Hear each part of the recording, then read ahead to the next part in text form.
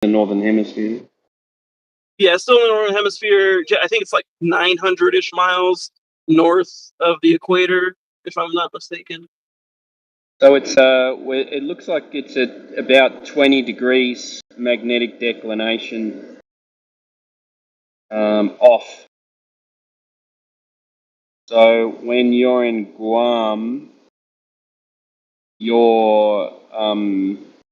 if you're using a compass, your east will be if your your east will be pointing southeast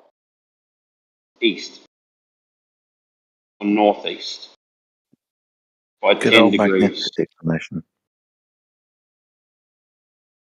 So you'll never get due west or due east there.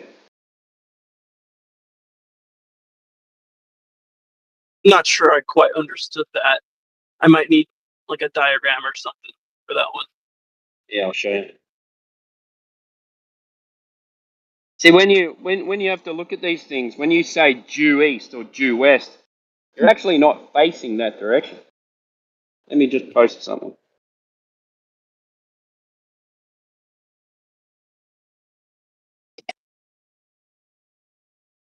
So are you saying that's what you observe, or that's what you should observe?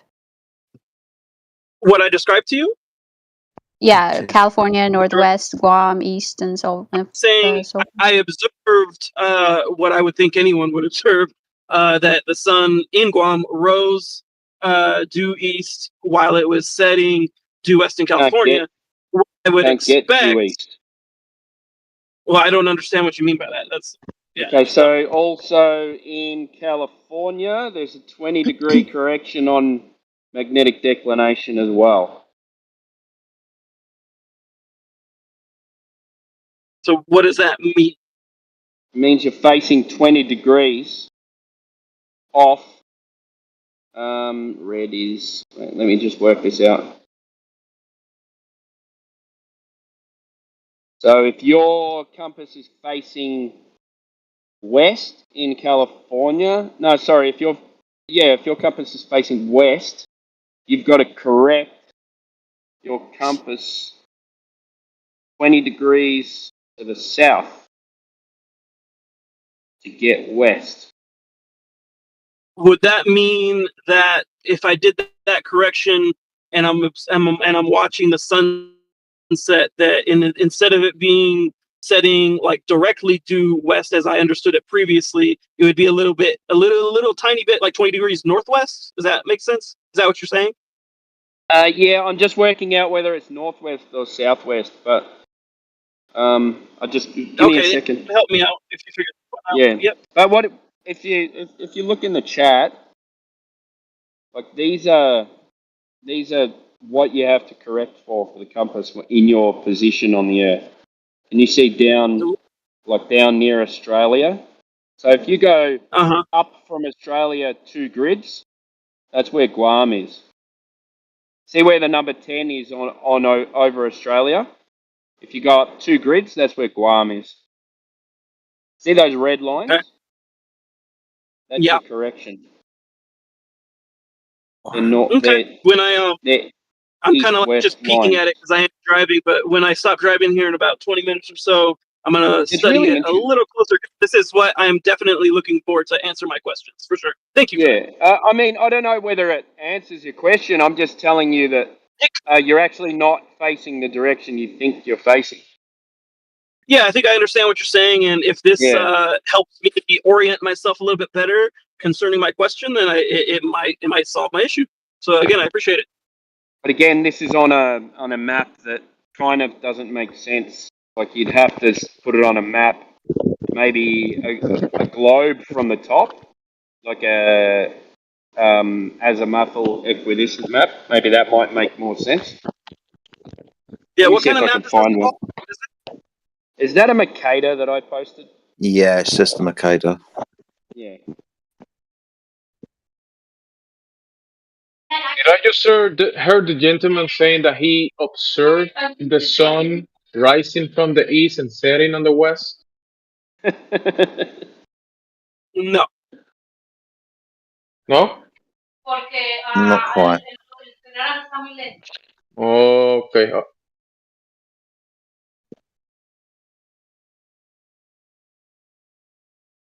So what did the sun do? Didn't rise from the east and set on the west? Is this like a new phenomenon? No, but if you're trying to make fun of me for just simply giving you an observation that I've had in my life, then you can do that when I'm trying to understand what you guys are saying here. Bro, you saw the sun moving from one point of the sky to the other point of the sky. That is not what I described. I described one point of observation and described someone I was on the phone with giving the other half of that observation and explaining to you, as I understand the flat earth as it's been described to me by several people, how that doesn't make sense according to what they said. So If you want to to observe the flat earth, you looked at the sun? If the sun rises in the east and sets in the west, you can do that, and you just make yourself look like an asshole. But that's where we're at. So to observe the flat earth, you looked at the sun? No. So how does that prove or disprove anything? I don't think you're here to have a conversation with me. I think you're trying to make me look stupid. Do you imagine that just like you imagine you live on a globe? No.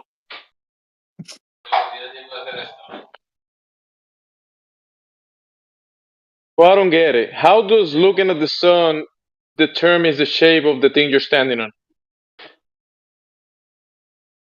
Once again, I think you're just trying to get a win here, and you're not participating in the conversation I brought to the table. And I Is that like described it to you your already. opinion? Sorry, what? Is that like your opinion? Yes, of course it's my opinion. What the fuck else would it be? Yeah, but who cares about your opinion? Who cares about yours? I don't know. Yeah, but I'm asking a But- question in relation to the topic of the VC, and you're crying about my question. I don't know why. Why are you I'm so not mad? crying. I don't understand how anything doing this describes crying.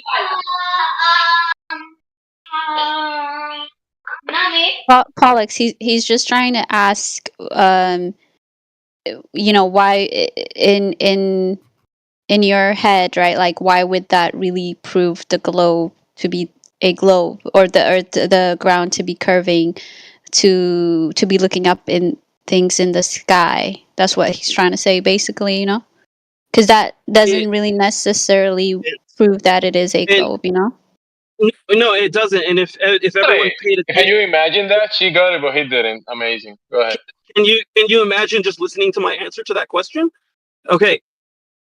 All I'm trying to address here is the flat earth as was described to me, as I understand it. What I experienced wouldn't make sense to that. It's not a comment per se on the globe. It does work on the globe, but it doesn't.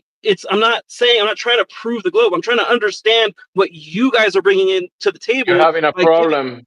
You're having an issue. You're imagining a straw man of reality, and you're trying to debunk that. What somebody explained you that this flatter in their imagination is, you took it upon yourself, and you're imagining something in your mind, and you're saying this thing in my mind doesn't work.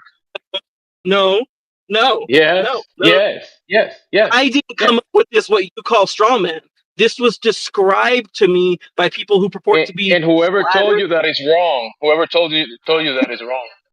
Sorry that they're wrong. I'm happy that you believe so. Yeah, you're talking to people in here, not to those people that you imagine told you about something that is not in your imagination. Conversation.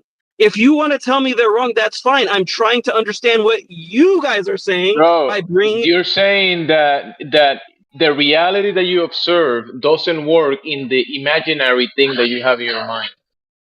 No, so that's wrong. You are bad at this. I appreciate talking to someone else who's trying to have a good faith conversation. The reality that you observe is the reality. The flatter idea that you're saying, that straw man, is not reality. Get a straw man, Okay, do you know what a straw It's man is? something that you build and you want to burn. Yeah, let's I'm try not to be trying to do that. respectful. That's what you're doing. That's not what I'm trying to do. You're not trying. That's what you're doing. You're not trying. That's what you're doing. The thing of trying is engaging in a bad faith argument. I am not doing that. I'm coming here in good faith. Why are you saying that in bad faith? Say that in bad faith? What are you talking about? Yeah, because you're ignoring what I'm telling you and talking about bad faith, good faith. That doesn't matter. Concentrate. Focus on what I'm telling you. How about you do that? Okay, what did I ignore here? You ignore what I said and you say, "Hey, bad faith." That's not what You I'm can't saying. even answer That's a not my question argument. straight, can you? I asked you, what did I The ignore? idea that you're arguing against, the flat earth that you mentioned, that you said that doesn't make sense, right? That idea, it's in your imagination. It's not reality. Get it? You can move. You get it now? I already addressed this. You can move on. But do you get it? That's my point. I already addressed this. Move on.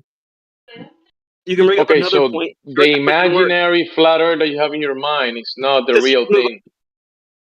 And when you observe the sun and the luminaries moving in cycles, those movements that everybody observe from the ground, that phenomena doesn't determine the shape of the ground that you're standing. Oh, hey, I actually have a question for you specifically, because I was here this morning. I didn't realize who you were until just now. I believed that I heard you say something, and I'm not sure it's actually what you said. Earlier this morning, you were talking to someone else. I wasn't participating in the conversation. But it sounded to me like you said that Earth is God or God is Earth or something to that effect. Do you remember this?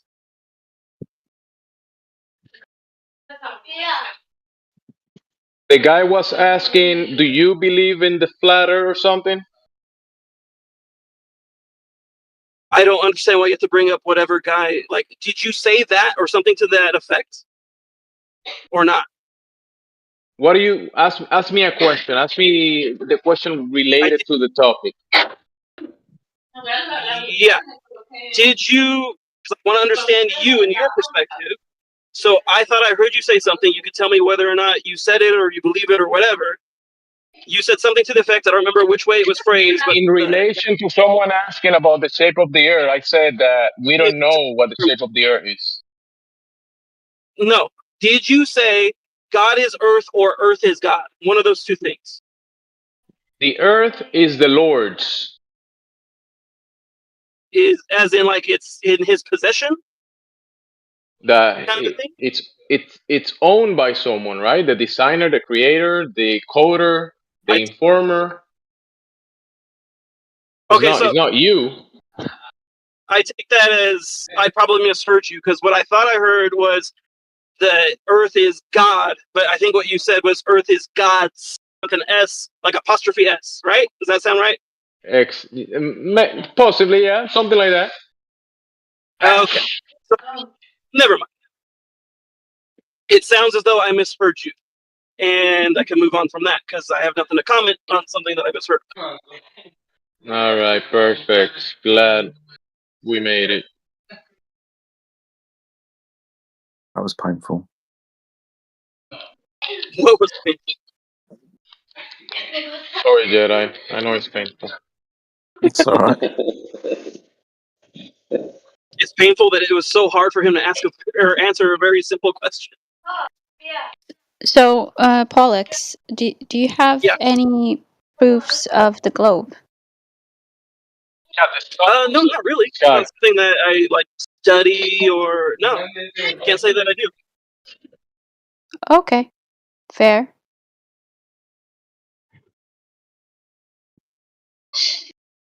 Do you find that strange? Do I find it strange that I can't give you a satisfactory proof for the globe? Not just you, like anyone. No, I do think that people can give satisfactory proofs. I don't think they're satisfactory to you, obviously. How did you convince yourself? Yeah. I didn't convince myself. That never happened. So Just you're got not taught. even convinced, right? No, I was convinced by others. You could say that would be more fair, but I didn't convince myself. Okay, well, what did the other people present? Sure. It's just, the thing is, because I've had these conversations enough that I know that anything I bring up, you're gonna have counterpoints to it. That's why I'd rather not No, dude. be engaged. I'm not here to say that you're wrong about what you believe. I just want to know what convinced you. I'm not gonna attack you. I'm not gonna pick at it. I'm not gonna make fun of it. Just tell me. No, I appreciate you saying that. Let's see. The whole how do you even describe it? When you're looking over the ocean and something dips below the horizon, you guys are gonna have to get like. I'm gonna pause for a Okay. second. Something I drive through. I'll be right back. Like a curve? Like boats going over the horizon? He said he needs a toilet break. Come on, bro.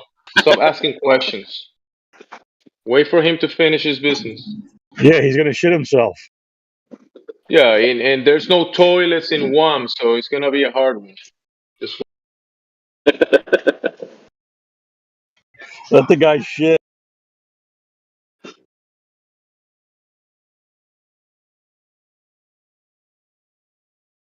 It's like toilets. Wow. Sorry, I had to dip out for 2 minutes. Apologize. told Sure, you so he was dropping a dip. right, so boats over the horizon. Anything else? Sorry, can you hear me? Yep. Yes, but did you Okay. wash your hands? Do I wash my hands? Yeah. Okay. What does that have to do with anything? Don't worry, man. Yeah, don't worry about it. Go ahead. So we got ships over the horizon and something else, or is that it? Sure. The counting of curvature for certain very, very long bridges. What?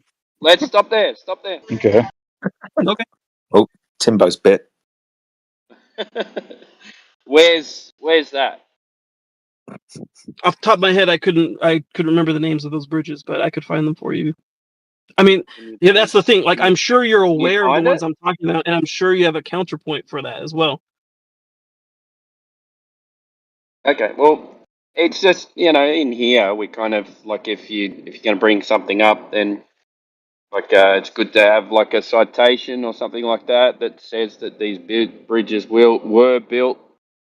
Sure, but like I told all of you Earth. before, I'm not here to defend the globe, but you're pigeonholing me into trying to do that, which is unfair on your part, I think. Okay, then don't. That's all right. You don't have to. Yeah, I'm not interested in it either. I'm interested in hearing your proofs for flat Earth, and I want to learn more about that. I'm not interested in defending the globe. Proof Let me phrase it this way. There's no globe. If you allow me, I am interested in being convinced that the Earth is flat. Can you help me with that? We're not interested in convincing you. This channel's called 24/7 your journey, man. Flat Earth.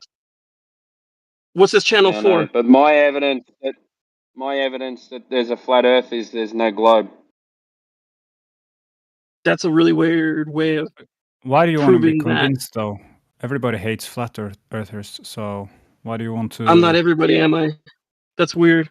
Okay, so you want to be hated by the public. I'm just trying to understand Here, why you want to. All of you could answer this question. You all believe the flat Earth is the truth, right? Yeah, so you want the truth? I believe there's no globe. That's not the question. You're not answering the question that was asked. That is a stereotype fallacy. Okay. Is there anyone here that believes flat Earth is true? Oh, I'll buy it. Yeah. Go for it, Jedi. I'll just say yeah. No? Making it painful for Jedi. Good.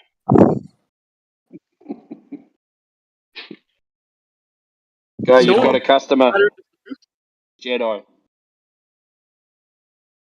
He's going to answer your flat Earth questions. Yeah, I will answer it. What's the question? do you believe that the flat Earth is the truth? Yes, the truth is the Earth is flat and stationary. Flat probably Okay, not thank you being for the that. best word to use, but hey, we'll go with that. Oh, that's fine. And so I'm really interested It's in got that. And I'm interested in. mountains and valleys, things like that, but Oh yeah, it's okay, I generally get you. flat and level. Yeah, in a sense, you can say that the Earth is actually flatter than a pancake, like truly. And does anyone know what I mean by that? Yeah, Yeah, it's not yeah. curved. Kansas.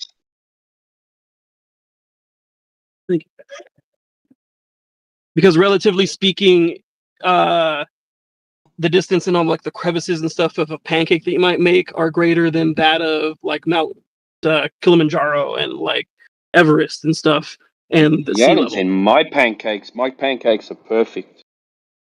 My These, pancakes are flatter than pancakes. So I'm interested in the people who would say, yes, I believe it's the truth that the Earth is flat, because I would like to, know like as many true things as possible, and it's certainly not believe as believe as few false things as possible, if that makes sense. So you guys claim to have a truth here that I'm interested in investigating. Yeah, I'll trust tell your you the senses. truth.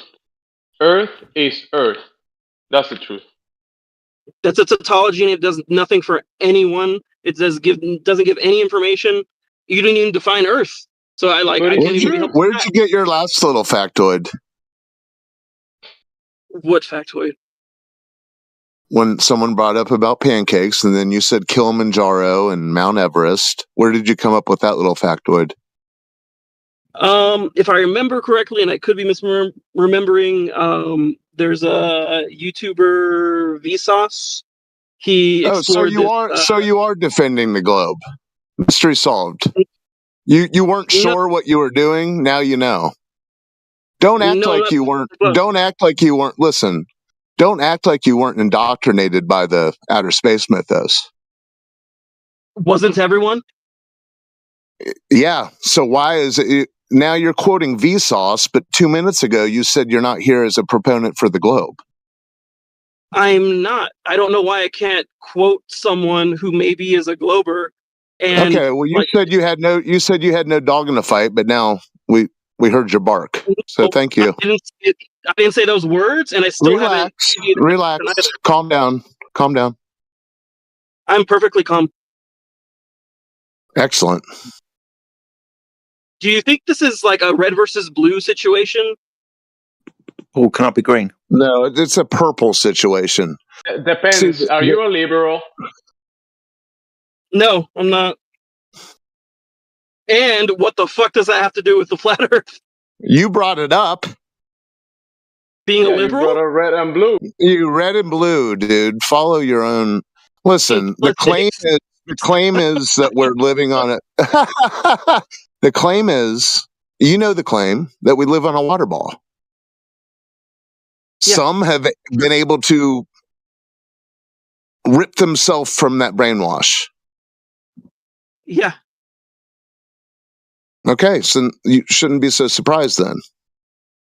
Surprised about what? I came here. Can I ask a question for flat earthers? Shit.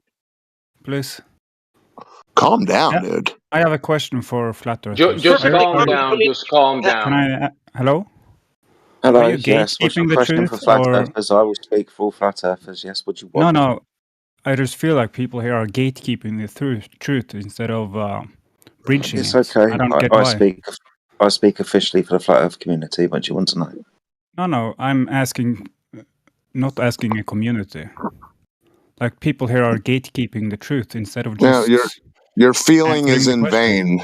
Yeah, your feeling is in vain. Now you're being now you're talking about my feelings. Well, you brought your feelings up. Sorry. Yes, what you I'm are. Saying, no apology necessary, sir. It's okay. It's okay. No, listen. Water seeks and finds its level. Do you have an answer though? Do you have an answer though? What to what question? You don't like. So you. I just asked the question. Water seeking its level. Truth. Excuse me? So why are you always confrontational to questions about... Hold on. Maybe you guys can figure out which one's going to talk Maybe you could figure it out. I wasn't talking to you to begin with. I thought I was talking to Flat Earth Jedi, and then you You're talking to interrupted. all of us. Just relax, pal. I'll shut up. But you guys were talking at the same time. So I'll answer both of you. I'll answer both of your questions since I heard them both. You're trying. Go ahead. Go ahead, Hotshot. Hotshot. Why do you call me Hotshot? Why do you tell me to calm down? What's the purpose of this? To try and get you to calm down and to call your roll. Why do you think I need to calm down? Be pretty clear. Yeah, because there was someone else speaking, asking a question, and you're like, blah, and the mic. Yeah, you jumped in again. The other guy is replying to the question. You'll have time. You'll have time to cope. You have no dog in this fight. Remember? It's fucking hilarious. It is funny, isn't it? And I appreciate no one helping me out on my journey here. This is not the place to come to find out. Yeah, you're gonna have to convince yourself, dude.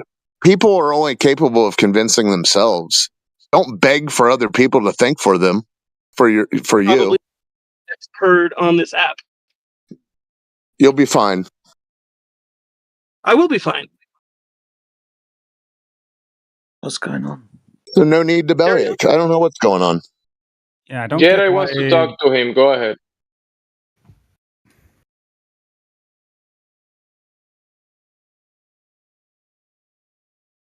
He wants to talk to Jedi. Jedi wants to talk to him. Let them speak.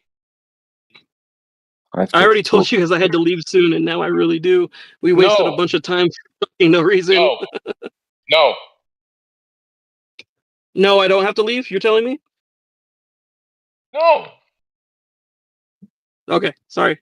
I'll chime in back maybe tomorrow if I get a chance. Thanks, bye guys. No. Take care, man. How dare he leave after all that? Well, let's go back to this last guy who said that we're gatekeeping shit. Where did he fuck off to? Yeah, well, you don't think so? By being I couldn't even hear the fucking question, mate, to be fair. No, yeah, no problem. So what I'm asking is, when people are coming in here asking questions, why do you... it seems like people are very confrontational, all the time want to have a fight. Like, why can't we just answer the questions? Instead of gatekeeping the truth and attacking people for asking questions, we can listen to them and answer them respectfully. That's bridging the truth, and instead of just gatekeeping it. Does that make sense? I mean, it makes sense to me, but yeah, not everybody has that point of view. Yeah, ideally that's great, but smartasses like that guy, maybe it needs to be pointed out to him that he's a smartass. Everyone wants to say I'm a smartass. You're fine with that. Maybe he needs to get a dose of his own medicine. You heard him coping. He wasn't here. And do you think? Okay, do you think what he was? Do you think what he was doing? He was coming here asking for an actual conversation, or was he just? I don't know. I try not to assume anything about anybody. I just try to be respectful. Well, how about we go? Okay, how about we go with what the clues they gave us?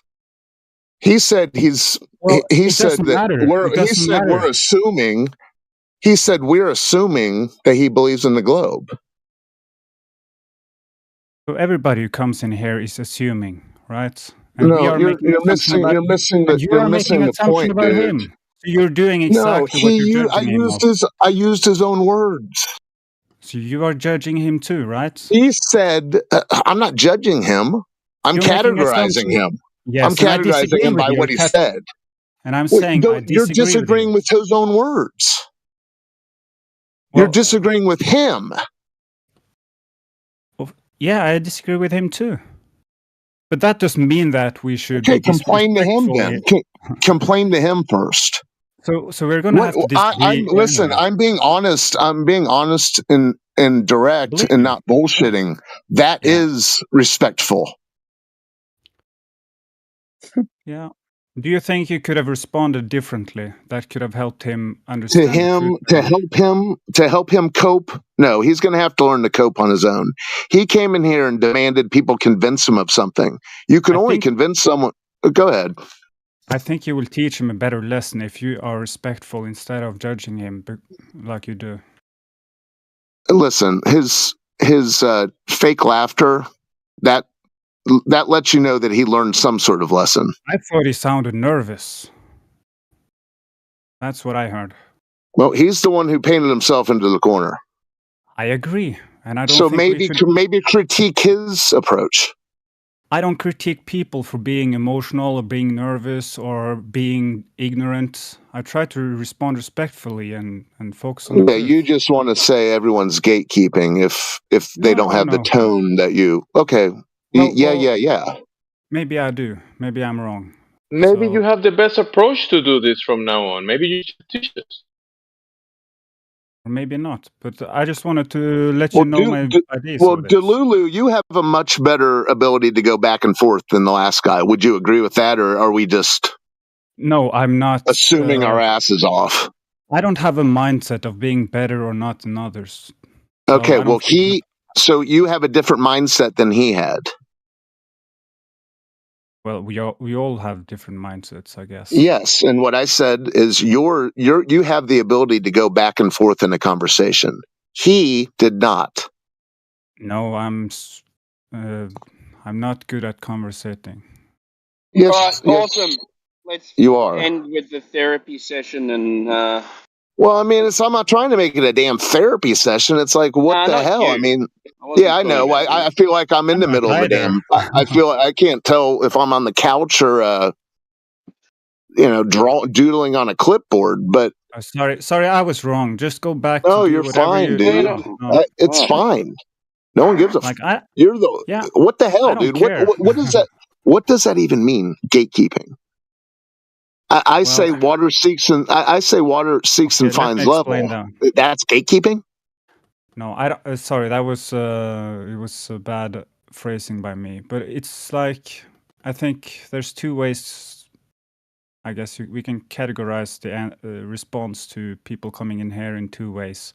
Like we can either bridge them to learn what the truth is, or we can do the opposite. And I feel like sometimes people need to be knocked off their high horse. I totally agree with you. Okay, but I don't feel like that guy was that kind of guy. It was a pretty low high horse, correct? He actually tricked you because Luluka spoke to him very politely.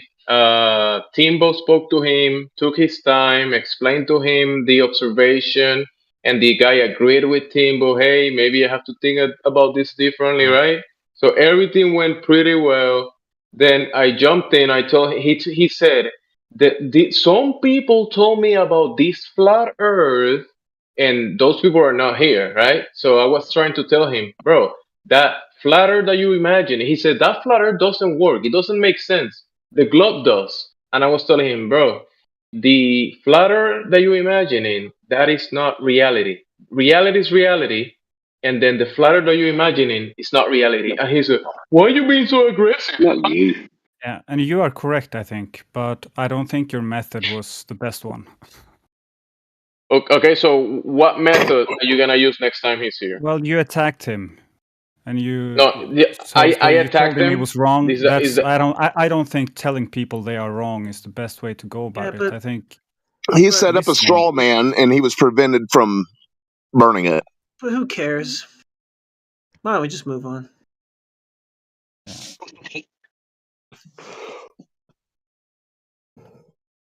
Everybody knows how to do it better, right? Everyone does. Yeah, you're gonna think you can do it better than me, Absolutely and the other guy's gonna think that he can do it better than you. This isn't about me here's what we can do. Here's what we can do about this. The next Glober goes to you, Delulu. No way. I don't have the language to articulate my thoughts. Okay, then yes, you gotta just. I'm not comfortable let the ones who do then just do what they do. I'm socially anxious on this platform. Well, they'll be nervous. You'll be nervous. It'll be a perfect pairing. Yeah, in time, I guess.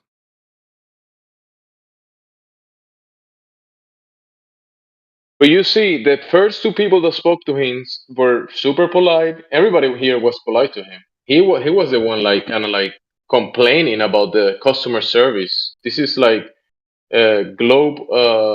How do you, what's the term that some of the guys use? Recovery, globe Therapy. recovery, therapy. Yeah, globe therapy. And Luluka was polite. Timbo was very amazing with him, and he didn't like it. He didn't like it because I said the flat earth Straman is not reality. I mean, what do you want me to do? Not say anything, stay quiet? Well, best case scenario, you're always polite, right? Yeah. Regardless of them being an idiot. So they him getting triggered and not liking the replies and what people were saying in here. I mean, is that like my problem or no, but old listen, Ross' problem or your problem? If people are ignorant and arrogant and acting that way, they are ruining for themselves, and people are listening in this channel. So if you want to bridge people to the truth, I think being respectful is the better way. Are you saying that people weren't being respectful in here? Well, I think you've actually started attacking him, telling him he's wrong, and that I don't think that's respectful. That's the word that I use. He's wrong. Are you like making that up? No, I'm not making that up. That's what I remember. I said maybe you are wrong. Yeah, and I maybe don't think you that's are the wrong. right way. Absolutely. So I'm just telling you my opinion. But you think about this very simply. You know how many people join the VC and how many conversations people have in here? Yeah, just because that conversation didn't go the way you think it should have, it doesn't mean it's wrong. Well, I agree. But I've been here for a little while, and I want to hear good arguments, and I want to understand stuff better too. And well, he was quoting Vsauce. Say again? Yeah, he did. But so that's his if reference, you want good though, and arguments, him being ignorant doesn't justify being an idiot. Okay, so should he not be informed that he's being ignorant? What? You want everyone to be polite, but what's the point in having a conversation with him if you acknowledge that he's arrogant? Do you want people not to be polite? Why would you? Bro, but you're missing the point. I don't care. He didn't even have time to have a conversation. He left and then he was gonna come back, and then he left again. So what's the point? The conversation wasn't even over, and he left. So the conversation wasn't finished in a logic. We didn't reach a logical conclusion because he wasn't here to have a conversation. It's okay. I don't think you get what I'm saying, but it's fine.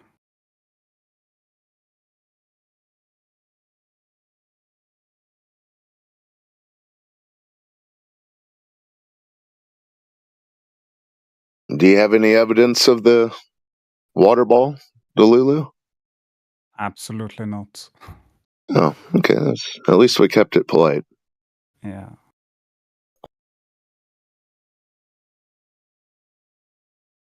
Yeah, I'm not perfect too, so.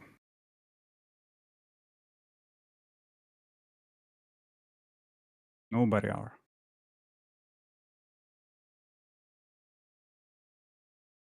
If there's a gatekeeper in here, it's definitely all Ross. He tells people water is come level. on.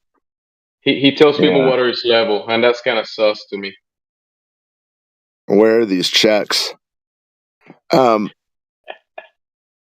Delulu, did you not hear though? He did something that it's a popular tactic now where they say, well, I'm not even the globe. I haven't even made my mind up. I'm not here to defend the globe. I mean, do you think that's genuine? I don't care really, because my point is that he can do whatever he wants. He can be the biggest ignorant, arrogant idiot ever. And if we are respectful towards him, he's ruining his own case. And the people listening in this channel, you will give a better case for the flat earth. Well, it must have been fairly respectful from his point of view, because he had something to do, and he said he'll be back as soon as he could get back. Well, he left because and then he came back. He left. He came back, spoke again, and then left. Okay. Yeah. It wasn't too bad, I guess. No. It wasn't too bad. I'm just I've noticed it over time that it's a tendency to always be confrontational when people come and ask questions, and I don't think that's. How much longer are you going to be a concern troll? Yeah, yeah. I Say got a again? question. How come you'll judge us, but you won't judge him? I judge. What? Yeah. How come you said you won't judge him, I don't. but you're going to judge us? I'm not judging you. I'm just voicing you my are. opinion about speaking the truth and trying So to be you're not respectful judging to us. You're everybody. just judging us. You're just casting judgment. I'm talking about how to respond to ignorant people, and I don't care if they're ignorant, arrogant. I You're think passing be judgment on respectful. our approach. You inform them that they're Okay, so ignorant. we are all judging. So let's just all recognize that we're judging. And Well, yeah, welcome to the party. The rest of us already got here. yeah.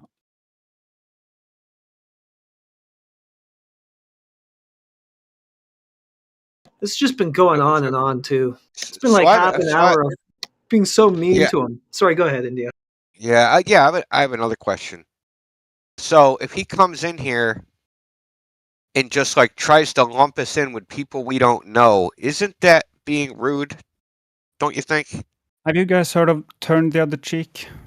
Have you heard it before? Yeah. No. So what? I Yeah, believe in a vengeful God. That's the principle I'm basically coming from. So if you don't believe in it, it's fine. We can be different. That's okay.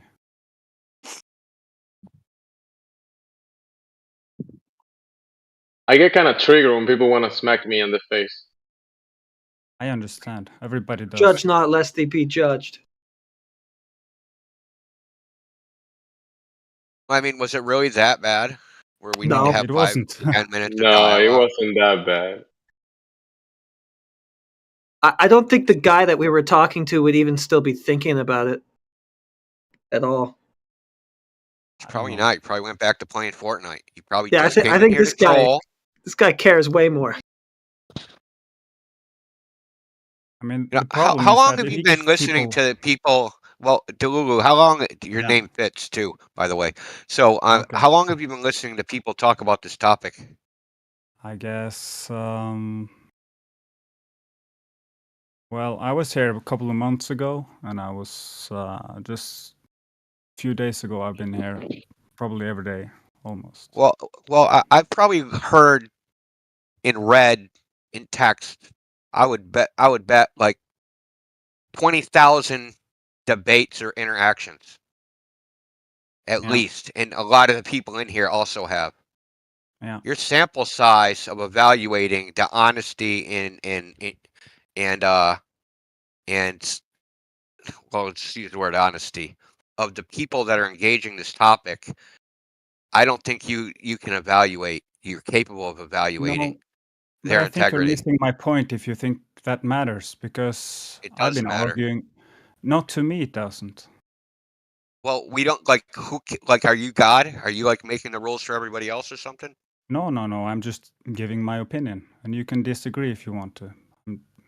That's fine. I think it's an ignorant opinion because, and when I say ignorant, I don't Okay. mean you're stupid. I mean I don't think you have a base of knowledge from which to have an informed opinion. I think your opinion is That's based okay. upon your feelings, Okay, not that's fine. upon like an objective judgment about what the hell is happening. That like it made you feel a certain Well, way objective because judge. it No, made you I'm feel a giving you certain my way. And it made subjective you feel opinion. uncomfortable. Yeah, I know, but it's based Yeah. upon emotions and not like a rational thought. You might be correct. It is. Have you ever considered why this topic makes people emotional? I understand Does it. that well, I mean, have you ever considered why? Like, does that seem normal?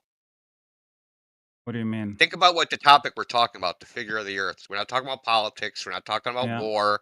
We're not talking about, male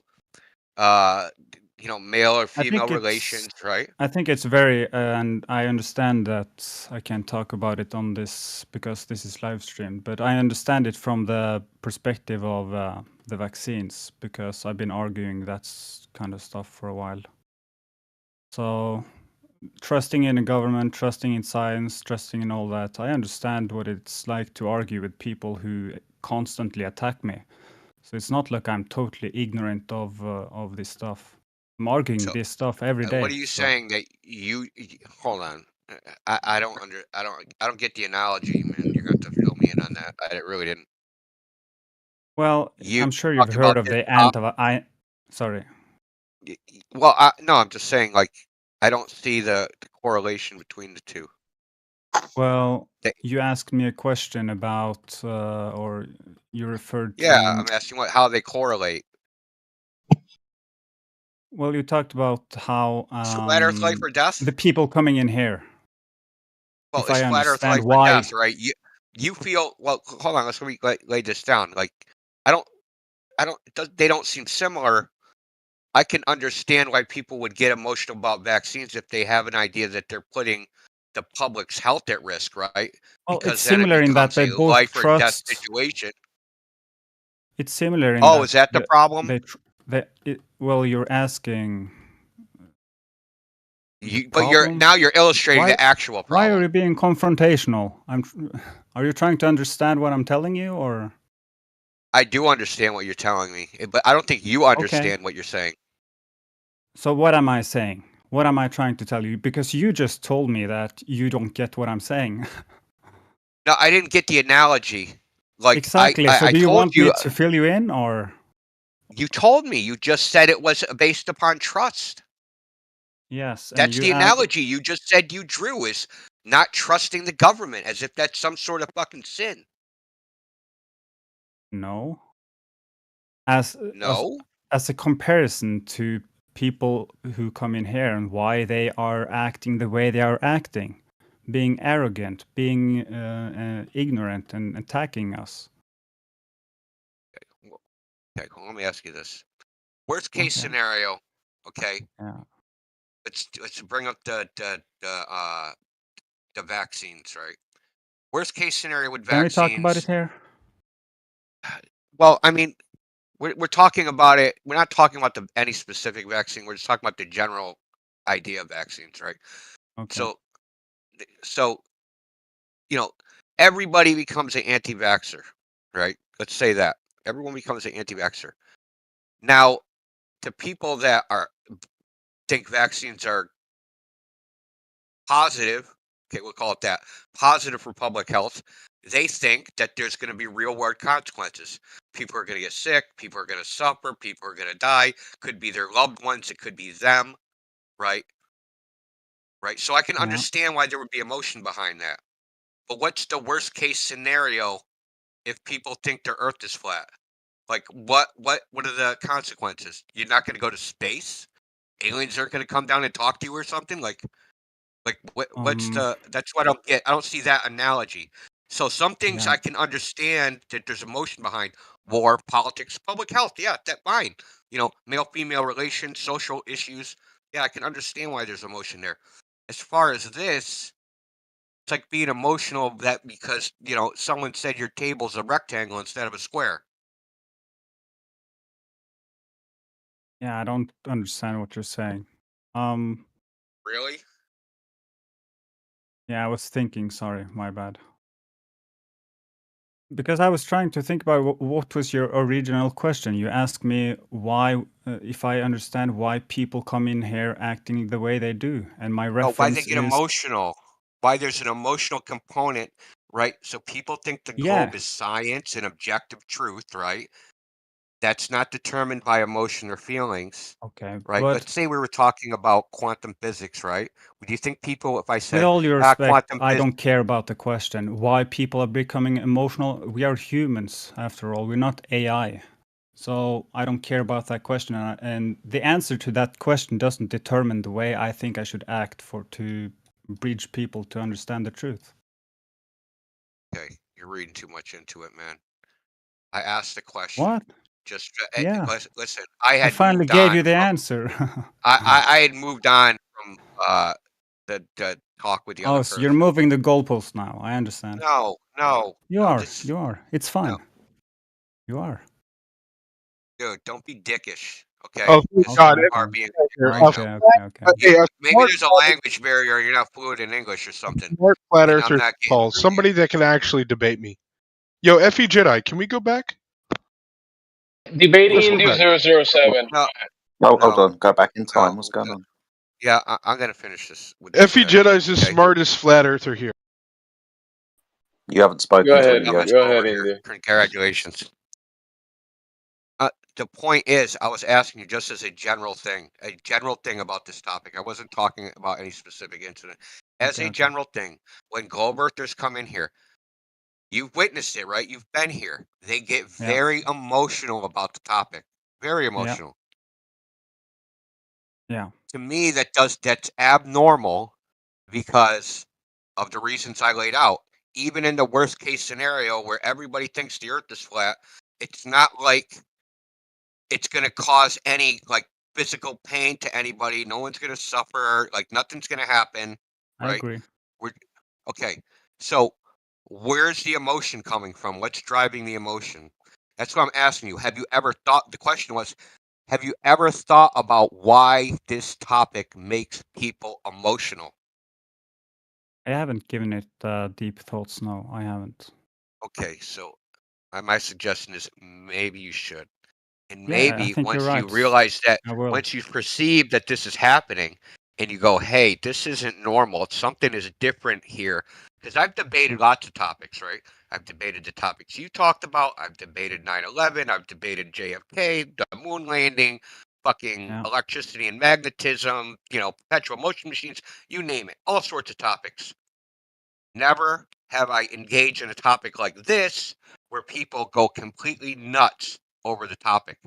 Even topics that people are less emotional about the B topic than this topic. Yeah. And I agree.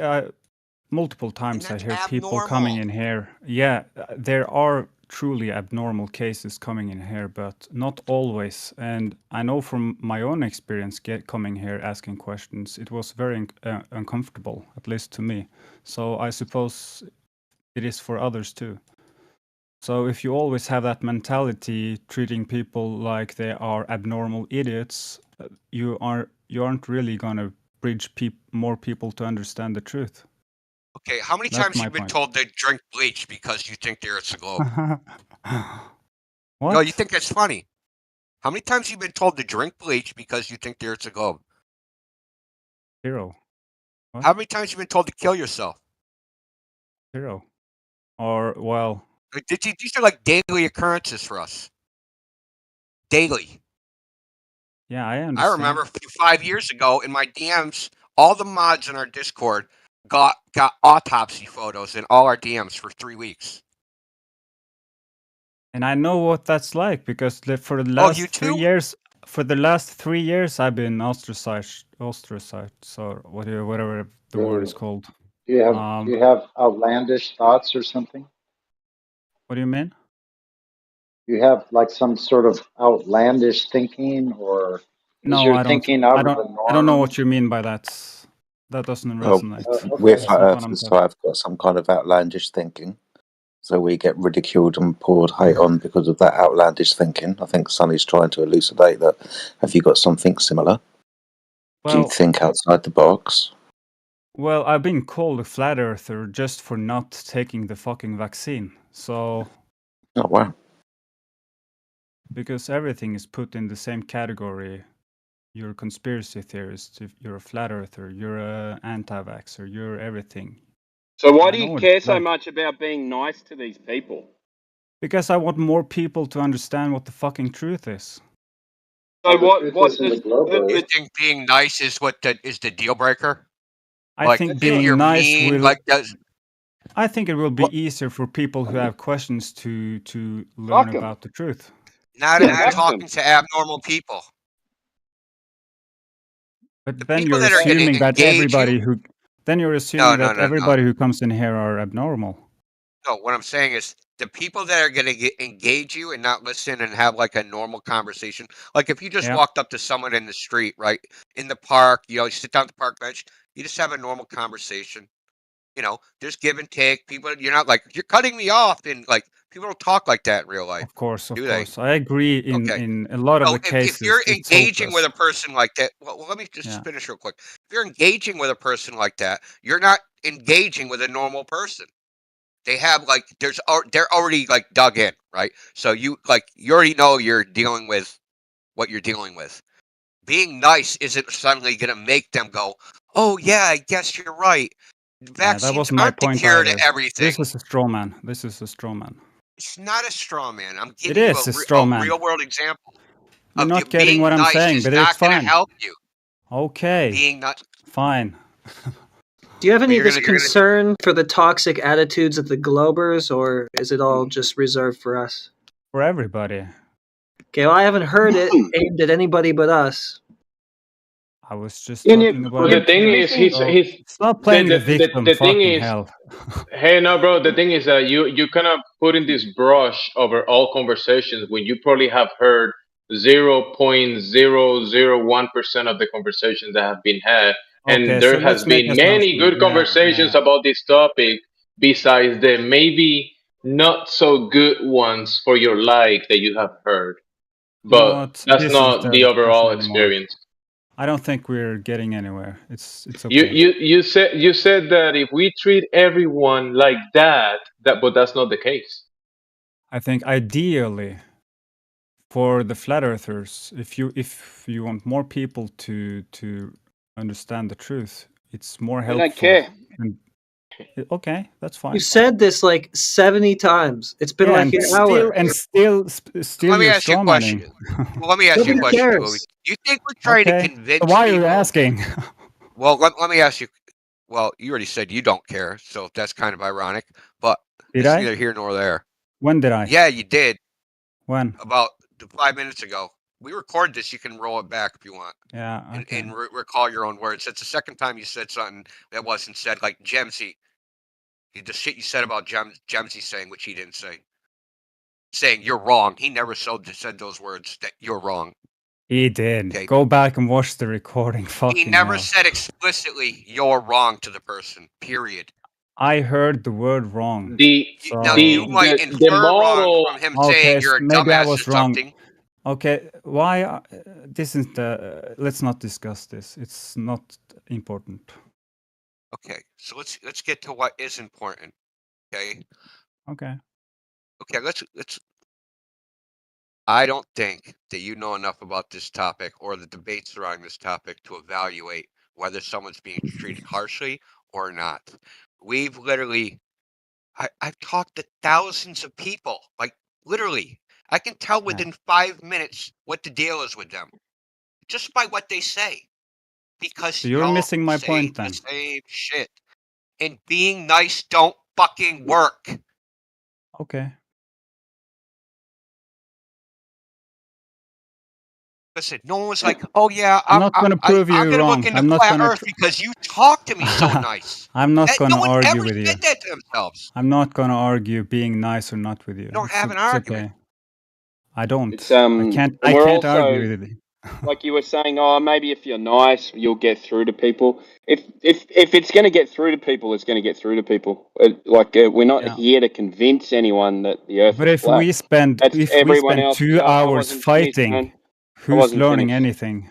Yeah. So we're not here. Our job is not to convince people. It's to provide information that I we've never come said it across. was. And if anyone wants to take that information, they can take it. If they want to come in and be a smartass, they're going to get it back. Yes, and my point is, if we answer the questions respectfully instead of fighting over silly things, You're missing the point. More people would have learned. And if you don't care about that, that's fine. I'm just voicing my opinion, and you can disagree. We've been doing this for years. Congratulations. You've heard 5. Oh my God. We I'm going to mute you we for gotta a stop second, all right? indulging So, this bellyacher because he's just never gonna Yeah, stop true. crying. I just let me finish. I just got to. Okay. All right. So we've been doing this for years, right? People who come in and speak to us normally get spoken to back normally. When people come in, they say certain words. They know what they're doing, and we've seen it all before. Then we give them the treatment that they give us. You've had 5 conversations. If you go and listen to our other channel, you get plenty of people in there that come in and have a good conversation. We get plenty of people in here that come in and have a good conversation. If someone comes in good faith, they will get it back.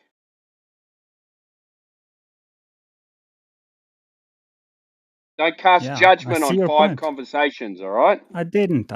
Now you're You making did. assumption. No, But that's the end of no. it now. All right, we're going to finish this conversation because Yeah, I get your it's point. dragging I on. get your point. Yeah. Yeah. So I see your I'll point. give, if you really, if you like, I'm going to talk to you nice now. If you really want to Yeah. educate yourself on how this conversation goes, Yeah. yesterday's, like, we were in the other Discord, 24/7 Flat Earth Discord yesterday. 2 people came in, and any objective person could see that these people were just being total fucking dicks. And we tried to engage them substantially, right? And stay on topic, stay on substance. Instead, they want to lie, make shit up, talk about us, right? So this is one of the things that, this is the delineator how you know whether someone's going to be honest. I'm going to give you a clue. There's a difference between talking about flat Earth and talking about flat earthers, right? Yeah. So we try to stay on the topic of flat Earth. The topic of flat Yeah. earthers, that's just like what your opinion of flat earthers is and what some other flat earthers said and what Eric Dubay ate for breakfast and what Mark Sargent, what his favorite freaking cartoon is. That shit's irrelevant. It has nothing to do with flat Earth. And the people that want to talk about flat earthers and say, all you flat earthers think this and all you flat earthers think that, right? We know right off the grip that they don't want to talk about flat Earth. They want to turn it into a fucking little gossiping bitch session. Yeah. And we're not interested. Sorry. I think you should go back and watch the conversation that started this whole thing, because it's not really a big thing at all. I'm just voicing my opinion about how to respond to people who are. He wasn't really arrogant either. He was. Yeah. Was he talking about flat Earth or was he talking about flat earthers? He said flat earthers told me about this flat Earth and it doesn't work. It doesn't make sense. So he was talking about other people that weren't even in here, talking to us about the flat He Earth idea referred. that they Yeah. told him. The idea that they told him, and he was burning that Strowman here in front of us. I think And- you and should all most go likely- back and watch it, honestly, because you're misunderstanding what I'm saying here. I'm not You're arguing. missing No, you missed the start of the conversation though. Did I? Did you not? Go back and watch it. Did you hear I will- me speaking to him? Did you hear Leluca talking to him You as know well? what? You know what? I will go back and watch it, and it's fine. Okay, go If now, I was please. wrong, Bye. Please go. Go, Okay. please. Bye. Yeah, for the love of Wow. God, fucking get Oh, out the of here. gatekeeping. Oh, the gatekeeping now. Oh, what? Oh, gatekeeping again. That's me. How do you Yes. shoot Should we that? What? stand by? Exactly. by What do you call it then? I Get don't out know. of here. We'd like you to define it. It sounds like you are you said you were going gatekeeping. to go watch it. Like they're Yeah, trying to you're the one encourage to you. be We should arranging the stand by gates and while you wanting watch velvet it. rope. I Yeah, mean, move along, with your kid. Karening, you've Move along. sandbagged the conversation for I don't know how long, maybe an hour. Who knows how many Globers are sitting here that we could talk to instead and be doing what we're meant to be doing here. Exactly. But instead, Yeah, we're just please. indulging We're just your sweeping up. tears. We're just sweeping up around the place, getting rid of some of the leftover I mean, you refuse. guys are asking me questions and pulling it, so. Hold on, you're the one who Wow, jumped in wow, the wow. question. Someone else now. You're the one who jumped into the conversation someone like you had an opinion to give everyone that we all wanted for some reason. Yeah, He is let's 90 talk to more about 99%. talking. Yeah, Because let's do what do we- that. Well, you guys haven't let Jedi cook tonight, and even people call his name multiple times, and you guys are not letting him cook. Yeah. You know, Yeah, when they're I want- disproportionately triggered about flat earthers being mean, but say they're flat earthers, that's a sign that it's a LARP, I think. Yeah, let's hear from Jedi though. even he generalized this. I mean, he's heard how many Globers come in here and be total assholes. I never heard a complaint from him until now. We need a suggestion box, obviously. I actually heard a Glober. I was listening to the stream. He was talking to Jumsy. He said that he can prove it, that he can prove a negative, which is like mind blowing to me. What? What? He said Nobody's ever shined a laser off the dome, so that proves the negative that there is no dome. That's for sure. That's a good one. Oh, that's kind of a Well, nice maybe one. they did when they thought they were shining it off of other things. Very clever. That was Not BritNet, Bill. I think. He's definitely needs to do a parasite cleansing, I think. Who wants to keep on looking Yeah, up he's got anyway? mad cow. Let's look up some more. Jimsy, So we look up to figure out what the ground Hey, is. Interesting. I'll just Jimsy, could I ask you something? heavens. oh sure. Hi. Okay. Hi. I was listening earlier to a conversation you were having about Mute. eclipses, and you were being Brand new. confronted about whether there were any alternative ideas for why there was. Android 13. Hello? Sonny's hot micing. Yeah, Sonny You're hot micing. No, I'm Sonny, not. I'm gonna mute you No. because you're hot micing. No, I'm not, even though we can clearly hear you. The fuck? Go ahead. So I just wondered, you never brought up the alternative idea of Rahu and the black planets. Let's just say that the K2. dark planet. Yes, you never brought that up as an alternative. Is that something that's prohibited here as a No, I don't think so, but alternative? I know and I've heard about that, but I You don't know enough barely about ever it. use that one. It's not prohibited. Because You can mention that, but I just wondered no. because it seemed like he was just begging for some kind of alternative idea, and so he probably wouldn't have accepted that either. But I was just curious whether the channel itself didn't allow for that idea. Well, the Maybe thing on is that top. he's BritNet and he's in here like alternating his time with other anti-flat earthers, and he was saying that for him this is like a stick that he's holding, like a banner that he's waving now, like a victory banner that he's holding. He's saying Yeah, yeah. that the only way we can see a curved shadow on the moon is if there's the Earth, a body, the Earth causing that shadow on the moon. And Yeah. if you guys have any other alternative, please show me. Anything else, please give it to me. And I showed I got him a a bunch. video. Yeah, I just showed him a video. I wasn't putting it like an actual that's actually happening on the moon, but I was saying, look, you can have a light that looks completely dark in front of a brighter light. You know, the moon shows a shadow, and then you can have a light that is a light, but it looks dark completely. And I was showing him that like an alternative, and then we had another conversation about that and how that cannot be because he's saying that he's arguing from the perspective that the earth is causing that shadow, and the example that I'm giving, there's no light behind the moon in my example. What he was arguing actually didn't make any sense, but that's the globe argument. It's nonsense completely. So yeah. Okay, thank you. Thank you, Jimsy. Well, Yeah. Penelope, I mean, we used to, at least I did, I used to talk about Rahu and K2, but I stopped because I can't get any like real information about it.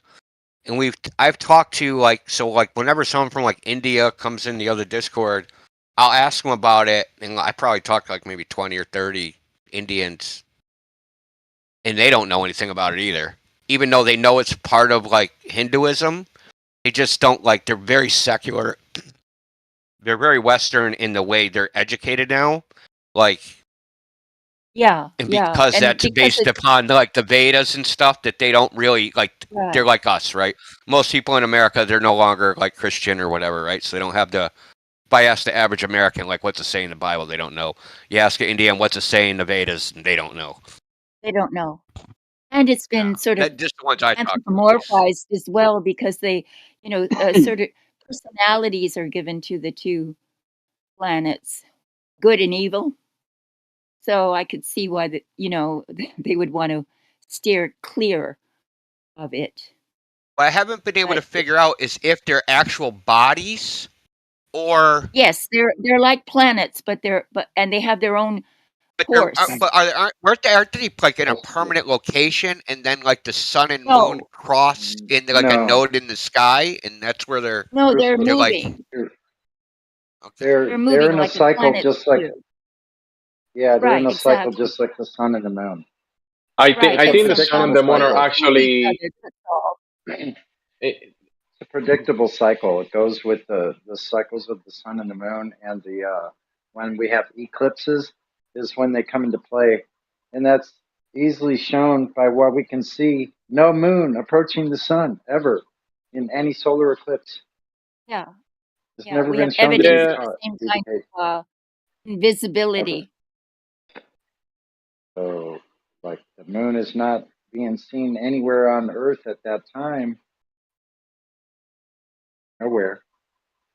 Just yeah, filmed but for it's no 3 days. coincidence that we can't see the moon. There's always a new moon when there's a solar eclipse. So there is something Yeah, to the but moon yeah, it can't for be that seen timing. though. It can't be seen during the new moon Yeah, it when can it be goes seen, dark. but you see how the light is canceling. It's kind of like a light canceling the other light. You No, have a they've brighter never seen light. the moon. No, they've never shown the moon approaching the sun. Sonny, Oh, forget about it. A light can look black in front of another light. So there is some effect of light canceling itself. It's like Here, a I'll negative. explain it. So, Sonny, have you ever seen a projector that like projects onto a screen? Yeah, I have. Yeah. How do they project the color black? They include all colors. Well, black's not a color, right? So how do they make a part of the screen black? Do they project black light? They project white light. Yeah, it's still light. It's just the light is so much dimmer than what's around it. It appears black in comparison. Black. That's right. Yeah, that's right. I do remember That's that. So what I'm the moon saying. can just dim and appear black in comparison, but it's just dimmer in that spot. Right. Now, the Mayans discovered this a long time ago. They passed on a lot of this to what we know as those cycles. We got a lot of that from the Mayans, what they got left over after they. Who knows how much they destroyed or didn't destroy? I won't go into that. But the Mayans knew that. Mayans studied it. They built. I mean, there's something called the Dresden Codex, which is the only one of supposedly only 3 Mayan books that are left, and one is called the Dresden Codex. It's an astronomy book, and has all the predictions of like transit of Venus, eclipses, all that stuff. Exactly. And somehow they did it without a heliocentric model. Amazing. That's right. So don't forget that part, folks. What? That means it doesn't work. It works on a flat Earth, so they'll assure you of that. And they were using what elevation angles? Well, remember, Globers that come in here tell you, oh, the globe doesn't work, so nothing works then. Well, just like you've been saying to people like all night, every night, it's like, yeah, it's the Earth outside. It's not the one that you're thinking of in your head. Not that one. Netty. It's not this nor that. Whatever you're thinking it is, you're probably not right about what it actually is. So if that's the case, like that one dude came in half cocked and didn't know his ass from the hole in the ground. He comes in through a bunch of experts on the globe lore, which we are. Why didn't they do their homework before they came in here? I know. What do those people really know? Can someone go and investigate? I guess they got very bad scouts going out to investigate because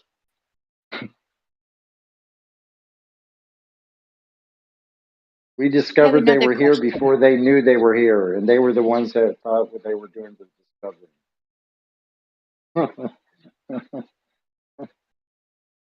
We had to tell them, yeah, you're here now. Go ahead. Good to hear you. Yeah. Now, when we have an eclipse and we have a supposed sphere occluding another sphere, Yeah. should the shadow be distorted as Well, the it's shadow would be could be. Yeah, over a it should be. sphere? It should be, Yeah, should it they should not? be.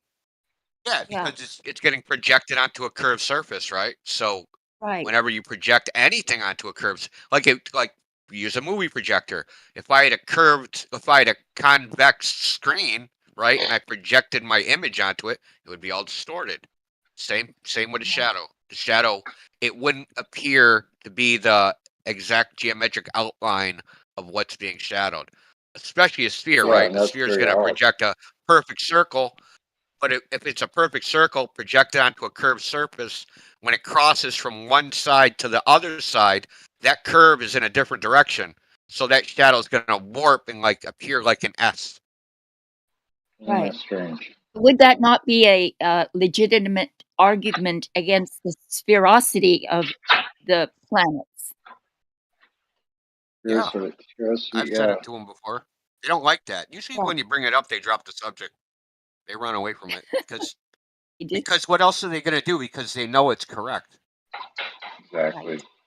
That's The good only to do. Yeah, a sphere would only project a round shadow on something that's flat. So they either have to say the moon's flat, or like you got them in a pickle. Like they're not we going to say are. that. Too bad, Right. too. I almost want to like Yeah, so cheerlead for their side all of a sudden. Like I start feeling bad for them. There's actually a video about Actually, it made by an artist. I'm going to post it in the chat. It's called "The Moon Is Not a Sphere." So the guy actually does like demonstrations with different like shapes and shadows and stuff to demonstrate of how the shadow would distort if it was projected onto a sphere. So I'll post it in the chat here. Quantum. Sorry, India. Quantum was here one night, and a Glover joined and said, "Hey, flat earther, is the moon flat?" And Quantum said, "It has to be, unless you wouldn't see." He said something about how we see the moon, and he said it has to be flat to be able to look the way it looks. Quantum said that. He kind of stumped everybody when he said that. He probably was joking, but he said it will have to be flat.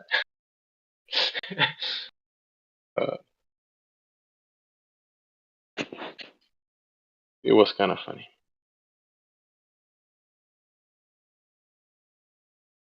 But no, that's not funny. He's being honest. It either has to be flat, or it has to be concave, or it has to be both, and projecting its own light. Because flashlights have a concave reflector inside of them. That's how they direct their light inward and make a beam through the lens. So focal points can have directionality as well. Didn't think about that, did you? So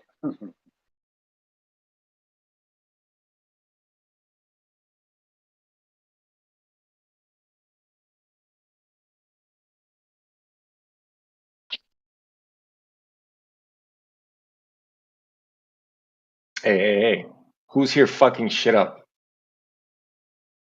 You. that'd probably be Jizai.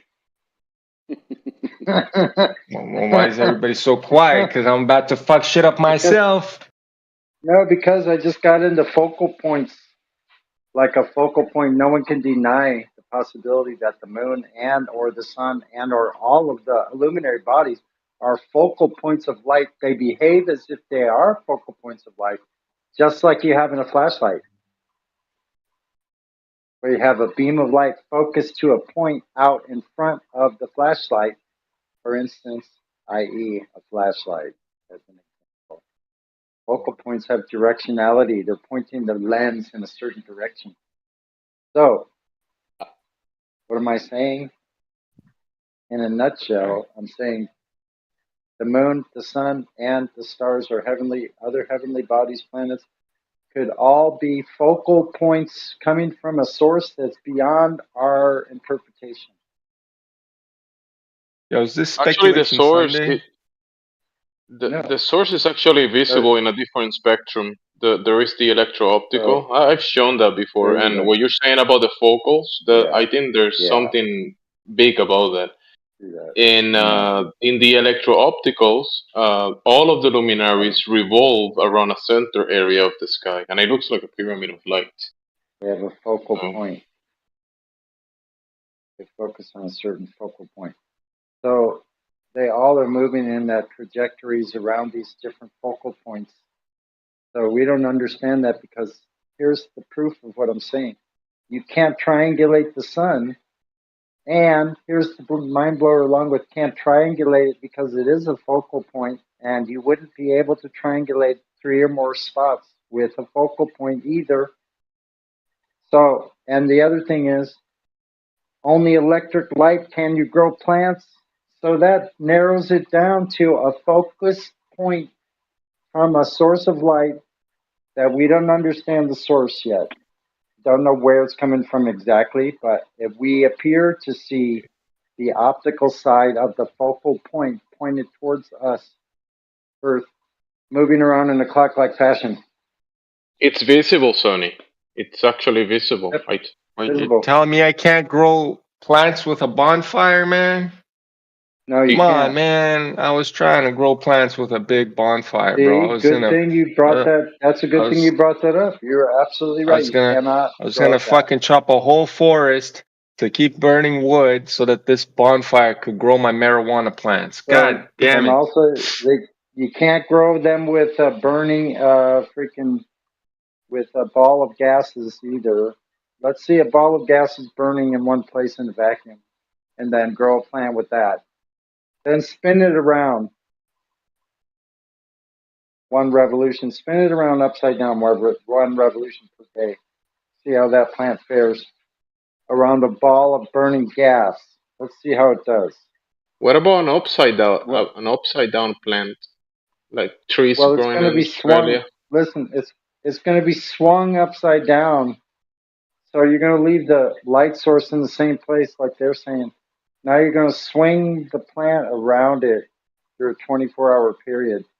So upside down, swinging it around upside down at 1 revolution per day. Do the math on that. You could do it. So you're telling me what you're telling me is that you're telling me. Can't grow Yeah, plants without it being electric light. If Sonny's telling you something, he's definitely telling it to you. Yeah. Yeah, so listen. That's why I confirmed. So you can only grow plants on Earth with an electric light. That's the only way we know to artificially grow plants, because the light we can make artificially. But you cannot grow plants in any other way other than with an electric light. If you're talking about man-made only electric light can grow plants if it's the right spectrum. And you're asking about the source that is beyond our comprehension, and the visible the you're saying electrolyte, you're saying electric light, right? So the spectrum to see the source is electro-optical. I believe that. Yeah, that correlates with what I'm saying, right? Yeah, it's the source of the sun and the moon and the center of the luminaries. All the luminaries revolve around this center area of the sky. The center, and they have their light illuminating in a direction directly towards us when they need to be. So the moon included, its focal point, it's all centered on us, going around overhead from above us, circulating around in a pattern like a clock. Always landing above the same exact place at that time of the year to the second. You could track that down to by the yard or foot accuracy. I'll be right. I bet. Yeah. Especially if you're near the sea, if you're near the sea level, like I am, I could just go down the sea level. That takes a lot of ifs, ands, or buts out of the equation. Start there. But there's no difference in up from any seashore. There's no ups that are sideways to me in California, out in the Pacific, or in Hawaii, or out by the Japanese islands, or further out and south, maybe let's say to the Philippines, the southern Philippines, Samoa, maybe to Guam, or even further out. Where is it? The Solomon Islands, and then pretty soon, as far as I remember, getting pretty close to Australia at that point. Probably around New Guinea or something like that, sailing through. Those are Indonesian by Krakatoa and shit.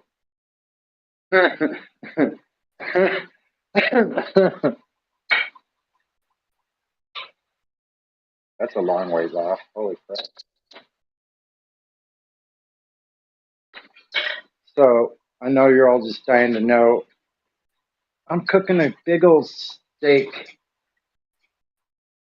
Those shoulders. Your shoulders.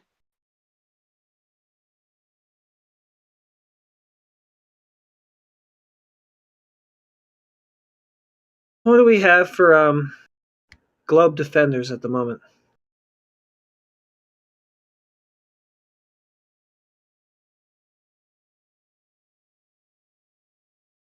Globe Defenders, stand up. Let me see who you are. What's up, Heretic? I got some trash to talk. God. Not this guy again. What not? But you said Globe Defenders. I can defend Globe. That's going to be ridiculous. Well, what do you got? Well, I mean, like, ridiculous is beside the point. That's how I roll. Well, go on. Give us whatever you got. Oh, so my question right now is why we were arguing about whether or not mass is physical, because me and Effie came to an agreement that it's a physical concept, and so I wasn't really ever against mass being a concept, but they kept saying it's not physical, but it is a physical concept, and so why are we arguing with the idea that mass is physical? Concept isn't physical. A concept. So, like, why can't a concept be physical? Because it's a concept. So, like, is a chair a concept? Well, I mean, there's the physical item, which is the chair. There's also a concept, which is a chair. I don't know. To be fair, I'm kind of playing word games with you. Maybe I'll stop doing that. Well, that's what I want to. I mean, that's okay. That's maybe what I was. That's what I would like to do is stop with the word games, because when people say that it's not physical or has no meaning, like, I don't understand why they're arguing that when we can just come to an agreement that mass is a physical concept based on the amount of matter something has. Was a chair a concept and then it became a chair? So, like, the idea of a concept in physical, there's like different kinds of concepts of like physical concepts, like a chair or mass. You're saying physical concept, like, is mass a physical reality or is it a concept? It's got to be one or the other. Right. Well, concepts would be like an idea. So, like, the concept of a chair, and so like the concept of something physical means like something like we would have that has like that's just like object permanence. That's the concept. That's the chair concept realized. And so, like, before chairs existed, when people were sitting on pillows, before someone invented the chair, so then at that stage it would be a concept, and that concept has been invented. It exists now. Yes. Okay, so now what is a non-physical? Hold on. So I've looked up examples of non-physical concepts. One, sure, but my next step is the non-physical concepts. Hold on a second. Yes, hold on. Let me speak to this. Let me speak to this for 1 second. Now, if I may. So you said, here's the thing about a concept and a chair.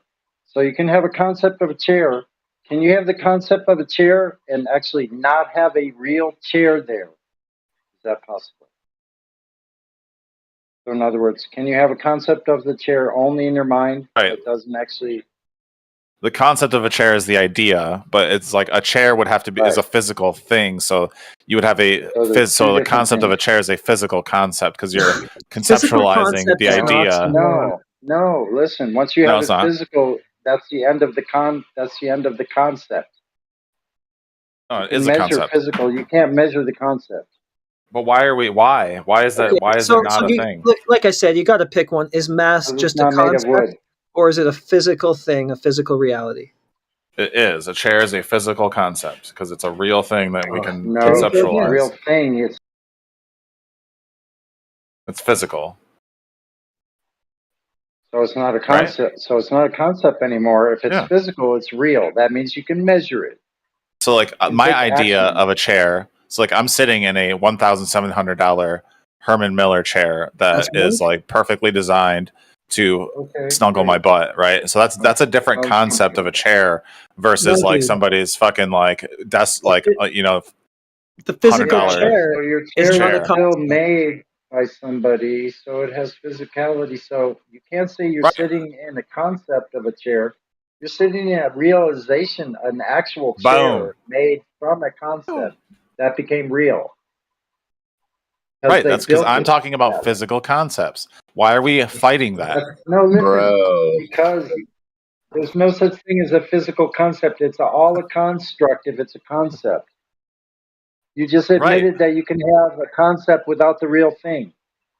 No, that's what we're doing. Like we're conceptualizing a real thing with our brains as an idea. Like that doesn't make it real though. There's lots of ideas because you can, but like in order for like a chair to fold up and be a little suitcase, you have to like it has to be real. But it has to be real. There's a picture of it. There's a video right there. That's a real chair. That's a physical ass chair. That's a concept that's been realized. So you're not conceptualizing. Physical concept. So like, okay, so I haven't. So this is a perfect segue. Your word stacking that you're doing is pretty rough, dude. There's no reason to attack me.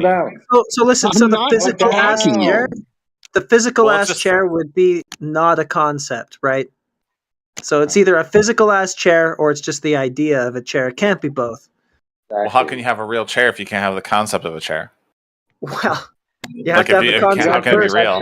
Yeah, it crosses the threshold. Wait a second, sheepdog. Say you. Hold on. God damn, that is like the most mesmerizing gif. Wait a second, man. Listen, you don't conceptualize something into reality. You build it. If you have an idea, you can build it, but you don't just conceive it, then it comes to be because you can. So, like I would compare the physical concept of a chair with something that's non-physical. Let me address the gift that you're mesmerized by. The fact that guy's standing there flipping that chair into a briefcase. Yeah, that is his concept realized. It exists now. Yes, it was once a concept. He made it a real flipping chair. Right. Don't be so dense about this. I'm not trying to be dense. I just want to know why that's not a physical concept. Can you flip space-time into a little briefcase like that guy did the chair? No. I hear you. I hear you holding your that phone, Hoot. Yeah, you can't do it. You can't do it. So that we know the chair is physical. Yeah, but your concept doesn't have to be physical. It can be non-physical the whole time. If it's only a concept, it's only a concept. So what's a non-physical chair? You don't. There's no such thing. It's just a concept. It's an abstract in your mind.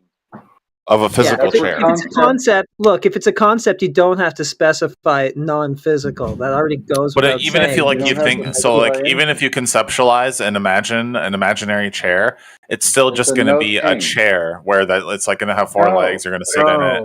Yeah, that's all chairs are. The concept of a chair is very simple. Something you sit in. You have no idea what the concept of a chair in someone else's mind might be. So stop conjuring. Remember, we started with mass. He said it was a physical concept. So is mass something physical or is it a concept? Yes. Like, what's the actual deal here? It's a physical concept. That's what I'm sticking with the idea. I came up with the idea that's a physical concept. Yeah. There's no such thing as a physical concept. Why not? Concepts aren't physical. That's why.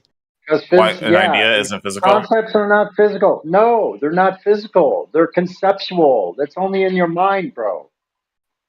There's not thoughts floating around randomly through the air like that. You're just like catching in your brain reservoir or whatever.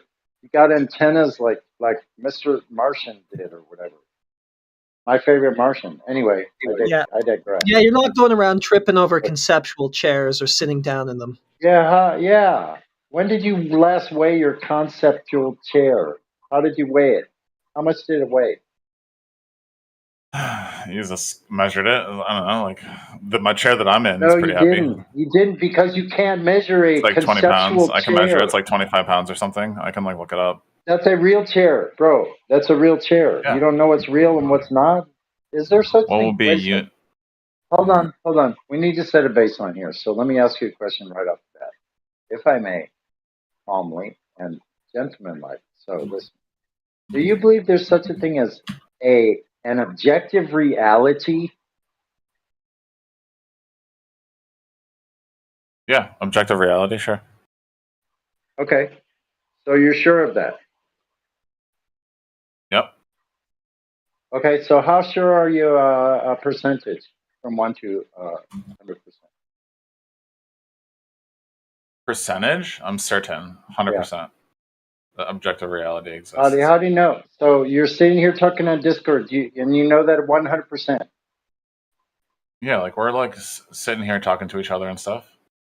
Okay, good. So I'm 100% are you sure we're saying doing that. Are you saying you know that the Earth is a globe in the same way you know you're sitting here talking on Discord? Yes, the surface that I'm standing on is on a globe, yes. It's on a globe. So how do you know that? Because you just said so yourself that you believe it is to be a globe. So what is the proof that backs up that claim that Earth is a globe? I've looked at the empirical evidence through observations and measurements That's what and study. I know. That's what I just. Okay, where are those and what do they look like? Can you Those are cite available, those? publicly Bring forth the available. source? Go to When was it measured planetariums, to do so? museums. Yeah, there's like all over the place. Okay, you have to show how they measure though. Can you walk us through the train of thought and logic that goes step by step? How did they measure it the first time? I would love to talk about that. I just don't have time tonight specifically. It's a Monday night. I'd love to talk about the Okay, mass, just throw it out there. physical Is mass it a situation. Greek? Is it a Greek We're still dude? working on it. Is it a Greek dude? Is it Al-Biruni? Aristotle? The objective reality. Copernicus? Man, Yeah, was it? no, I'd love to. No, what do you guys? What do you think about I it? think the Earth is a physical concept. Yeah, why do you think that? Yeah, thinking Earth as an object, its objective is of Earth. So what are we standing on? Are you on the floor? No, you measure it to be flat, stationary. What does people fly around? A dinner plate, like a flat surface. What does the USGS use? Oh, yeah, an equidistant. Okay. An equidistant map. Yeah. So that's cool. What does the UN use? An equidistant map. Are they running around? The seas are horizontal, so they got it Yes. right. Yep. So why are they using all those? Why are the USGS and these other, like, some corporations using this flat Earth map? And they're flying over it when in their documents. God, I love invisible sculptures. Flying over all of their flying mechanisms over the Earth. Flat and stationary Earth is assumed on every single linear flight model. Go look at Boeing's flight models. Look at McDonnell Douglas prior to them. Honestly. I'm sorry, I'm half reading Brad Barnes saying in the chat. I apologize. Oh, that's okay. You're not really paying attention. That's fine. No, I'm listening to half of what you're saying. You were talking about where I'm getting my information and. So linear, yeah. Where did you get information of where was the Earth measured to be curved, and where is someone using that? Where is someone using that technology? Name one technology where they're using the curve. Went to museums and stuff. That's a technology. Library. No. What about people? What about people that are flying? No. What about fighter jet pilots that are going 1,000 miles an hour? Yeah, dude, I watched Top Gun. I have like a IMAX theater in my hometown, growing up. And listen, they're 10 feet above the deck. They're 10 feet above the highest waves. So they're 10 feet above the deck, flying Dude, at Top Gun was 1,000 the miles shit. an hour. They're not adjusting for any curvature. You know how fast that is? What, the fighter, the F-16s? It's like 60 miles a second. It's like 60 miles a second. What, they're getting slingshotted off the aircraft carriers? Are you talking about the jets? No, when they come. Oh my God. Do you know anything about fighter jets going 1,000 miles an hour at 10 feet above the ocean? Yeah. So they're not adjusting for any curvature. I don't know, sounds You know how much dangerous. curvature that would be? You know how much curvature that would be? Well, I mean, if And they're staying 100 level miles above, deep. if they're 10 feet off of the, if they're staying 10 feet off the They're not water, why would they adjusting. ever crash if they maintained 10 feet of altitude? What are you trying to say? There's a Sagittarius at every aircraft? Every aircraft No, it's has just a, top of the like, if, Sagittarius yeah. all at the same time? So no, Yeah, I'm you saying are. like you That's wouldn't what you're have, you saying. wouldn't like No, adjust. hold on, stop right there, Sluggo. Listen, you're trying to say that aircraft they're on top of the Sagittarius all at the same time. You know how ludicrous that sounds? And that they're all tilted away from each other on a different zenith, like angularly different than their fellow off to the side of them. Are Hold you on, kidding I me? missed that. I sorry, I didn't understand that first part that you Oh my said. God! No, Yeah, I'm sorry, I did didn't you mean to understand 10 not hear feet you. above? Did you Yeah, I understand understood 10 that. feet above the ocean? Yeah, Right. 1,000 miles an hour. Okay. Now So what? you tell me how much 8 inches per mile squared, how much curvature they would have to negotiate. Well, they're 10 feet above the ground. They can just stay above the ground. Yeah, so what happens at 1,000 feet? They're supposed to be negotiating, but they're going level flight the whole time and not negotiating for any Yeah. curvature. You know how much Because curvature they're that would be level. every hour? Because they're level. Every hour? Yeah. Because they're level. Oh my God. Because it's the same Yeah, amount exactly. of like. They're level flying, level flight in a straight line. They're not curving around any imaginary ball. Okay. Okay, yeah. So what? So welcome to Flat Earth. No, that's what I Conceptual mean. ball. Like, just because Physical like fighter jets concept are of the flying globe. over. So like Conceptual the fighter ball. jets are It's flying. like So I you're mean, like, no, let's just no. You're talking about you're not going something. to talk over No, me. wait a second. Wait a Okay. second. I mean, that's No, your hold on. claim. Again, these are I'm your not done. claims. No, I'm Okay, sorry. that's fine. You can go on. Stop it I'm not here. trying to No, disrupt. no. You made the claim of the ball Earth. So listen, it's Right. just as good as the conceptual chair that you cannot sit in, or else you fall on your ass. So your ball Earth is the same as the concept of a chair that doesn't exist or has not been made yet. That's how good your ball Earth is right now. No, you wouldn't sit in a chair unless you conceptualize that chair as a physical chair. So You would have to build it first, so it has to be But you'd have to- created then. right. Okay. So you'd thank have to you have very a much. physical chair. So you're all in physical chairs right now, right? So you have a physical Earth right outside. Why don't? That's all we're Okay. doing is saying go outside and look for yourself. It's not Does the everybody ball you have were a told. chair? Otherwise, We all in a chair? yeah. Is everybody you're sitting not down gonna for this? conceptualize Are we all the sitting down for ball this Earth. crazy, stunning? You're not going to stand on a ball Earth because it only exists in your mind. Just like the concept of a chair only in your mind, not a real chair. Until you Real build it chairs into are a real. chair. And They're when you build it physical. into a chair, yes, so is the Earth. Being a physical concept is the definition of Yeah. like something real. So they're flying over that's a something that is concept what? that's been Level realized. flight, Wow. level flight So- at 1,000 miles an hour and Why no has it been curvature. realized? No curvature. Because you're sitting on it, Einstein. It's No been one's, designed. no one's It's been curving built. around any It ball. exists. The chair? The chair was there? Yeah, that's all he's got is a We all chair. Are agreed you that going to use a chair and you can shadows? sit in a or chair? something? Does that have to do with sticks and shadows? Hell yeah, you can measure sticks and shadows with a chair. Yeah, all Smash the it time, up. right? Smash Is it. that right? Well, they do it. I bet you A chair would. really So is anyway, just balls that's and very sticks. telling, Einsteinian. So listen, you didn't have anything new to offer, so congratulations. Welcome to Flat Earth. Snacks are in back. Bathroom's on the right.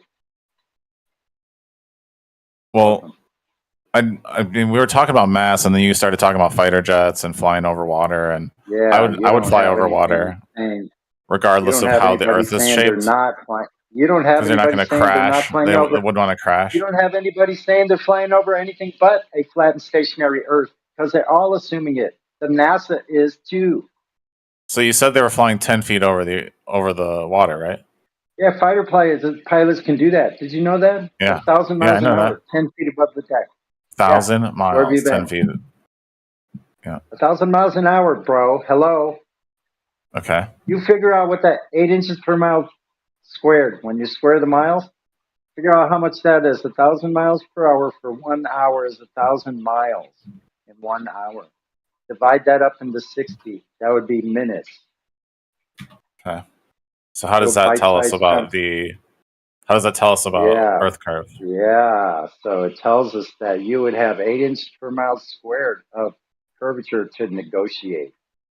That's what it tells you. Elevation change. You would have to negotiate around the curve. It would be very fast, believe it or not. It would be more like something like 27, that would be per minute. So 60 times 2,798 feet, that's almost 3,000. Just go 6 times 3,000, 18,000 feet per minute. 18,000 feet per minute.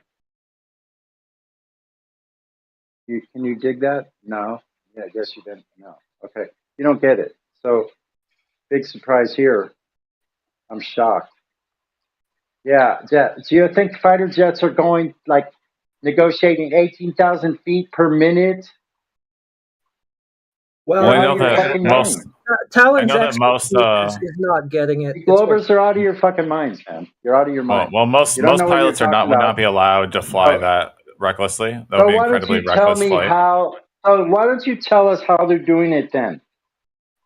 Because that doesn't match your globe at all. It doesn't matter. Like if a plane is flying at a specific altitude, it stays at that altitude because it just follows the It's curve flying in naturally level around. flight. You know do you know anything like, about you know- attitude? Nose Okay. attitude?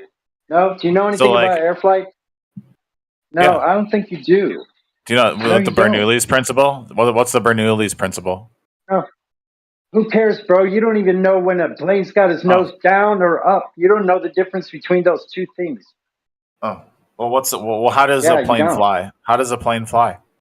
And level flight means level flight. They usually fly about 1 Yeah, to what does 3 that mean? degrees above. So that means they're going like angled up I don't think. slightly, I think. so they don't I get, think so planes. they don't get I think. dragged. Like so they don't like shut the fuck up. Yeah. So No, I they think don't planes. foul. I mean, how do we know? Well, like you don't know that. If you don't know about the Bernoulli's principle, we can talk about it. I wasn't talking about that. You are. So Well, I asked you about like how planes fly. How do planes I fly? wasn't giving you. No, I wasn't giving you the answer. You have no excuse for the fighter pilot going 1,000 miles per hour at 10 feet above. How much curvature is that? I'm not in your excusing paradigm? that. 'Cause it's yours. You're making that claim. No, it's your. How does that work? Paradigm, man. No, it's the globe Earth. So you're denying the globe Earth parameters. Is that right? Because of something that you brought up. No, you're denying what they actually are. What they actually are is what they are. I mean, I'm not going to deny what they actually are. 3,959 mile radius. That's what they are supposed to be. Okay, that's the radius. Yeah. Okay. So do you know how much radius that is in 100 miles? No, I do not know that off the top of my head. Yeah, well, it's 6,667 feet of vertical elevation change. Okay. And so what is that? Less elevation, going down in elevation, down slope. Well, the fighter And jet's the water going is not nice 100 and miles an hour. right. Bro, shut the Okay. fuck up for a second. Shut up. Shut up. So the fighter jet's not going 100 miles an hour. He's going 60 times that, 6,000 miles an hour. He could go that fast, but let's just say 1,000 miles an hour. Some of them can go 3,000 and 4,000 miles an hour. Maybe not 6. But look, That's like Mach 3. It's usually like Mach 4 or Mach 5. Yeah, that's like 2,100 is Mach 3. So 2,100, just that's 2,000, 2,100 miles per hour. So let's just say 1,000, half of that. They have to be negotiating 60 times 2,798 feet. So take 2,800 feet, and multiply it 6 times that.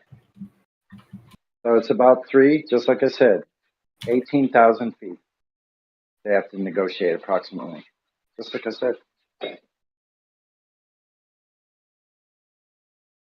So they're not doing that anywhere with any of the fighter jets. They actually have something called a linear flight model. All aircraft that are going to be flying above the plane are all agreeing far and wide that they're flying over flat stationary plane. They're assuming a flat stationary Earth. So that's the end of that. Say goodbye. Well, I mean, there's a lot more things to worry about than just the curve of the Earth when you're flying that low. Yeah, You're there's worried no about curvature. birds, So yeah, what you gonna other talk planes, about? Show us the measurement. boats. Then. Show us the measurement. Well, the measurement doesn't really matter when you're in an airplane. You're 10 feet. You're parallel to the ground when you're flying. Show us how you know it was measured. When was it measured? What method was used to measure the Earth's curvature? There's been lots been lots of measurements. We did the show first us one and put it into live stream voice text. Show us one. You guys have gone over those a lot. Like I'm trying to figure out what they do after triangulation. I know they use I know that the satellites they use lasers and use one, man. They use gravity instruments. Put it into live stream. Okay, but I haven't figured out how. Then we'll talk. Yeah, good. Well, I'm still working on that. As soon as you put one in the live stream. It's okay. Just put one in the live stream. We'll be waiting for you. What about? I mean, like measurements just are measurements. That's how I base my idea of a globe, a concept. Okay, the physical show us concept what of measurement. Earth. Put it into live stream voice text right now. We'll be waiting for that. Yeah, we're still waiting. Talon, X is As soon Talon. as you can. Silly. That's silly, Heaven. Sorry, Heaven said.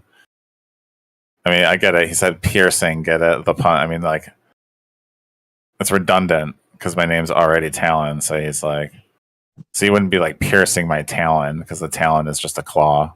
You're putting the cart. Listen, you're putting the cart before the horse. It was like a good attempt. The effort. I give an A for effort is what I'm giving that one.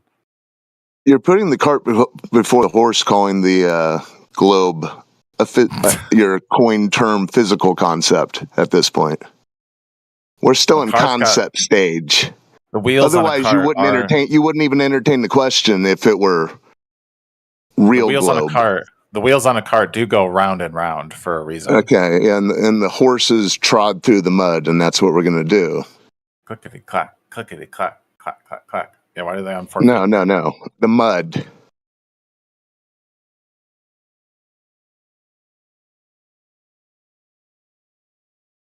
Got me thinking.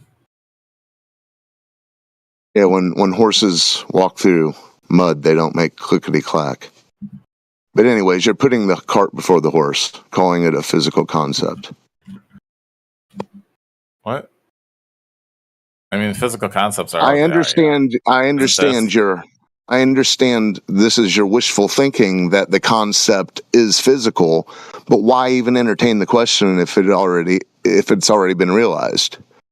Because you realize the conundrum when asked for evidence, you have to go. You're clickety clacking, onomatopoeing all the way into vagueness. Yes, I love evidence. You said there's many ways. What's that Earth? What is that? What is that Earth? What is that mud that we're on? It's water. You're splishing and splashing over the urine that you think you're pissing all over our backs with. Yeah, guys. Why can't we just splash on our water ball, Waterworld style? Yeah, well, everyone does. Everyone who goes to the beach does. Have to have a ball. They go to the beach.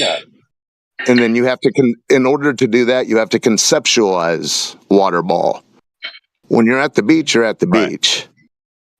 So you do see the difference. So the physical concept, or whatever it is you've coined, that's what why are you even answering the question if you're going to call it the physical concept? You're providing evidence for this concept. That's what I'm talking about. The evidence. Yeah, I understand that I understand that your hope that the globe is a physical concept. Yeah. There we go, Heaven. We See, established. Talon's We already heel, Achilles' established heel. That's a good one. That's way better to Heaven Earther. I'm giving that. Sorry, I'm distracted by the what chat. you I just have- wanted to give Heaven you have the is credit the that he globe is deserves. The globe is your Achilles heel because you don't have a globe. It's knowing never been measured the to globe be is like my heel. It's round. You know, It's a like physical concept. you got to roll. You have to roll your heel like on the Earth because the Earth is curved like a ball. Yeah, it's a physical concept. It's an idea that you can measure. You can walk on it. You know. You can imagine all kinds of things about it.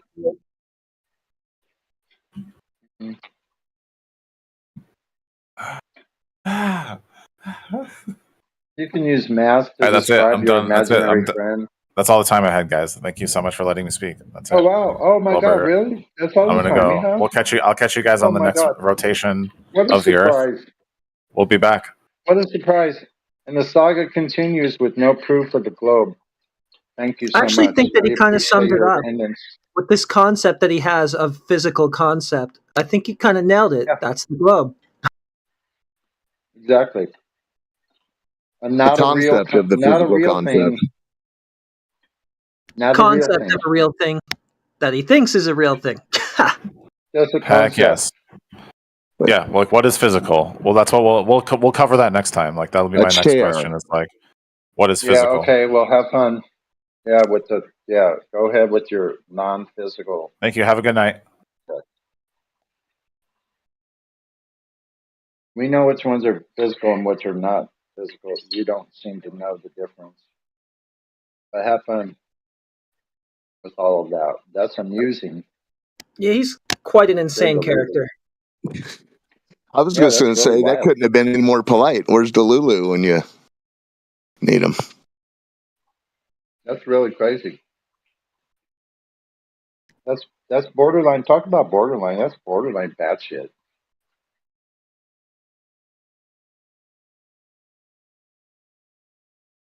Well, I do think he kept up his streak. I've been keeping track. He has at least that was the third self-flat smack that he's done on his visits.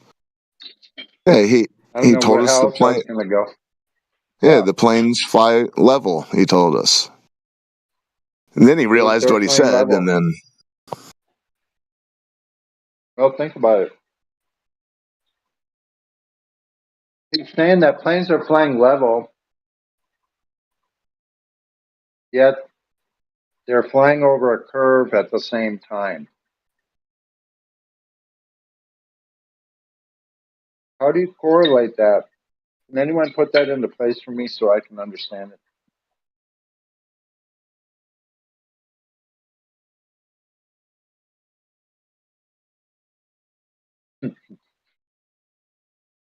How are you flying level over something and flying around the curve at the same time?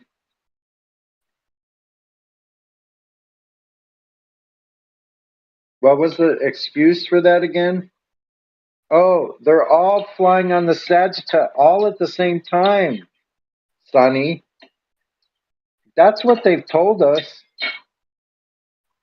We don't even need them to answer for it themselves. They've already answered a bold, resounding. We know how big it is, Sonny. And we know how much drop they're supposed to be. But why are these anti-flat earthers all ignoring it? That's what we want to know. And we never did go there, and nobody ever did find the geometric horizon. Because it's moving hour to hour, day to day, ad infinitum. Sonny, can you hear me? Yeah. I pointed out that you pierced Talon's heel, like Achilles' heel. His name was Talon, the guy that you was talking to. Talon. Yeah, he gave you. Yeah. Oh my he God. gave you an A for that. Yeah. That was perfect. So, Sonny, you pierced his heel like easy work. He had to drop. He literally dropped after you pierced his heel.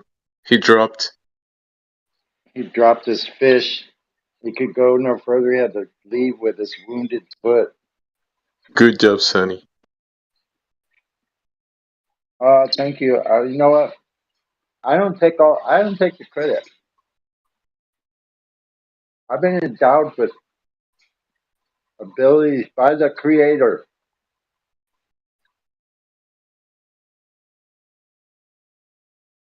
Yeah.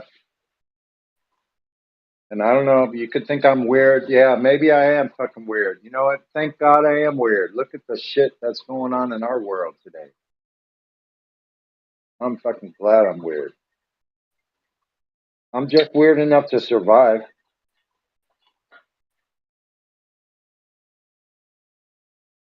The way I figured I got another 115 years to go.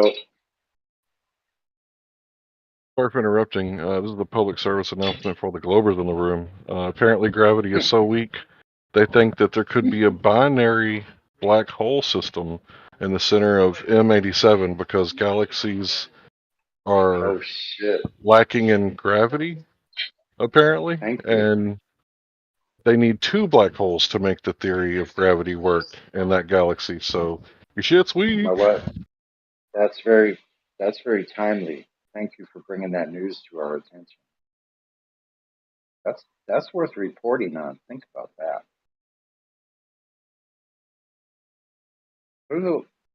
There's a lot more where that came from, kiddies.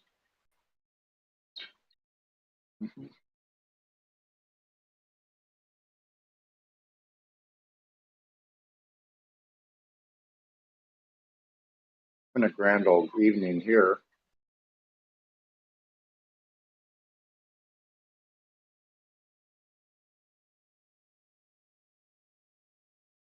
I had just almost like a filet mignon.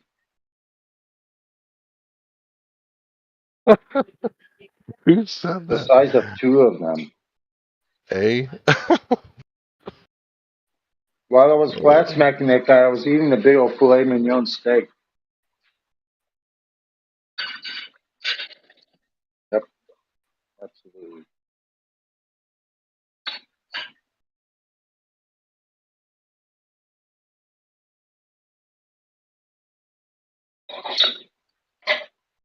Got water going. Put the steak up.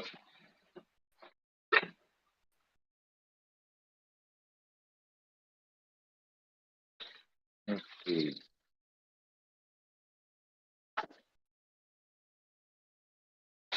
Oh yeah.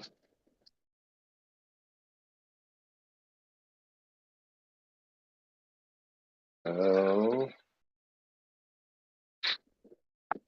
I don't know. It's so pleasant outside these days. I feel like going back outside again. I had some good. I got some really good cheese. Feta cheese.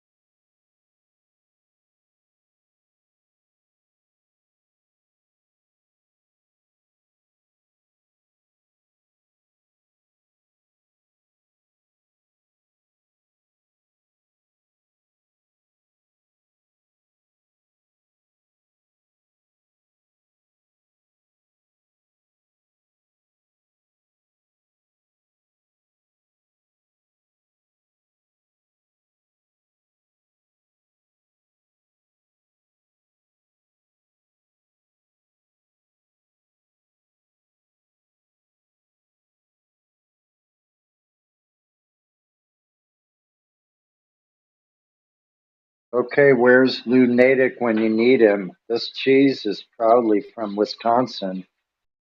Of course, I have to agree with them. Like, I'm always picking these cheeses that are super good, and I look and they're all from Wisconsin.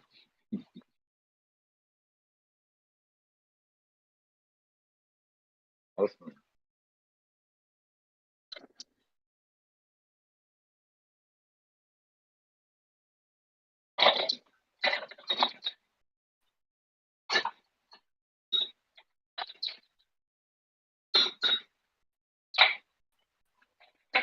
Okay. One of those bitches. Odyssey, feta, chunk, tomato, and basil.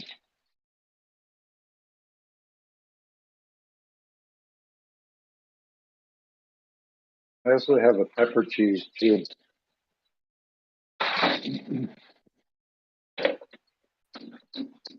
And I'll have that with my leftover steak. I have steak, egg, and cheese in the morning.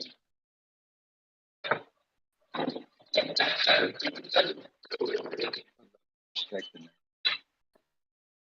there. And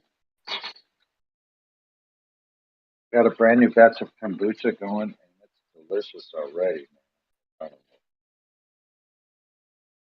Special batch. Kombucha. Has to save some.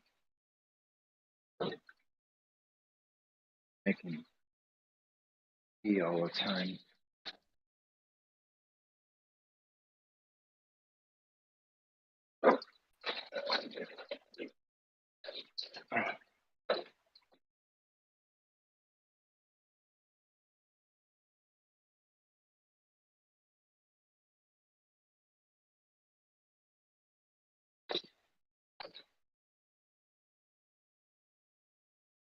Be able to use my other headset now.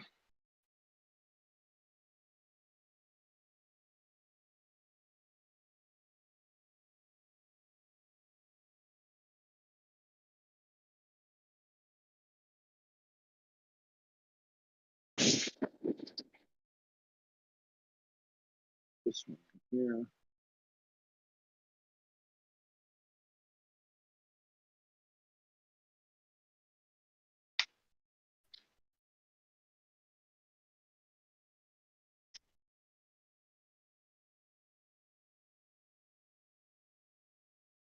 Oh.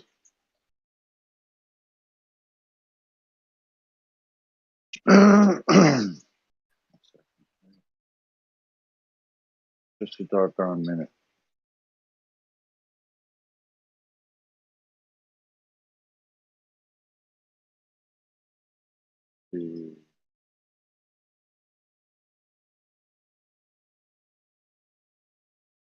Okay, awesome stuff. All right.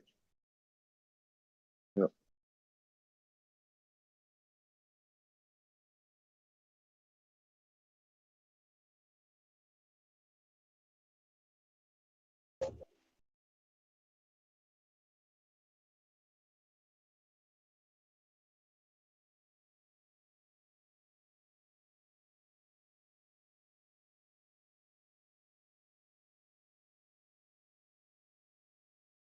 Okay. Yo, yo. Gotcha. Hello. Test, test.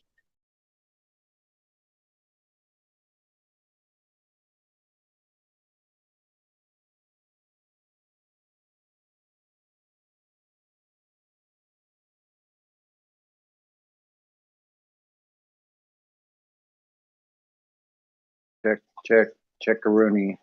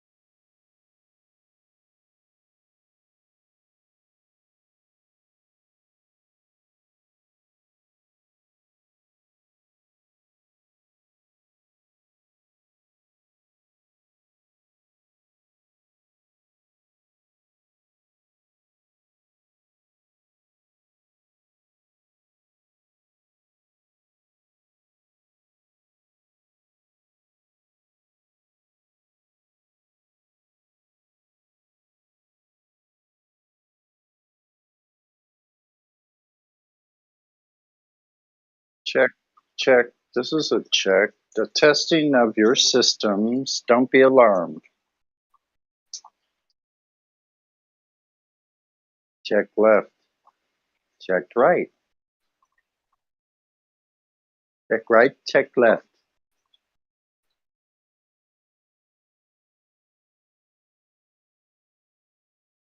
Okay. That checks out.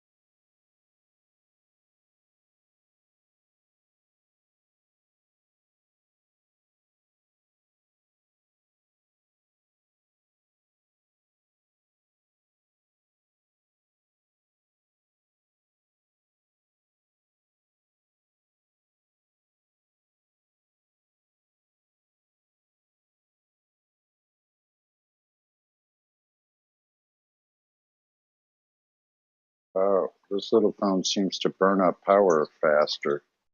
Anyway, check, check. Okay, guess you're there. Sure, you're all there. Self lighting up. Can't turn myself off.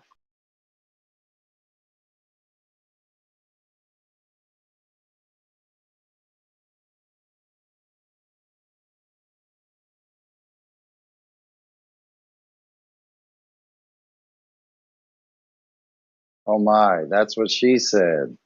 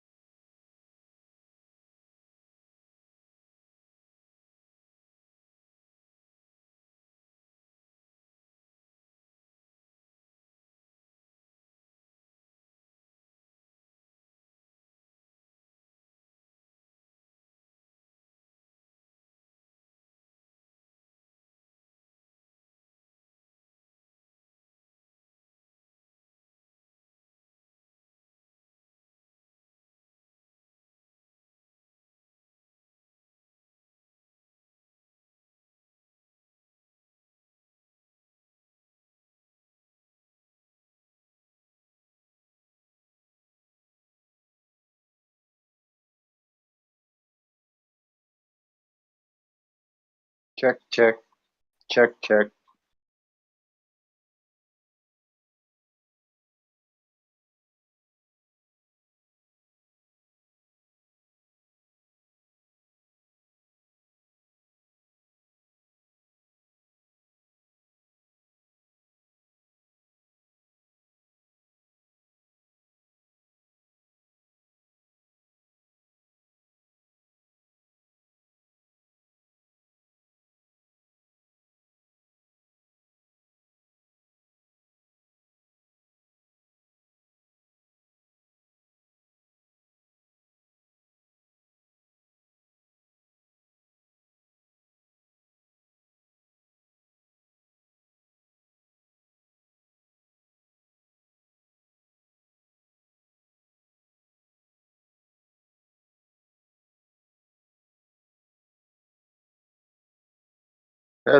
Hello, is anyone there? I think you are. Just nod if you can hear me.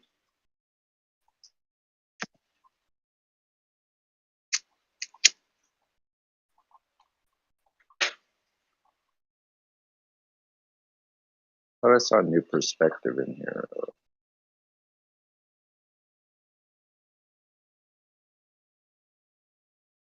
earlier today, perhaps.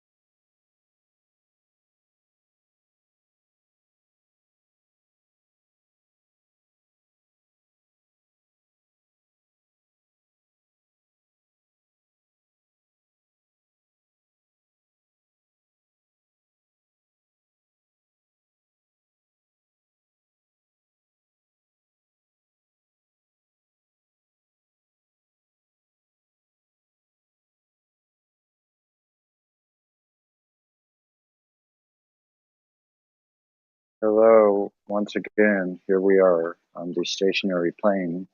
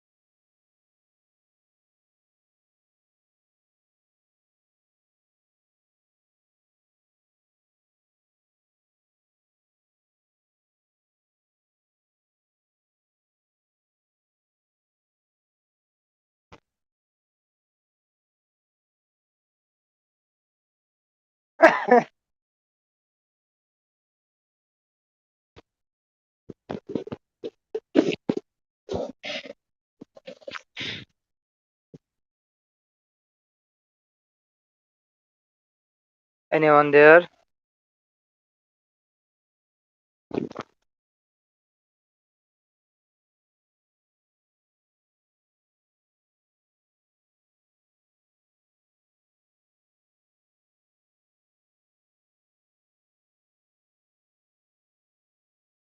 Hello?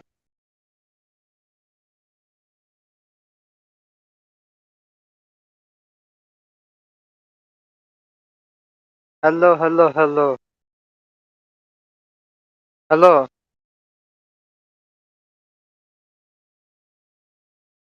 Hello, flat, bulk, plug, whatever.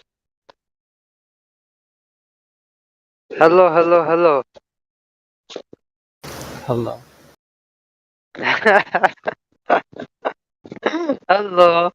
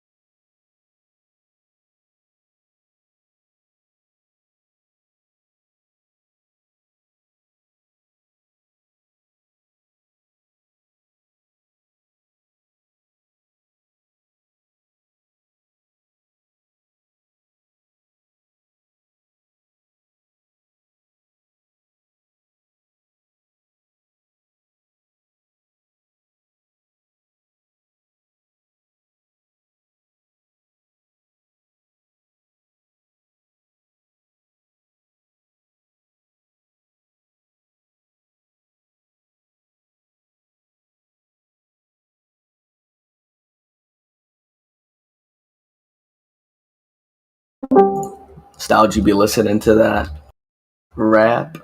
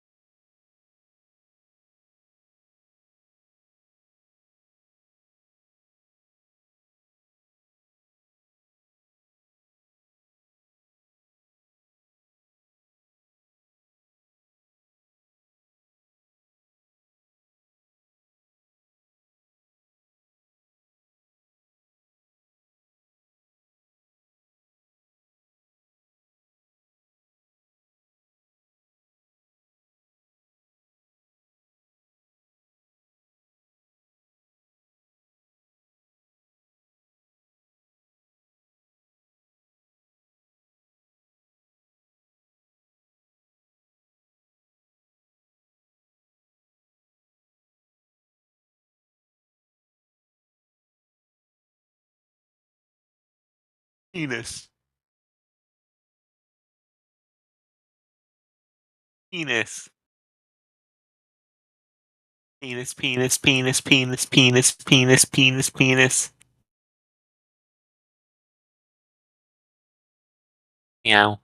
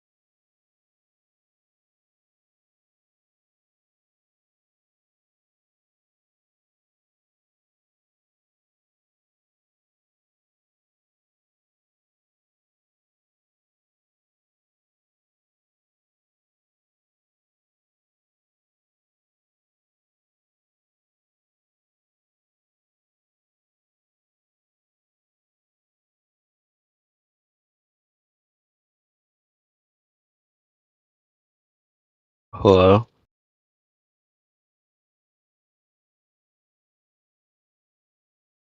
Hello? Hello? What's up, bro? Not much. Do you believe in the flat earth? Do I believe? Yeah, do you believe in the flat earth?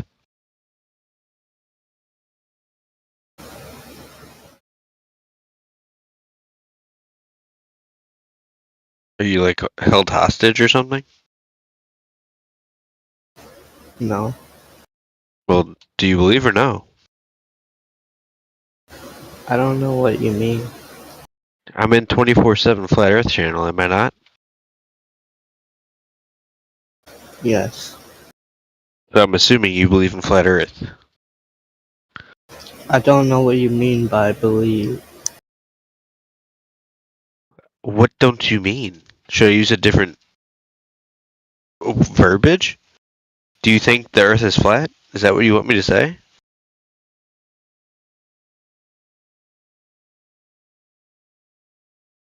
You believe whatever you want to believe. I'm asking you.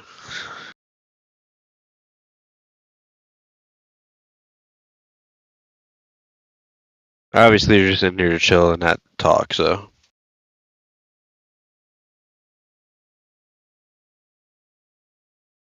Where are the flat earthers? They're just gone?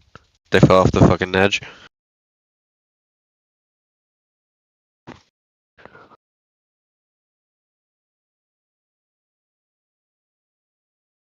Cool.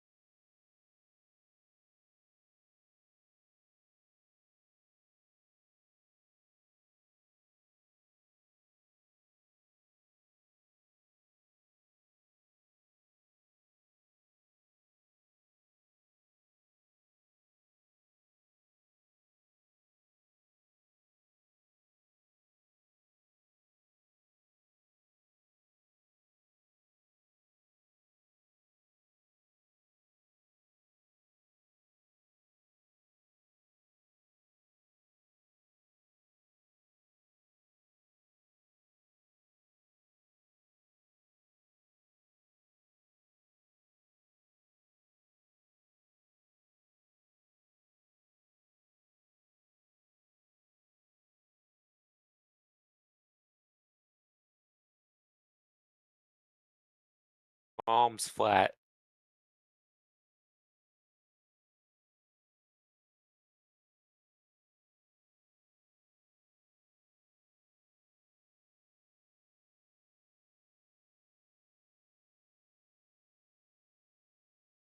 Say what?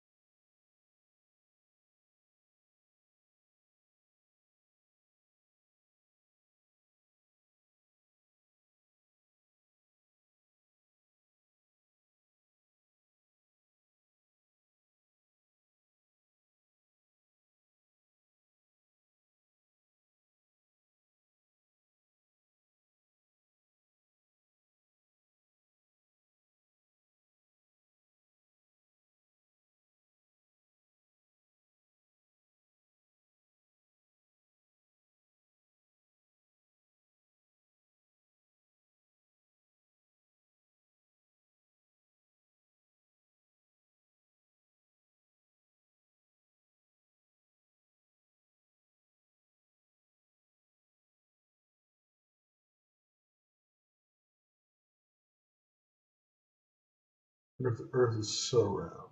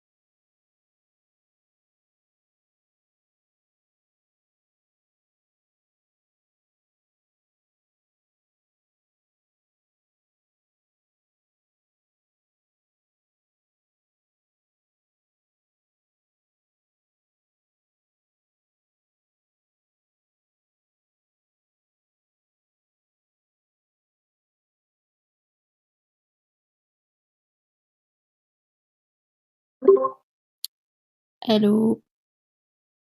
Anybody there?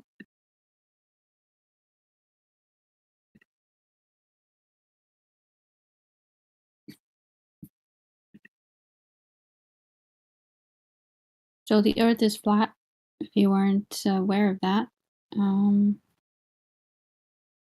a lot of measurements that shows, or that doesn't show curvature, I should say. So if it's not curved, then what is it? I don't know. But it ain't a globe. You know what I mean? So that's where we're at. We are at no globe. Curvature. Nada. So let's see. Gonna go to,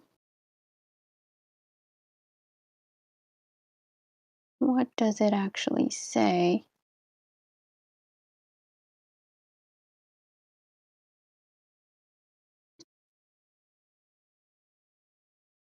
So is there anybody listening on YouTube? All the listeners out on YouTube, shout out. Shout out. I can't talk.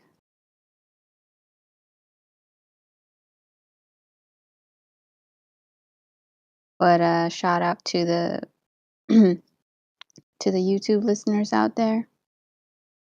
You guys have questions, let me know.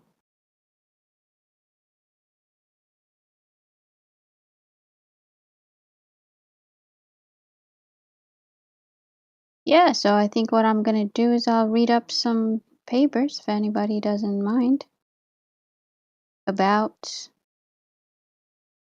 you know, flat Earth, until we get somebody in here to talk to.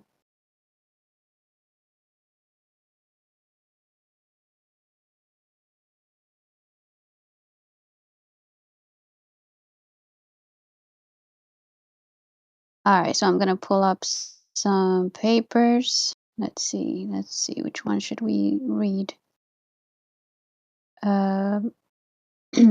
So,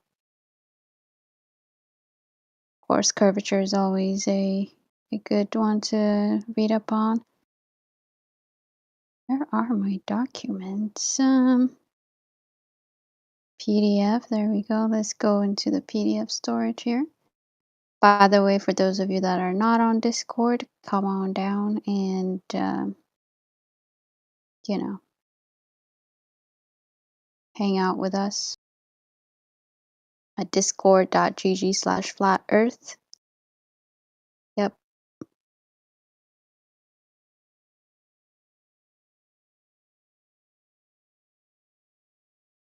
All right.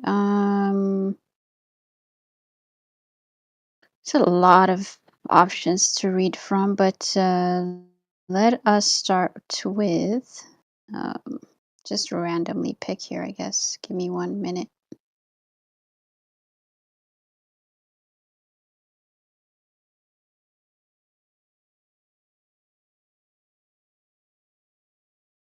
Let's read on. No, not Faraday's law. I don't want to read about that. Bragg's law, no. Avogadro's law, no. That takes me back, way back to freaking chemistry.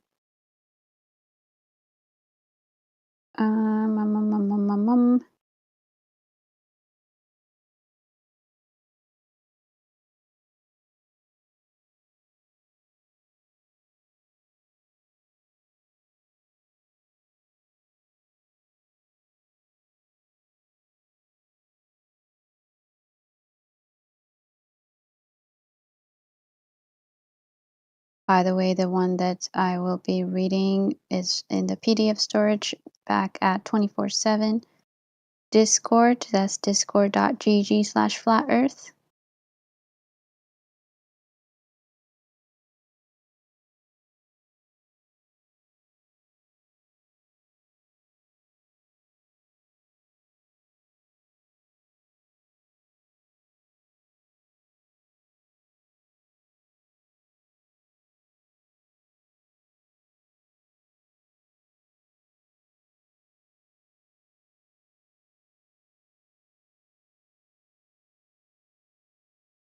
All right, I almost got this. There's just so many options here that is kind of,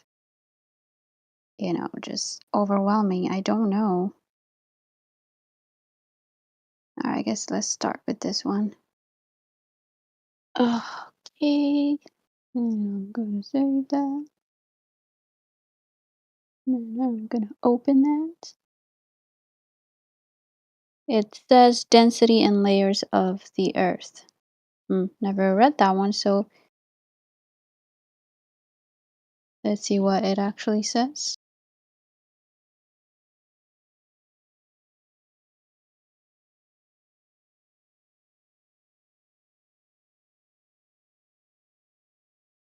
Okay, waiting for it to open. Where is it at?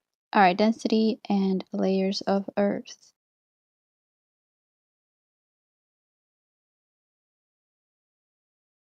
Oh, this is like, darn it. This is like a PowerPoint presentation. It's not a article. I've been foiled. All right, let's try that once again.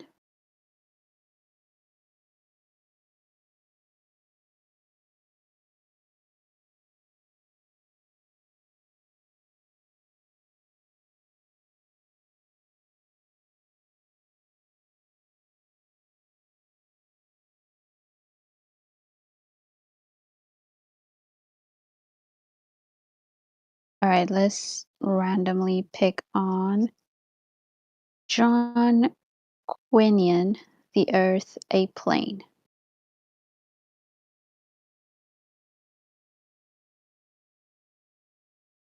All right, so John Quinion, The Earth a Plane. Oh, looks like an African American gentleman. All right, cool. Doesn't seem like a long read. Let's see. So, The Earth a Plane by John E. Quinn. Oh, it's Quinlan, not Quinion.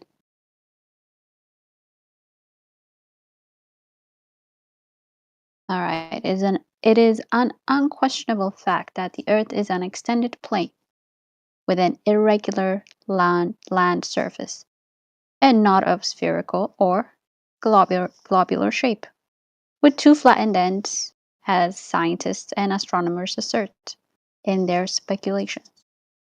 And most people believe. Neither is it pear-shaped. So this was written, let's see what year it is, just so we can get a... This was written...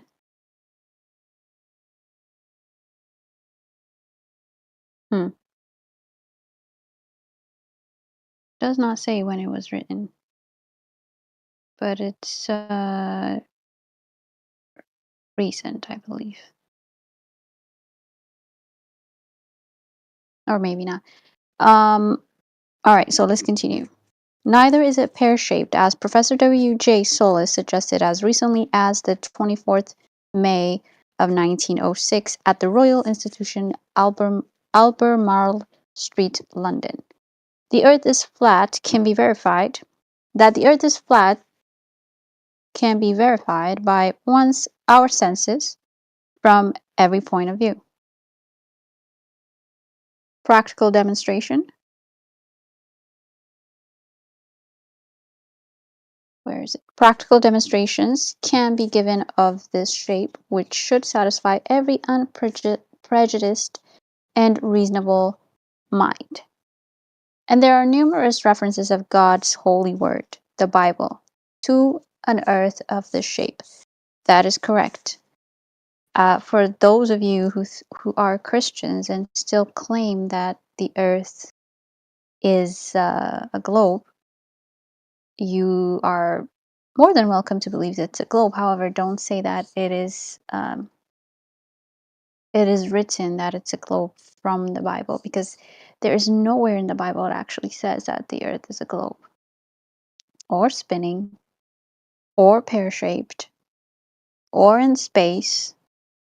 So there's a lot of things wrong with the claim that the globe is in the Bible, because you have to discount, because if you say globe, first of all, you have to say that you have to somewhat agree with the Big Bang cosmology, right? And if you go by that, you have the earth being created first, and then the sun being created on the fourth day. So for 3 days, the earth was not spinning or orbiting or doing anything. Therefore, to say that the earth, the heliocentric model, is correct means that the earth was not doing anything, and then all of a sudden it started circulating or orbiting the sun. Anyway, I digress. Okay, back to the article. I am aware that one of the first questions that globites, oh, interesting. That's a nice word to call them. I am aware that one of the first questions that globites will put to me is, how can ships sail around the world if it is not a globe? Yeah, we hear that here a lot too. In answer to this query, please note that the ships cannot sail round the world on a uniform course, whether the world be a globe or a plane. This is impossible except in a latitude which is south of Cape Horn. Land would intervene on every uniform course that lies between this extreme southerly latitude and the Arctic region. But when airships shall have been brought to a high state of perfection, a globe-trotter will be able to sail around the world on a uniform course by getting into one from a sailing ship when land was in the way, and out of it, back into another sailing ship when water was reached. The magnetic compass that would help the globetrotter to keep on his course always points to the magnetic north when there are no local attractions. The magnetic north is near the North Pole. The North Pole is the center of the extended plane, the Earth, and not one of the two flattened ends of the globular world, as it is so often asserted. It was not by white scientists. Oh, he is black. Okay. It was not by white scientists and astronomers that the magnetic attraction towards the North Pole was discovered, but by learned Chinese who knew then, as their offsprings know now, that the Earth was flat. Interesting. Very interesting. Take a piece of cardboard and trace a circle on it with a pair of dividers. The center point of that circle would represent the position of the North Pole on the flat Earth. The circular line at the southern extremities of that Earth and not the South Pole. There is no such point, and there never can be, as the alleged South Pole. Draw another circle from the same center so as to be midway between that point and the extreme circle, and this middle circle would represent the equator. Place a magnet near the center of the circle and a sensitive needle anywhere within the outer circle, and the needle would be bound to point towards the center. This must be so. A right angle on the right side of the needle points east. A right angle on the left side of the needle and the opposite end of the needle points to the south. Oh, sorry, I skipped that. A right angle on the left side west and the opposite end of the needle points to the south. Place one leg of your divider in the center point and the other leg near the sensitive needle on its right side. Then, by making a circular sweep with that leg of the divider till it touched the needle on its left side, an easterly course would be traced around the flat Earth. Reverse the operation. From left side to the needle, make a circular sweep back to its right side, and a westerly course around the flat Earth would be traced. So pretty much there, he's explaining the circumnavigation on a flat plane. It is therefore possible to outline and eventually traverse a uniform course around a flat Earth by means of a sea-going ship and a navigable airship. When the petrol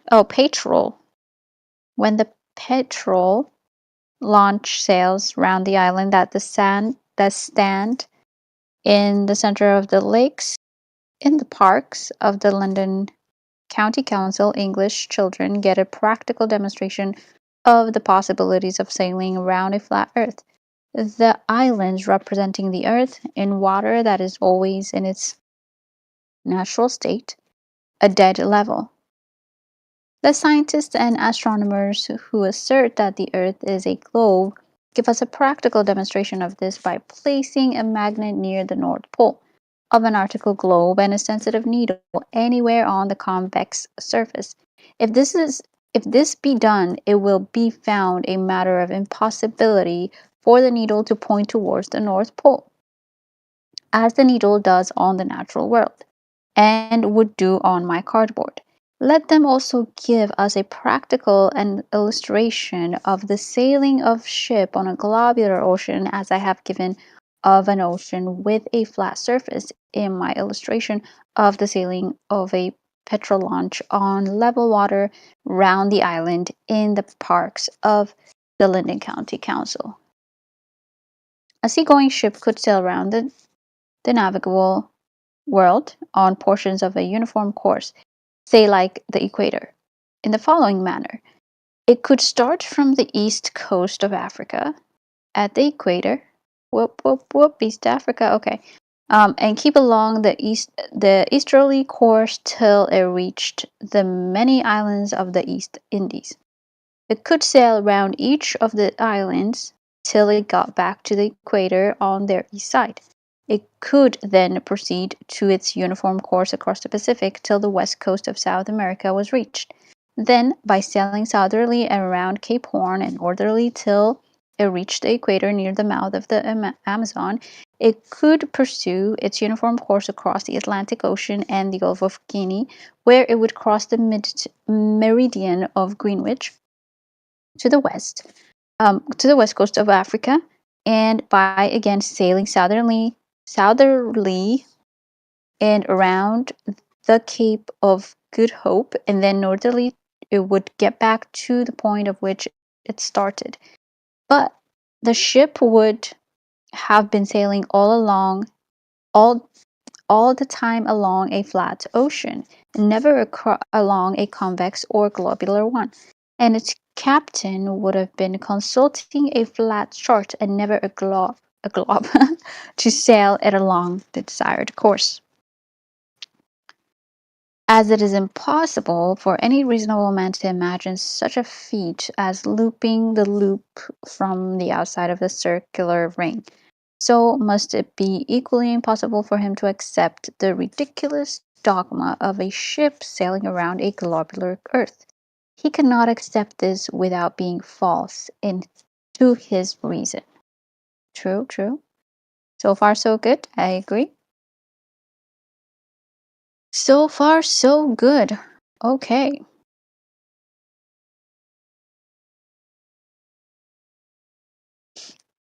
Continuing to page. No, still on the same page. Okay. If the ship to which I have referred has been sailing along the equator of a globular Earth, every 6 hours it would have been in the following different positions. At midday, it would be in the horizontal position in which all ships appear to our view. 6 hours later, it would be in a perpendicular position, with its bow pointing downwards. At midnight, it would be topsy-turvy, upside down. At 6 a.m., it would be once more perpendicular, but this time with its bow pointing upward. And at noon, 24 hours later, it would be back in its former horizontal position. If, on the other hand, the ship were sailing northerly from the equator along the meridian, at 6 p.m. it would be lying on its right side with its masts in the horizontal position. At midnight, it would be upside down. At 6 a.m., it would be lying on the left side with its masts again in a horizontal position. And only at noon, as at a previous noon, would it be in the position in which all ship appear to our view. It would be highly amusing to a reader if I were to describe the hourly positions of the ship, but unfortunately very limited space disallows of my doing so. A ship lying in a dock fully laden has only a few feet of water below its keel. If it draws at noon 18 feet 3 inches, the minutest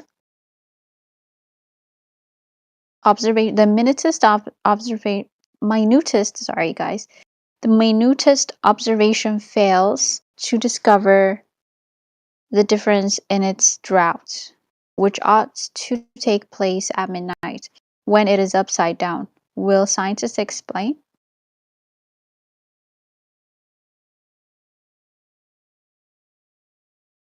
Okay. Having mentioned the meridian Greenwich, I must point out, in connection with the alleged interference of London County Council electric generator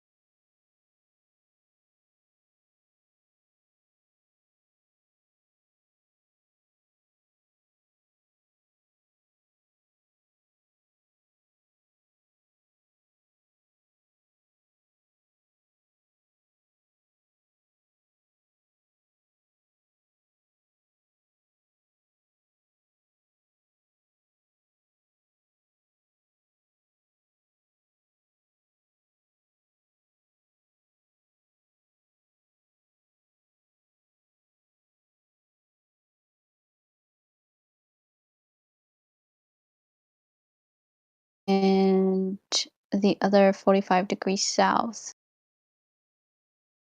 Doo-doo.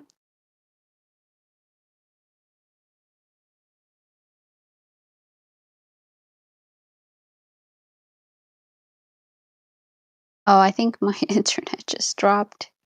Whoops. All right. Let's see if I'm back. I am back. All right. Yeah, I have crappy internet, so continuing. I don't know where you guys heard me last, but I'm gonna continue at the next paragraph. So two observatories are therefore indispensable, one at the equator and the other 45 degrees north or south of the equator. There are no such observatories in existence. And I venture to say without fear of contradiction that there are only two spots in the world on the same meridian, one at the equator and the other 45 degrees north or south of the equator, where the angle of elevation to the sun could be measured from a natural horizon. The astronomer royal and his fellow scientists may have this opportunity of saying their faces by naming the positions of these two spots before I publish them later on. With observatories at these two spots, the distance of the sun from the earth, which is very foundation of all astronomical research, could be known exactly. Scientists and astronomers say it is about or nearly 93 million of miles. How did they measure it? That's a good question. He never did. Here's a practical illustration of the infallible method I have given for finding out the distance to the sun accurately. Okay. Take a square piece of paper. Each of the four corners form an angle of 90 degrees and together a total of 360 degrees, the same as the degrees of a circle. The four sides of the paper are of equal length. Fold the paper diagonally and it becomes a triangular shape. The triangle that it forms is not only a right angled triangle, but one that has its diagonal at an angle of 45 degrees or 1/2 of 90 degrees. As the four sides were of equal length, the two sides that are at the right angle remain of equal length. Hold up the triangular paper before you with one prolonged side of the right angle pointing towards the center of the heavens and the other towards the North Pole, and imagine the corner pointing upwards to be the sun at its equinox at noon, that pointing northward to be the spot on the earth which is 45 degrees north of the equator, and the third corner to be the spot at the equator which is perpendicularly under the sun at noon when at its equinox. This clearly demonstrates that the spot from where the sun can be seen at noon at an angle of 45 degrees above the horizon is at exactly the same distance from the equator as the sun is above the equator, and not a foot more or less. And whether the earth is globular or flat, the same method answers for ascertaining the exact distance to the sun. Okay, I think I understand what he's saying, but all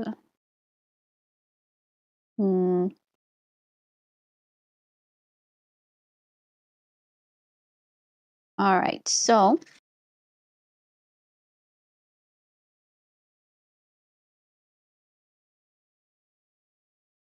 scientists and astronomers who hold to the globular world theory have then no excuse for saying the sun is about or nearly so many millions of miles away when there are two spots with natural horizons, even on a globular world, for ascertaining the exact distance. And it is with their uncertain distance of the sun that they measure the distance of other heavenly bodies. How much better to have an accurate and reliable base with which to make these measurements. Are scientists and astronomers ignorant of this method?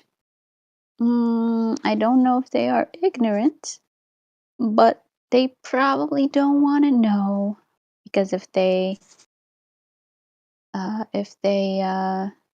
figure that out, then all of their assumptions and assertions that they have made will have to be demolished, basically. And that was the end of this little short article by John. Oh shoot, what was his name? I just closed it out. John Quinlan. The Earth A Plane by John Quinlan, okay? It was written sometime in the 1900s. I couldn't find the exact date, but yeah, I'm gonna read for a little bit longer since nobody is still not here to speak with. So if you guys have anything you want me to read, I could let me know. If not, then I will choose another stuff to read. By the way, this is all stuff that I've been meaning to read but haven't gotten to because just haven't had time. Let's see, I need to just make sure my internet is back so I can. I'm using my hotspot right now because Spectrum sucks big balls. Oh yeah, so it's back. Okay.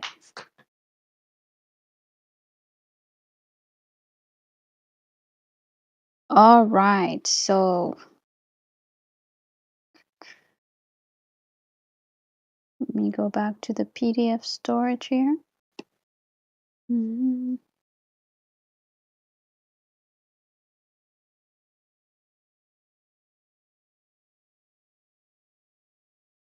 All right, so again, there's so many things to read.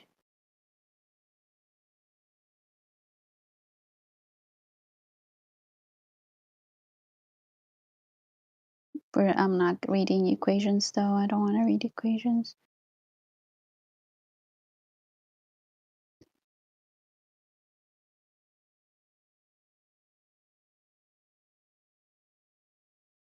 Okay, so oh, interesting. Maybe we could read about Rife.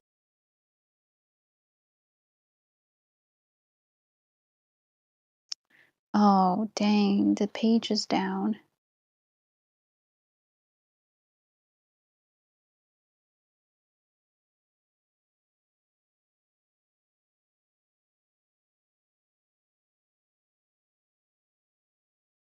All right, let's see if this one works. All right, it's only 3 pages, so let's. Oh, but this is medical stuff. No, no, no, no. All right, let's not go down that route. We'll know what happens. The great YouTube gods are gonna shut us down.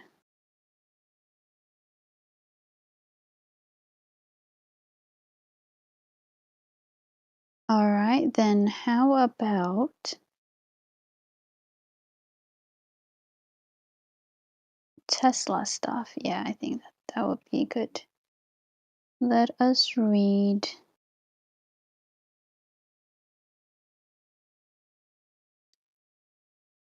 Our good old buddy Tesla.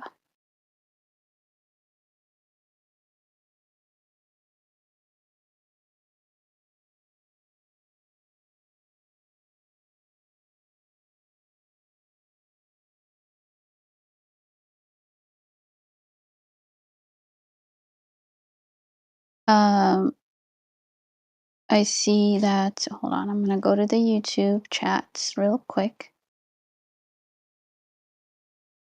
Going to the YouTube chats real quickly. And we got Paula Berlinski. Shout out to Paula Berlinski. I am butchering your name. The ISS astronauts are able miraculously to wear cloth fiber suits with creases in this spatial vacuum that boils water instantaneously. A spatial vacuum that is 400. Oh, is that a negative? I can't see. Negative 454.81 degrees Fahrenheit. Well, Paula,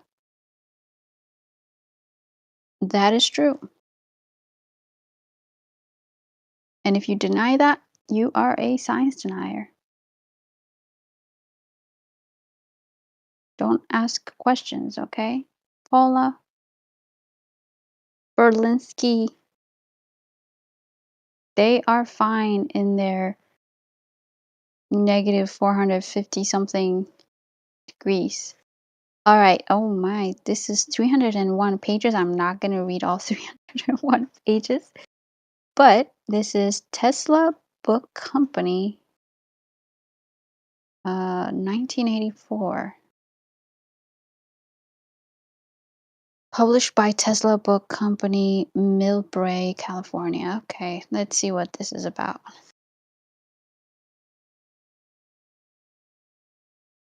All right, so it is.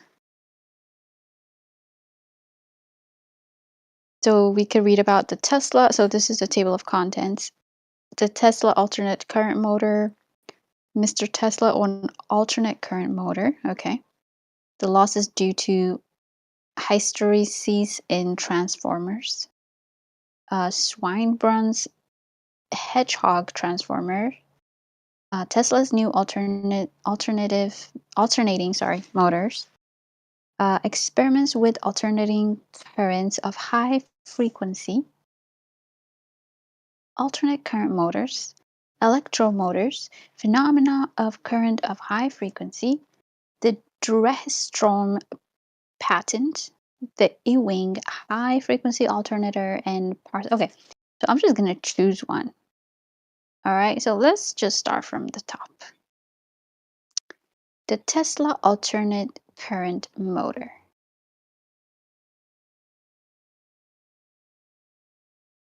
Page 1.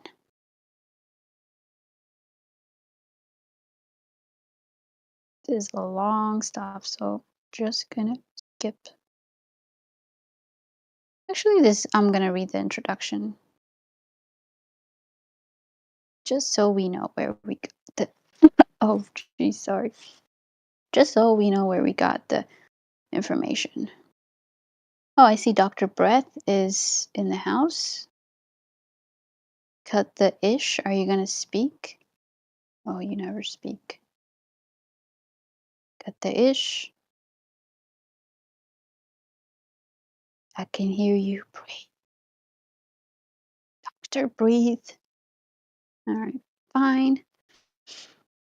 I shall continue with my reading. Introduction. The collection of articles and papers presented in this volume are in Nikola Tesla's own words. It is the most comprehensive single volume of Tesla's writing presently available. A period of over a quarter of the century has elapsed in gathering this material from every known source, in addition to searching archival materials from the decades around the turn of the century. Mr. Tesla speaks of for himself, and the reader is enabled to make first-hand judgment rather than relying on the opinions of others. The subject matter is arranged in chronological order and includes a wide range of interesting and important information not previously published in book form.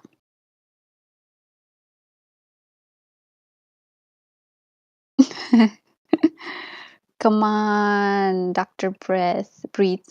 Oh, you know what? Hold on. We got Deck in the house. Deckfee. Hello, Deckfee.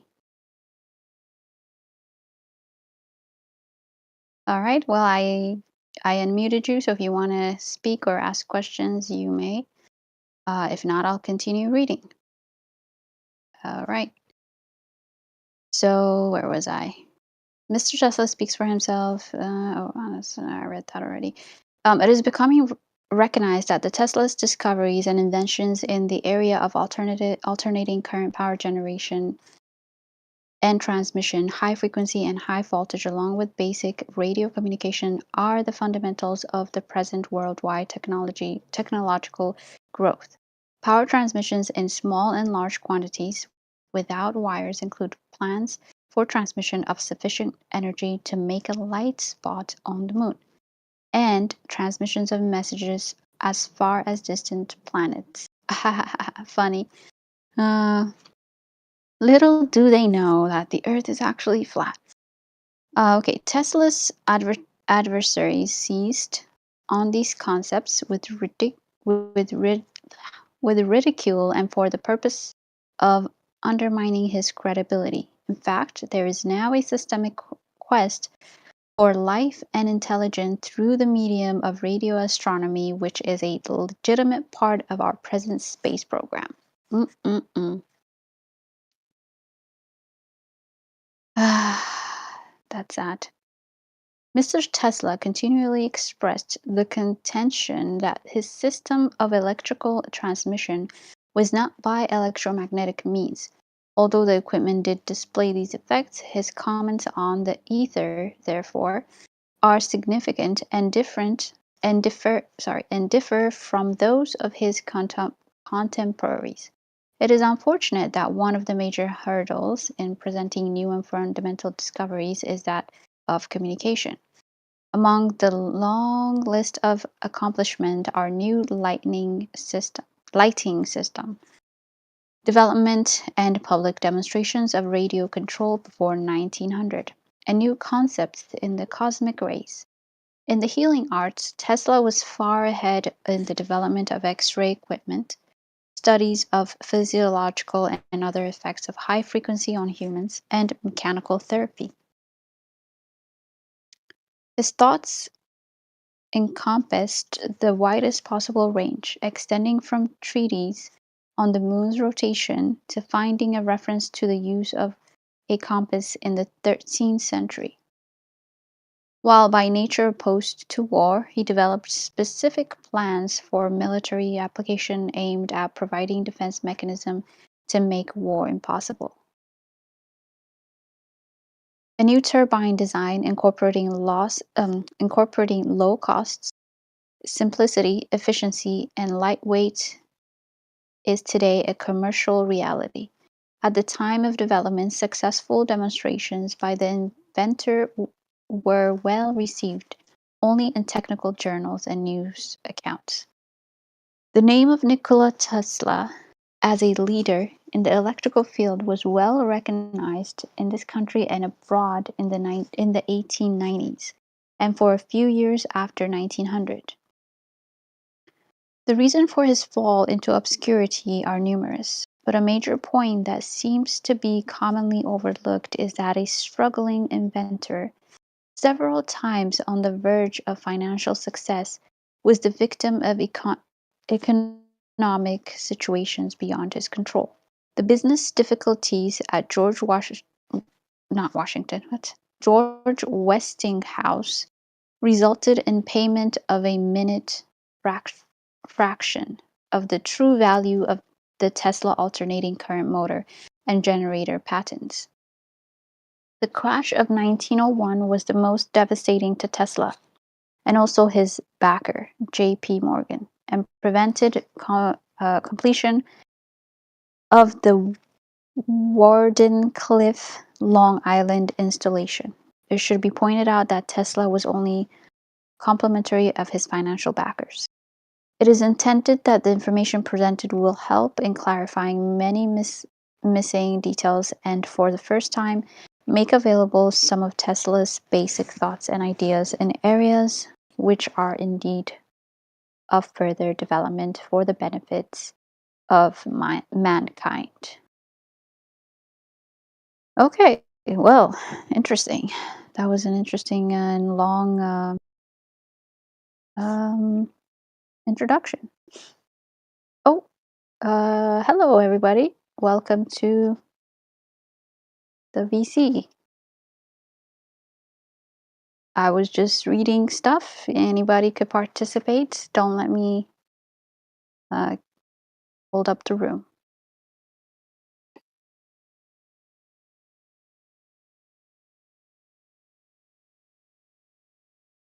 Okay, well, if nobody's gonna speak, I can continue. But if you guys have any questions, comments, suggestions, please speak. I'm just reading stuff that I'm interested in. Yeah, okay. So, all right, so the Tesla alternate current motor. The interest taken in M. Tesla's contributions to electrical apparatus and to electrical literature is so great, and the subject is so important, that we do not hesitate to give further space to the subject. On May 26, a communication on the subject from Dr. Lewis Duncan of Johns Hopkins University appeared in our American contemporary, The Electrical Review, to the effect: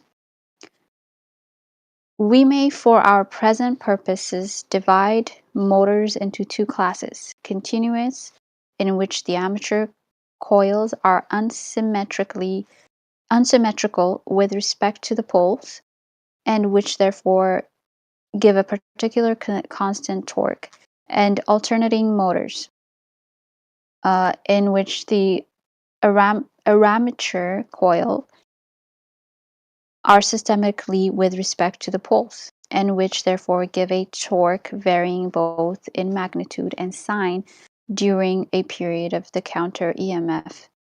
The Tesla motor belongs to this latter class. Okay. In every motor, the torque is equal to the rate of change of lines of induction through the armature circuit for a small angular displacement, multiplied by the armature current. Or, okay, there's like an equation that represent that, and I don't know how to pronounce those, so I'll skip. In the Tesla motor, the first of these terms is greatest when the coil is opposite a pole and the field current have their greatest amplitude. It is 0 at a point about 45 degrees. From this, supposing we neglect armature reactions. Oh, sorry. Lost my spot. From this, supposing we neglect armature reactions. It depends on several things. The EMF, which determines it, is due to change in the number of lines of force passing through the armature circuit caused by 1. Change in the field currents, 2. The motion of the armature. The current depends on these EMFs and on the reduced self-induction and resistance of its circuit. The motor can only do work when the first cause of EMF is the greater, for a current in the direction of the ordinary counter EMF would stop the motion. Oop, hello. Sorry, was I hot mic in there? My bad. Breathing. Oh, I'm trying to. okay. I'm trying to change it from push to talk. My bad. No, you're good. Welcome. I was just reading stuff. You may speak. No, I'm sorry to interrupt. I was just trying to catch up, figure out what you were reading. Oh, yeah, sure. I could post the link if you want. It's a PDF about Tesla alternate current motor, but the room was dead like 5 minutes ago, so No, please continue. Please continue. Okay. If you have any questions, though, or if you want to comment or anything, please stop me at any time. I was just, keeping it going. No, But I interesting. posted. So obviously, you like Nikola Tesla. Then, is there any reason why you're reading him in the Flat Earth Room? Does it by any chance have anything to do with electrostatics, or what's your thinking behind reading Tesla's work in here? Oh, I read something else earlier, and I randomly picked. There's a lot of PDF files in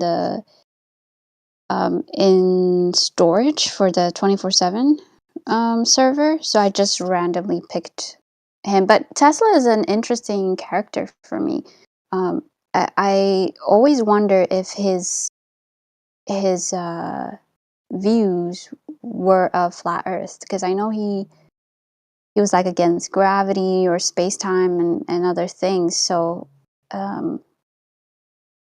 I don't know if he was a flat earther or not, basically. Yeah, I wonder that sometimes. I think even if he was, he would never have said it. He had enough trouble on his hands. Yeah, exactly. Yeah, but I mean, he did denounce a lot of things, though, so I wouldn't be surprised if he did, because there are a lot of documents that were supposedly destroyed, right? That was written by him. So maybe that was part of what they possibly discarded. Yeah, do you mean Trump's uncle? Is that who went through his stuff after he died? John I heard about Trump? that too. Yeah. Yeah, he was the head of the FBI at the time, or that division. Yeah. Like, wasn't there also stuff missing from his not locker? What is it called? Locked his vault or whatever it's called. I forgot the name. Yeah, they went through his work in private for a long time before they actually announced what was there. So they had plenty of opportunities to to hide work and steal work, etc.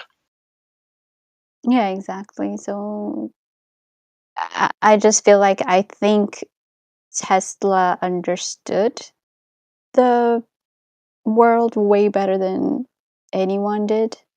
Even now, I think better than anyone now. So Yeah, I probably agree. Well, from what I can read and what I can tell, he could reenact experiments in his brain and have them running for months and months and months, and then be able to identify where the shortcomings of the machinery would be within months of use in his brain. I mean, I've never heard of anyone else who could imagine like that.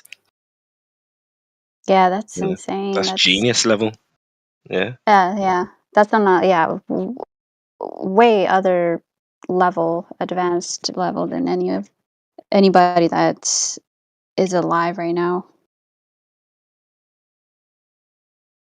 Yeah, and you're right. He did call relativity, special relativity, a mathematical garb that excites paupers and basically plays to egotists. And the way he wrote it, I thought, wow, that is spoken like a flat earther.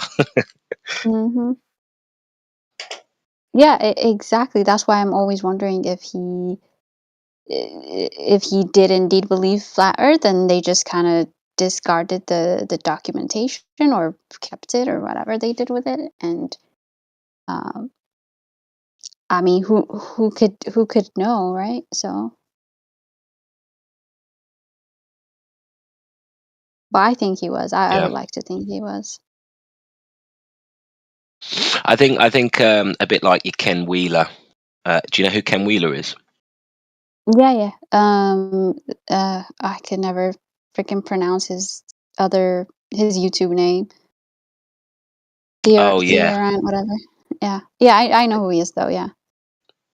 Yeah, I think once you get to sort of that level of intelligence, that you don't find any satisfaction in, saying you're a flat earther or a globe, or you know what I mean. I think when you get to that level, it's just a case of I just deal with the facts, I deal with what is, and I'm not gonna talk about a cosmology that can't be proven. Do you know what I mean? And I think you get them on the globe side as well. Like I think Matthew Learns is a good example of a very, very, very intelligent glober who doesn't tend to make many claims. He'll just share his beliefs. Matthew, yeah, I listen, I love Matthew because he is super honest. Like he doesn't beat around the bushes and saying, yeah, this is my belief, I don't care. I just heard him at GeoServer today saying, I don't care about any evidence that you guys bring, I'm just gonna stick with the globe. But so I'm always wondering, like, he knows it's flat. I think he just chooses to believe it's a globe. But with Ken Wheeler, he's a good example of actually somebody that I would think is on the same level as what's his name, Tesla, possibly. Because when he talks, I'm just like, oh, my brain left already. Yeah, he talks so fast as well. I think he does that on purpose to show off a little bit. Possibly. But I definitely, I wish I could understand. Like, I just actually was watching Ken Wheeler's stuff. His first video he ever released. Because I was just always wondering, like, maybe there's like a beginner's course that he did. So, but it was already it was more like on the spiritual side of things that he first released his videos about. So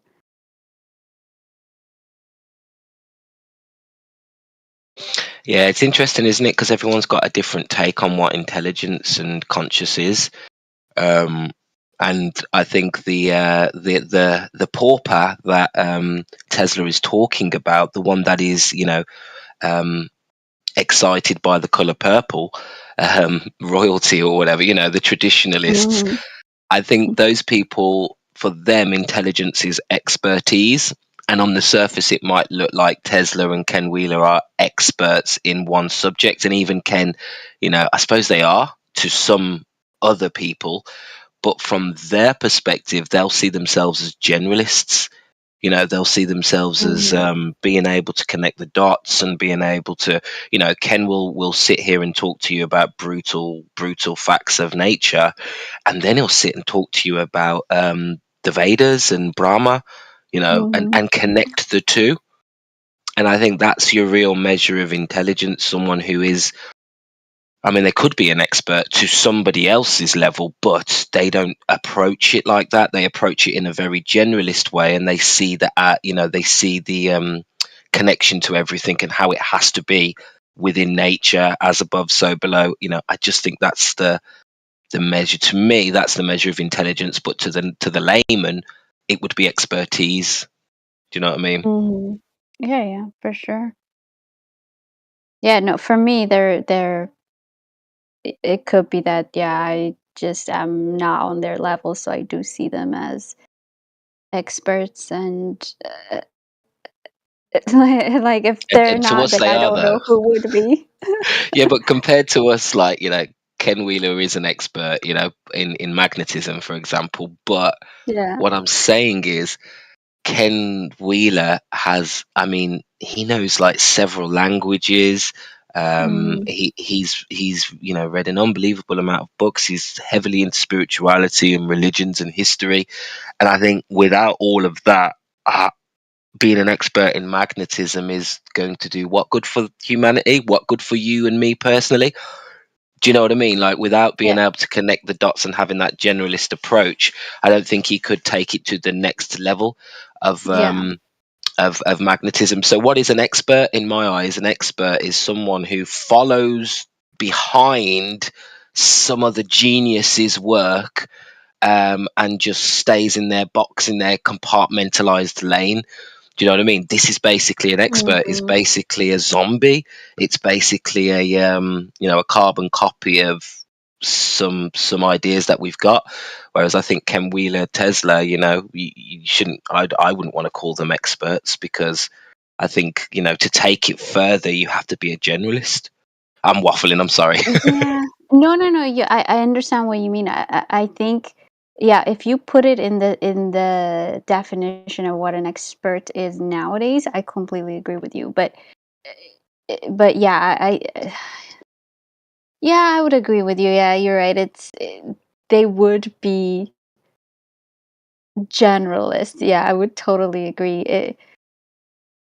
I just like, in my head, I just see them as experts, is as in kind of like, okay, maybe India, like, I don't know if you've ever heard him talk about, Oh yeah. just he I guess he would be a generalist in my eyes, but I consider him to be an expert in pretty much in all things. So then they would be a generalist, kind of is the definition of that. Yeah, So I'd say Indio is definitely a generalist, and he does seem like an expert, in some conversations. yeah, And he is, to some level. But I think expert is a low-level description, in my opinion, that's because true. Yeah.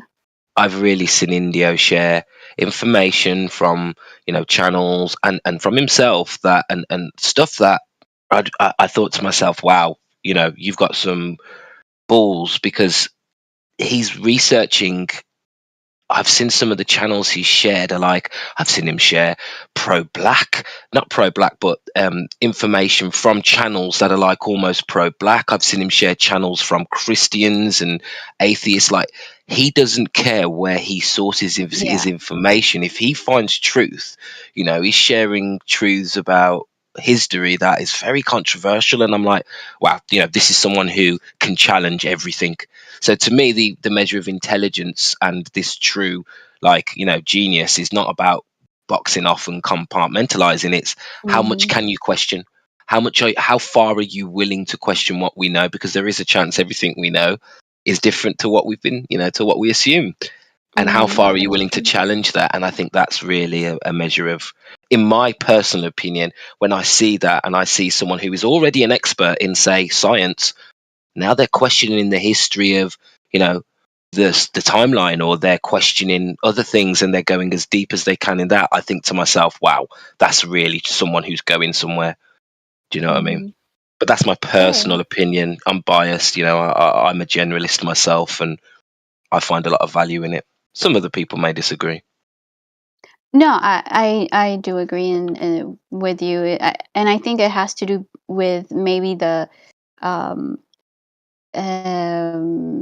what is the term called, with the current definition of expert has been soiled, kind of, with mainstream media and the type of people that they present, saying, oh, these are the experts, therefore you gotta believe them, and then they don't really even know anything. It's just, as you said, they stay in one lane and they only talk about that specific thing, and then so I think it has been I can't remember the word for it, but the word expert has been bastardized. Yes, bastardized. There you go. so that's why I think when we try to use it, you're like, oh yeah, okay, he's an expert, right? Quote unquote. But yeah, I think that could be the reason why you're a bit biased towards it, but I don't know. But generalist is a good term. I like what Fusili Jerry's just put in the chat. An expert is someone who has made every mistake that could possibly be made in a given field. Yeah, I like the idea of that. An expert is someone who has dedicated all of their time to one subject, and they know the ins and outs of everything to do with that. Great. But that doesn't mean they can help us. Do you know what I mean? Like, for example, experts have ruined the food industry and the pharmaceutical industry. Because yes, our crops are bigger, our fruit is cleaner and looks bigger, and Our yields are bigger and we can crop faster. But oh my God, have we lost nutrition? Oh my God, have we got a health crisis? Oh my God, our price is high. You know what I mean? So it's like, okay, your expertise in farming has created a health issue. Our expertise in the medical industry has created health issues.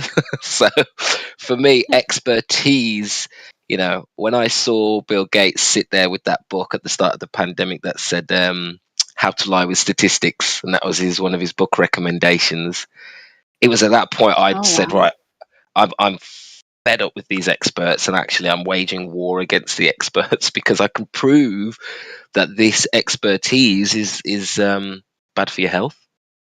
Why do we want to find smaller and smaller particles? For what?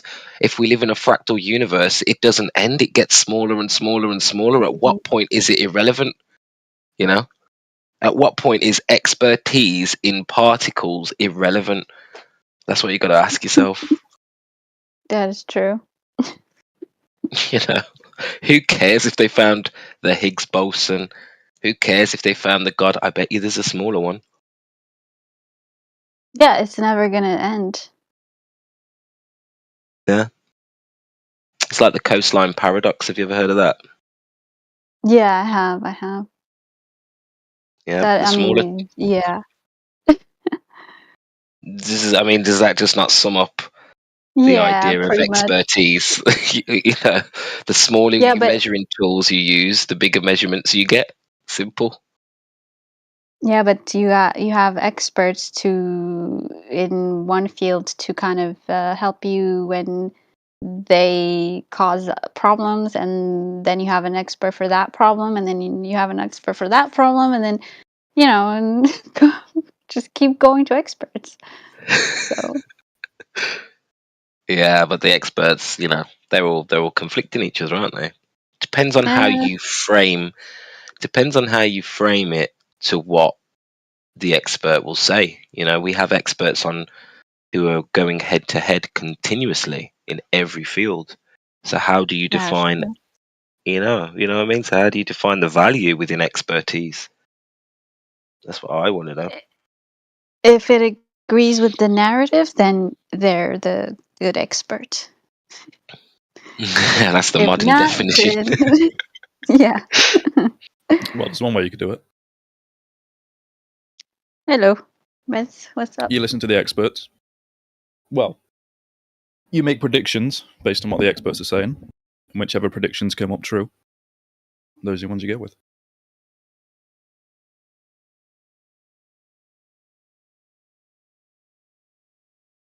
Wait, you make predictions based on what the experts are saying, and if it comes true, they're the ones you go with. Yeah, if the experts are disagreeing with each other. So what if so then you agree with us when it comes to the globe experts? They're not actual experts because their prediction about the size is incorrect.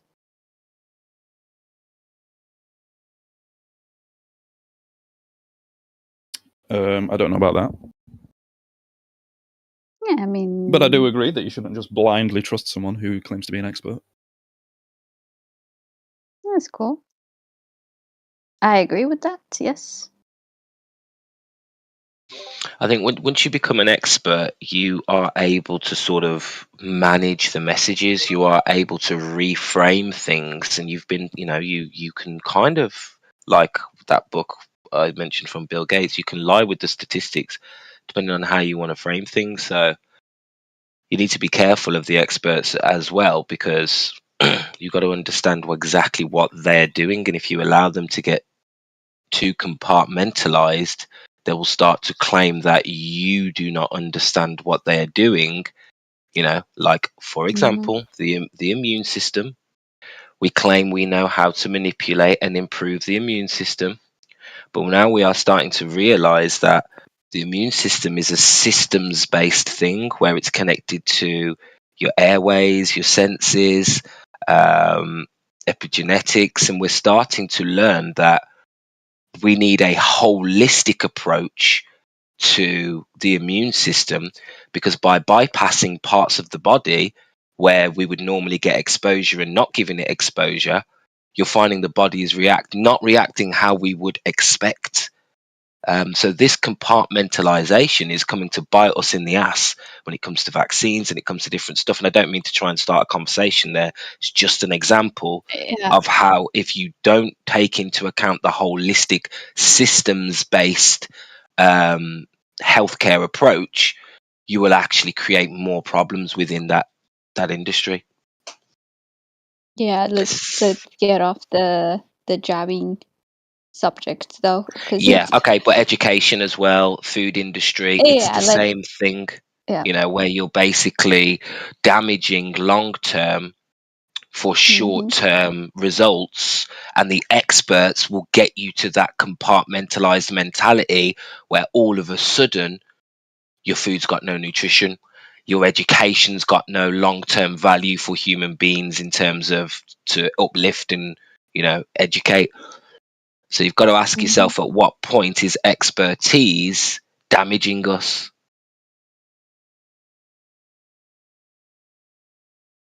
Yeah, and I definitely agree with you. I just don't want us to, because we're on YouTube, I don't want us to get dinged or whatever. But yeah, I 100% agree. I think definitely, and that's kind of like where we're at now, though, right? How do we even reverse all of this? Can we even reverse any of it? To go back to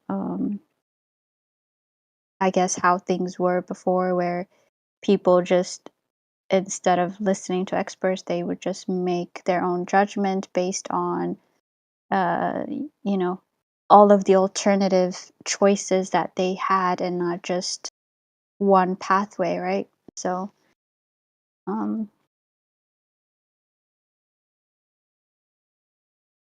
Yeah, I mean, we can undo anything, you know, we can, but you have to unlearn. It's like a detox. You every 7 years, every cell in the body can renew itself. You just have to help it by detoxing. So we actually have to unlearn this obsession with expertise and start to respect the holistic systems-based approaches, you know, and this is where Flat Earth will help you, because once you logically can think for yourself again, then you can actually start putting things together with this holistic approach. If you don't understand the holistic approach, you're not gonna be able to come to the realization that the Earth is flat and motionless, because you really have to connect the dots here and really see in the bigger picture. I'm sorry if I sound preachy, by the way. I feel like there's a Glober here and I'm just trying to get him engaged. So I don't normally talk like this unless Glober's around. Mez, that's for you. And then maybe Air the Bear. Are you Glober or Flat Earther? With the Russian name, I guess. I know Globe Earth Jihadist was commenting. I don't know what his thoughts are on what I've said. Oh yeah, that's Mez. I don't necessarily disagree with any of it. Are you a Glober yourself, Jihadist? I is. I is.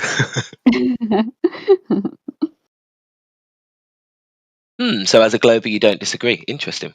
A lot of Globers disagree with my rants on compartmentalization.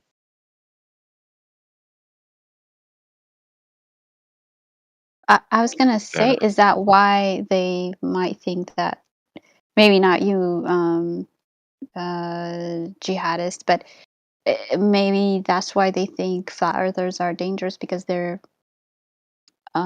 it gets you in this critical thinking pathway, right? So then you're questioning not just the shape of the Earth, but everything that's in your life, basically. So So I don't know why that could be why some people see it as a dangerous way of thinking.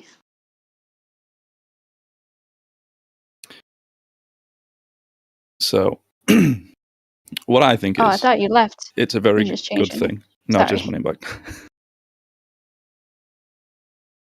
It's a Go very good ahead. thing Sorry. to have a level of healthy skepticism to anything. And I agree with the position that is, oh, just because NASA, just because, the science guys, just because your teacher says the Earth is round, you shouldn't necessarily believe that. There's a lot of complicated science and physics and whatever that may or may not go into not just the globe, but like a lot of things. And it's like, well, I don't understand that, so how can I verify any of this for myself? And I think that's a good approach. So what you have to do is look at these things and how can you yourself figure out what is true without necessarily relying on what these experts say. Yeah, I think that's how every person who comes to the conclusion that the Earth is flat and not a spinning globe, it's like if you take that approach, that's the only place you can come to. Otherwise, if you're going to be 100% honest, you must take the Matthew Learns approach, which is I know there's no way to prove it. I know this is an assumption, but I believe it because I believe in the model. And that's fair enough. Debate. I've got no beef with any glober that says that. The only people I want to debate are the ones that say there is globe evidence or there is globe proof. And I was like, well, where? Let's go. Let's see it. But if you can admit there is no globe, there is no way to prove motion, there is no way to prove curvature, and there is actually no way to prove that space can exist next to an open system without pictures from NASA, then I suppose we can agree on all of that. Well, if you want to say there's no absolute globe proof, I would probably agree with that. But if you want to say there's no evidence, that I would take issue with. Well, is there evidence without assuming the stars are planets and suns, whatever else? Without assuming the globe already, is there any evidence really? Without pre-assuming the globe, I want to know what your definition of evidence is. If you're talking about the stars, I would argue that's not evidence. Well, I would. If you make some presuppositions about rules of geometry, then I think you can look at the stars and make some kind of determination about what the ground we're standing on is shaped like. Yeah, but the rules of geometry we can all agree on, but are you taking into account the rules and the laws of observation, like limitations of eyes, celestial sphere, the way light curves, dip angles? Are you really, really familiar with how optics work? When you say the stars are evidence for a globe, are you really taking into account all of the optics, the spheres in our heads called eyeballs within the celestial sphere, and the limitations on our eyes work exactly the same on a flat plane? Well, yeah, that's like another kind of axiom you have to work with, which is that my senses are giving me reasonably reliable information. And if I presume that my senses are reliable, and I presume that the laws of geometry are a thing, then yeah, when I look at the stars, I think the best evidence for the globe is the southern celestial pole. I've yet to hear a flat earther give an explanation for that would make any kind of sense. Well, there isn't much information on the southern celestial pole, apart from the fact that when you look at the stars or whatever, you could argue we could see two central sort of rotations. I mean, what else are you talking about with the southern celestial pole? Well, that's it, where the Southern Cross is and Polaris. These are 2 points in the sky. And if Right. you presume a globe, it makes sense. If you presume a flat plane, I've yet to hear an explanation for it. Well, if you go to the Tomb of Illumination, there's a good channel there that will show you that the globe doesn't explain the star rotations. Doesn't explain the star rotations confidently to me. And we're talking about the fundamentals here. You've got Kepler's laws, you've got light attenuation, you've got inverse square law. You've got so much that what we see in the sky has to be suspended in nature, like some of the laws of light and things like that. I don't understand how you globers that are actually honest can argue that this is an evidence for a globe, because if there is a flat earth, then there must be some sort of containment, and there must be some reflective nature to the southern hemisphere. Because if there is a dome, and if there is containment, and if there everything seems to be pointing towards a reflection within the southern hemisphere to the northern hemisphere, but we're not talking about an exact reflection here. We're talking about distorted, let's say, petals seem to be, in the southern hemisphere, the bottom half would be a lot more extended. I'm not saying, and I'm not claiming that this is 100% why we see the stars turning in the other direction, but the Tomb of Illumination has done a really good job of explaining how this, could quite easily account for exactly what we see. And I just think either way, looking at the stars, this doesn't prove a flat Earth, but it also definitely 100% doesn't prove a globe. There are plenty of explanations on the southern star rotations. And I Can you link that video or whatever? Yeah, the Tomb of Let's take a look Illumination. at it. Yep, let me send a link now.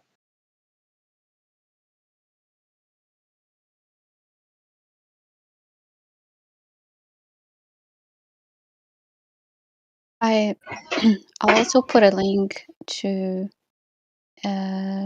just some explanations. It might not be satisfactory for you, but it's just a speculative thing for southern stars. Sorry, Jerry, go ahead. Well, I was going to say, I like how he brought up geometry there. Did you say laws of geometry or Laws, That is- rules, I don't know, whatever, however way you want to define it. All right, so you agree then that all perpendiculars to a plane are parallel, Oh, right? okay, here we go. No, I'm not gonna do this. Bad move, right? Why not? Why not? Why are you not going to I've do heard that? Jerry go through it like 1,000 times, and it's Scary. It's too scary. Is Jerry right though? Do you agree with his explanation? I agree that all perpendiculars to the same plane would be parallel. Yeah. Okay. I think that's all he But wanted to know. I don't want him. I don't know what like the conclusion is when he goes down this. So why don't you want to talk about it? It seems a bit nonsense. No, it's just geometry.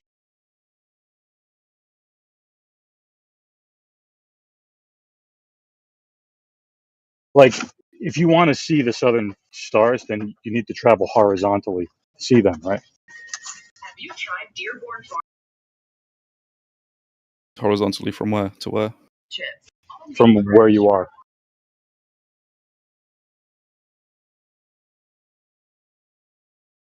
How are you establishing a horizontal?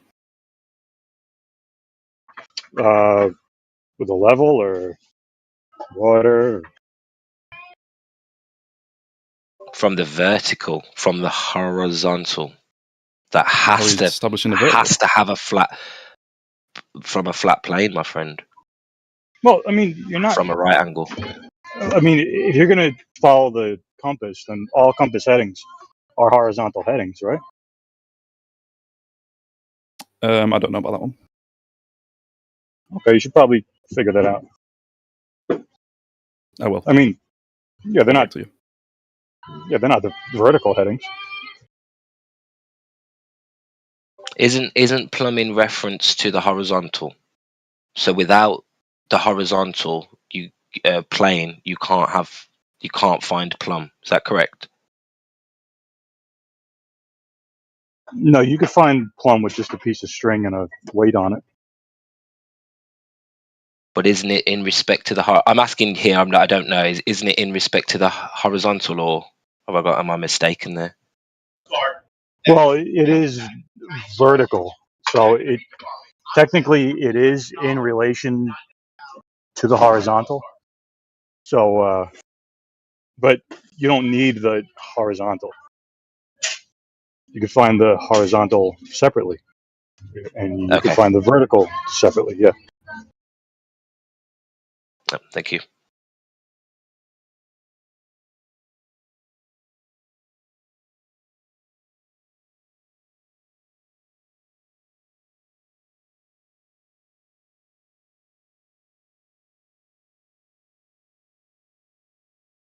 Mez, if you're still there, mate, quick basic question. If if airplanes fly, we get jets that can go like Mach 10 and Mach 2, Mach 5 or whatever. If an airplane is going at Mach 2, Mach 5 across a globe or a curved surface, how is the plane staying within Earth's atmosphere without nosing down at those speeds as well? You would definitely need to take into account the curvature calculation. So how are planes going across a curved surface without nosing down? Well, my understanding of it is due to the differences in air pressure, the plane will. It's something to do with the way wings are designed. As they kind of go up in air pressure, like the pressure on like the bottom of the wing kind of is higher than the pressure on the top of the wing, so it kind of levels it out, and it's like always stays level to the ground as it goes around the Earth. See, that's one of those explanations that doesn't make absolutely any sense. I'm not an aerodynamic I feel like you just made that shit up, bro. Because at the end of the day, you've got all the instrumentations in your gyro and stuff in the plane. You're holding your rigidity in space, right? You are flat and level to sea level. What are you talking about with the wings?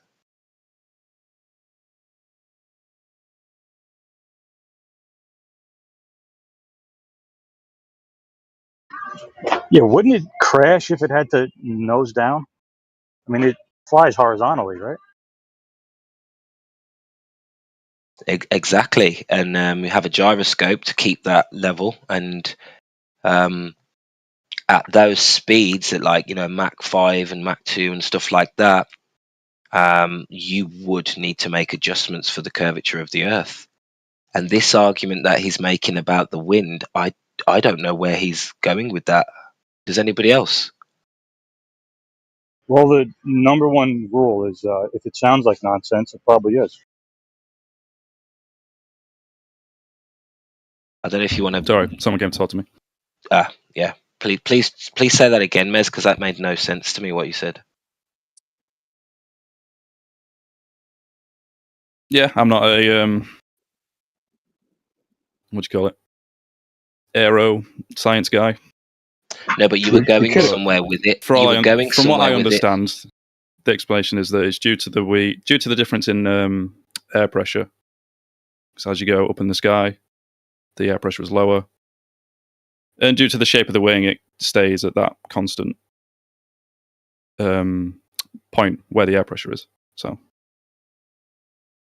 I don't know. That makes, mate. That's like saying, how did the guy die? Oh, due to air pressure. Like, dude, like you got to. Do you understand what you're saying? Because I don't think anybody else does in here. No, not really. I don't. I'm not a. What's the term for it? So why did you make shit up, bro? Don't do that, Mez. You've gone down in my estimations. Who the fuck are you? About the fucking air pressure and wings. Fuck off. I'm not positive, but I think when you're flying like a jet plane or like a commercial airliner, you set the altimeter to like a certain height, and then the computer, like, because unless you give power to a plane, it's going to crash to the ground. So it maintains enough power and thrust to stay at that height, and the computer just keeps the plane at that height. Now, as for like a smaller plane over a smaller distance, I don't know what happens. But I think that's what happens on the commercial jetliners. Well, that's wrong as well, because we've had aeroplanes well before these so-called equipment or whatever you're claiming that doesn't exist. Planes have always flown straight and level using a gyro, and have been all aerodynamics is treated as flying straight and level across a plane. No, So I know 100% what you're talking about isn't real, because smaller planes, older planes never had any of these of this equipment, and we've never had to adjust for curvature in aeroplanes. no, like that's why I wasn't speaking to like the smaller planes. I think like nowadays in current jetliners, computers, you set the altimeter to a certain height, and the computer makes sure that it stays at that height. Yeah, that's for height. We're talking about curvature. Right. And if you have the altimeter set at a certain height, it's going to maintain that height around whatever surface it is, whether it be flat or a globe. I don't think this like helps for the argument on either side, but It I just definitely wanted doesn't to. help the globe side, because most planes and older planes never had this equipment, never had this technology, and all they're doing is all that technology is doing is helping a plane keep its altitude. It is not adjusting for the curvature.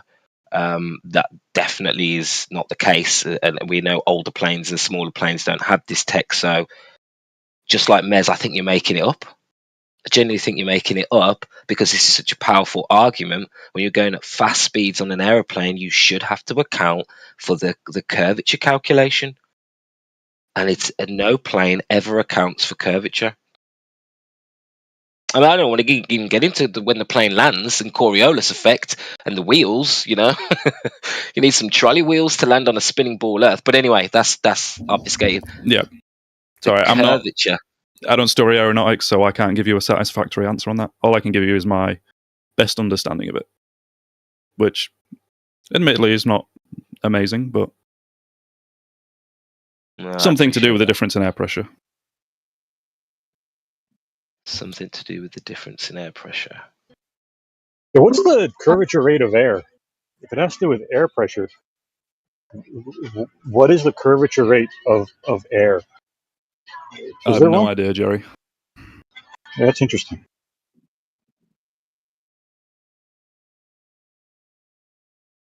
See, this is a globe killer, man. This is a globe killer, and people just want to go past it and say, oh, I think it's something to do with air pressure. Gosh, this is a killer. Let's talk about Coriolis next. Well, is the other guy saying that the computer will be nosediving for the pilot instead? I thought it would have to hump, like go up over a hump. I don't know. Or a hump. Yeah. Well, Up or down. I think it was Duncan that said that. Duncan, do you want to answer, Gatekeeper? Yeah, I'm not sure. I guess it was Gatekeeper. I was saying that if you don't give any power to the engines in a plane, it's going to fall to the ground. I think we all can agree to that. Well, Right. not What's your necessarily. You could. It depends on how you're. I don't know the mechanics of it, but not fall to the ground. Like you, are you saying crashing or like easing to the ground? No, like I mean, you can glide a plane to the ground, but if you're not giving any power to the engines, it will fall to the ground. Oh, okay, I see what you mean. Yeah, okay. So you have to give power to the engines to keep a plane up. And the way I'm not a pilot, so I don't know, but what I was saying with commercial jetliners, they fly at a certain altitude, and because it's a long travel, they put it in like they want to stay at this certain altitude. So the computer keeps enough power going to the engines to fly at that altitude. So you have to constantly give it power to stay at that altitude. So it's gravity that is causing the plane to nosedive constantly, and the power is going against it to keep it at that certain altitude. So you're saying that the computer is making the plane nose up instead of down because gravity would be pulling it down.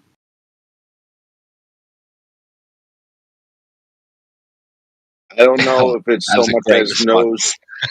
I don't think it's a matter of keeping the nose up. When you give thrust to the engines and they move through the air, the design of the wings create a force called lift, which is how a plane flies. It's how like anything flies. With wings you create lift, and it's that movement over the air that creates a lift, which keeps the engine, which keeps the plane up. And as you give more thrust to the engines, that's how it stays in the air. But we're not disagreeing with you on how it stays in the air. The question is, as it's going a certain speed over a certain distance, it has to the nose has to dive down, or the pilot has to adjust for the nose to dive down to adjust for the curvature, right? If not, it would just go in a tangent line, right? So that's the question in line. And then you brought up altimeters, right? So to keep the altitude, but we're talking about whether it's being adjusted downwards or upwards, or you said it's being adjusted upwards technically, right? Because it's going against gravity at all times. Yeah, I would think so.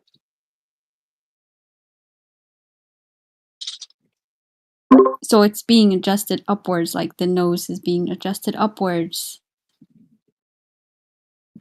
Yeah, I can't really speak to it. I don't know too much. I'm not a pilot. I'm not too much about planes. I wanted to speak. I think he was referring to plumb lines on the globe, or it has to be flat. I wanted to speak to that a little bit more, but at the same time, I don't want to derail the conversation. So if you guys want to keep talking about the But the plane, problem is you've made some we can. claims here. You've made some claims here, and we don't want to miseducate people because this is not consistent with other aerodynamics that we know of.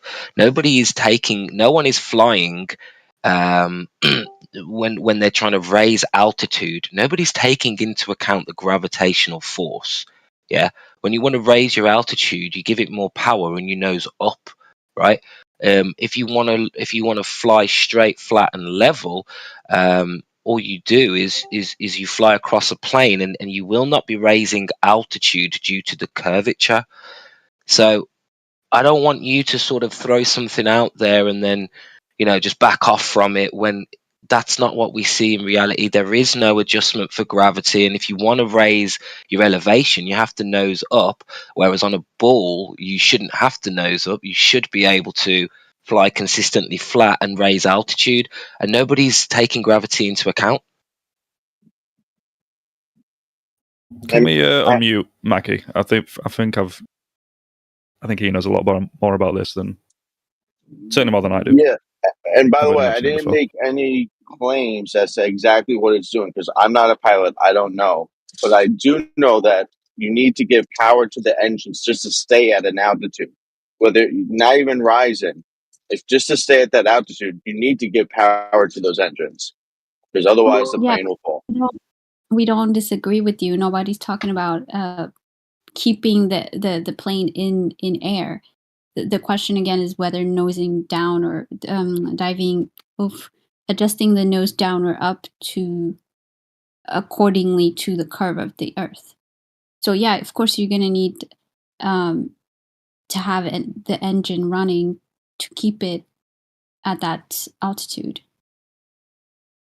Yeah, that's not what the conversation is. No, I get it, but I wasn't making any claims. Like you said, like that, I'm throwing out a bunch of claims. I wasn't making any claims. I was like guessing to the best of my ability. This is not like I'm not a pilot. I don't know. I wanted to speak to more about the level plumb thing on the globe versus the flat Earth. But if someone else wants to keep the conversation going, by all means. No. So yeah, we can go to your plumb line thing, but you did make the claim that the altimeters is what keeps the nose Yep. going up, and then when I said so it goes up, and you said you confirmed that's what you made the claim for. That's what we were asking That's you, right. to explain more. But yeah, if Roots, if you want to go to the plumb line or whatever, it's fine by me. No, Gatekeeper, I really appreciate you. I've not met you before. I don't know why. But I really think it's important, to highlight that they are making claims here, and to whistle past it when challenged. That's the problem here with the flat earthers aren't doing stuff like that. I only said I think. I never said I know or this is what happens. I said I think that's what happens. I never said that this is what happens. So I did not make a claim. I just said I think this is what happens. Okay, that's fine. No, that's fine. And like we said, it's not consistent. It's not a logical argument considering what we do know, about nature and aerodynamics, and nobody is taking gravity into account when raising and decreasing elevation. So what you said was actually false, unless you can prove otherwise.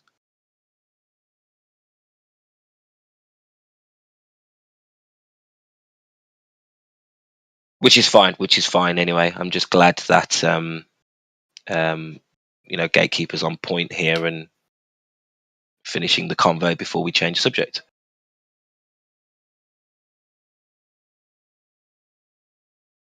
Yeah, I'm in here all the time, but I usually don't at this time because it's 2 a.m. for me, so I'm usually quiet and just listening. Yeah, I've noticed I miss out on all the best American people because I'm a Brit.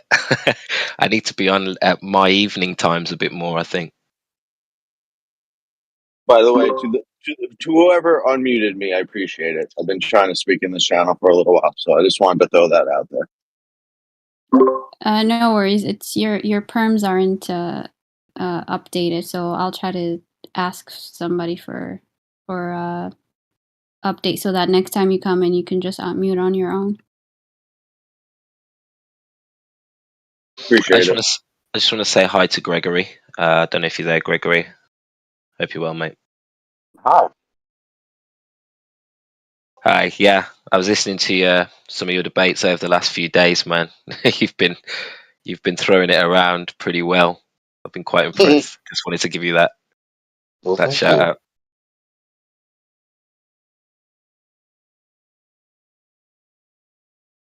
Yeah, great conversation you had about light the other day. But yeah, I'm not trying to derail from the current conversation, Duncan. If you had any questions on the plumb bob or anything.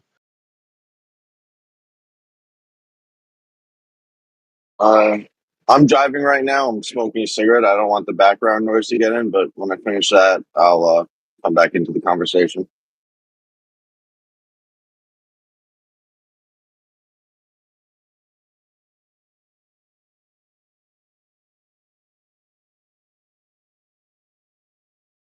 Sure, no problem. Yeah. We were talking. For those who weren't here, we were talking about the whole plumb bob and establishing plumb versus against the horizontal. And I just find it really interesting that it's very hard to do that on a curved surface. I don't know if anybody else has any thoughts on that.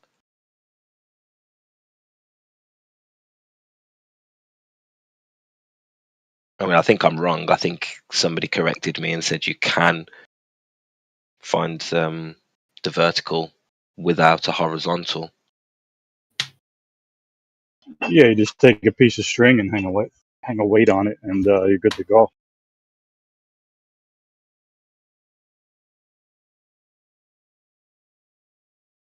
And is that truly vertical? Oh, you better believe it, buddy. I'll take your word for it.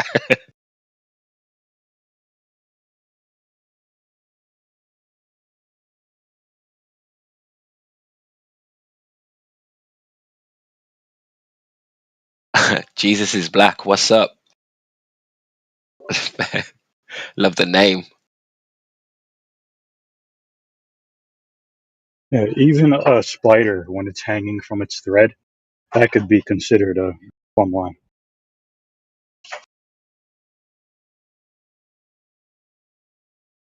How do we know it's truly vertical, though? Oh, it just is. I mean, that's just what it is.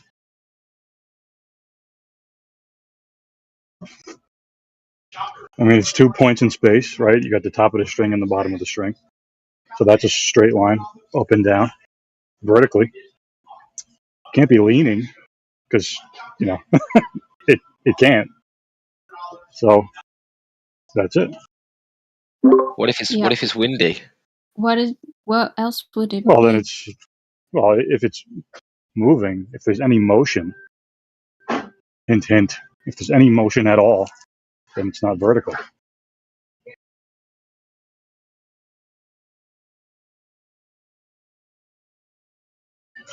Yeah, what do you call a Foucault pendulum that isn't moving? A plumb bob.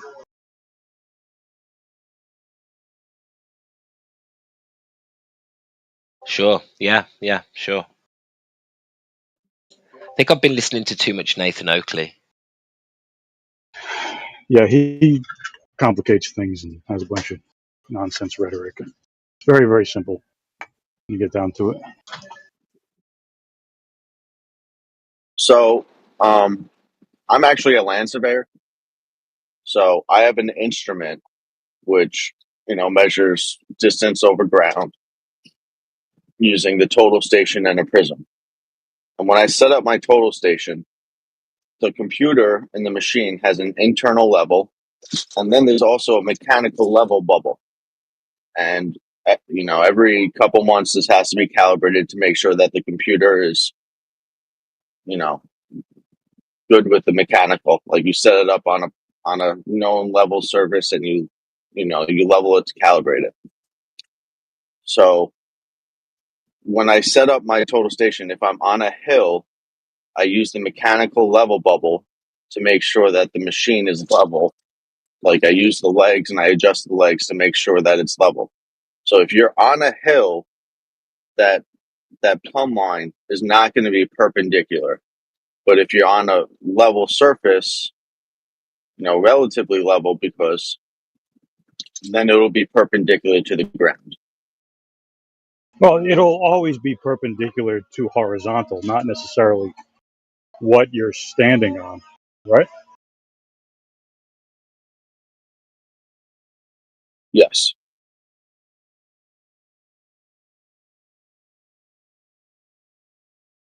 So on a flat Earth, if you have 2 points that are a certain distance apart, well, on a flat Earth, it wouldn't matter how far apart they are. But that plumb line, that vertical line, if it was on a flat surface, the two of them combined at the two separate points, any intersecting line between them would give you 180 degrees. Do you understand that so far? Yep. Yeah, all perpendiculars to a plane are parallel, yeah.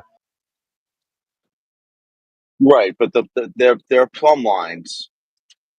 Like that vertical, if any line intersecting them, any straight line, the two angles you get are going to be supplementary to 180 degrees.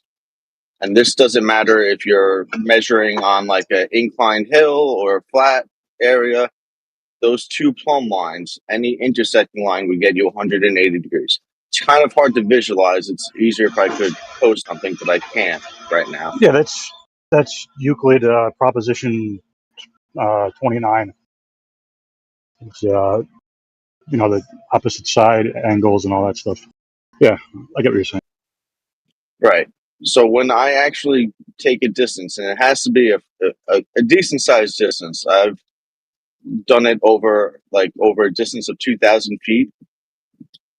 But my plumb lines, when you add up those angles, that intersecting angle, it's always in excess of 180 degrees, and that only makes sense on a globe. So, would a horizontal line intersect both of those plumb lines?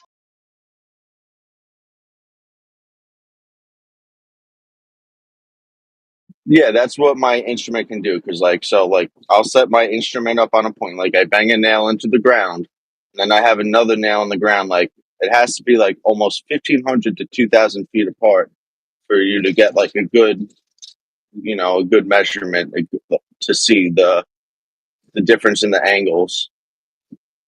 But that intersecting line between those two plumb lines, the angles above that horizontal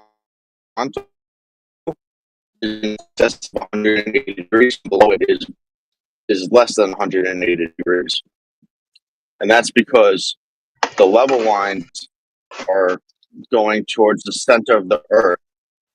And on a flat Earth, you would always get 180 degrees, and never more, never less. But I So always get an excess of 180 degrees. are you saying that you have verticals that aren't vertical?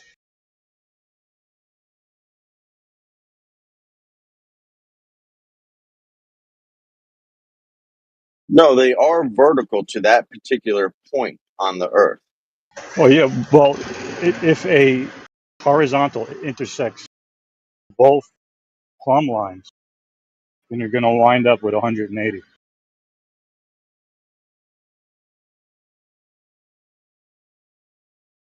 On a flat Earth, yes. I do not No, get just that. well, then you can't extend a horizontal.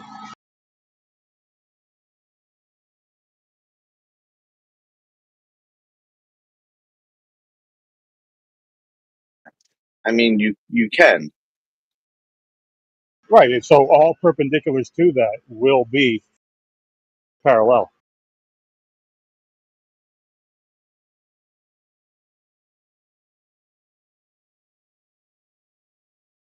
So, like I said, I'm driving right now, so I can't really post like a sketch of what I'm trying to say. But Yeah, I get what you're saying. so the only thing I can say is like if you had a piece of paper and you draw it can be a very big circle, but if you draw two lines that on top of the circle that would eventually intersect at the center, you see how those lines would try to visualize those lines would create a V from the center out.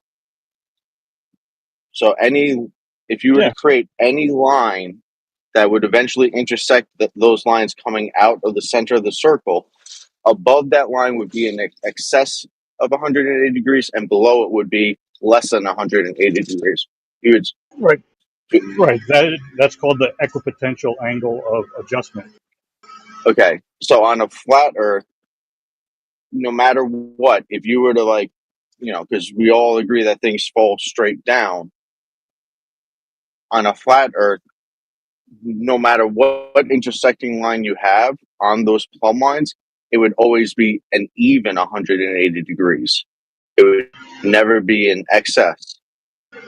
But in reality, all perpendiculars to a plane are parallel, correct?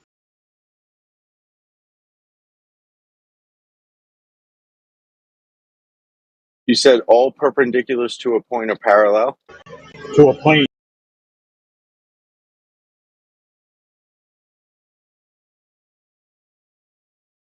P-L-A-N-E. Yes. Yeah. So on the flat Earth, you would expect them to be parallel, but in reality, when I do the measurements, they never are. All right, so you can't extend a horizontal, right?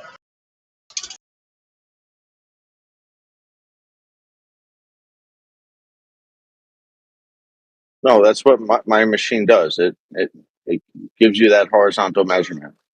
Well, yeah, I know that. Right, and all perpendiculars to it will be parallel.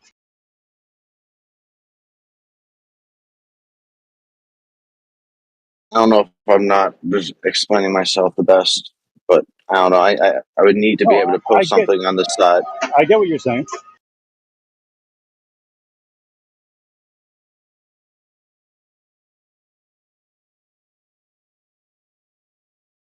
Yeah, if you do like a two peg test, right, and you calibrate your auto level, that is a horizontal line from you to wherever you uh, established it, and all perpendiculars to it will be parallel.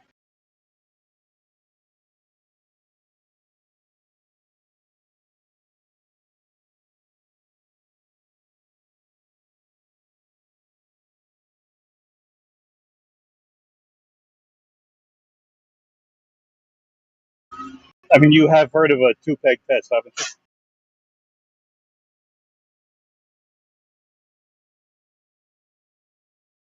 No, I haven't heard of that test. I'm not sure what you're referring to. So you're a surveyor and you've never heard of a two peg test? I mean, maybe it's called something else. Why don't you explain it, and I can tell you if I know what you're talking about. Well, it's when you set up your auto level at one point, and then you go to another point, and you test to make sure that it's not out of whack. You look back at the first position to ensure that your level is level, and you have a straight line from one point to the other.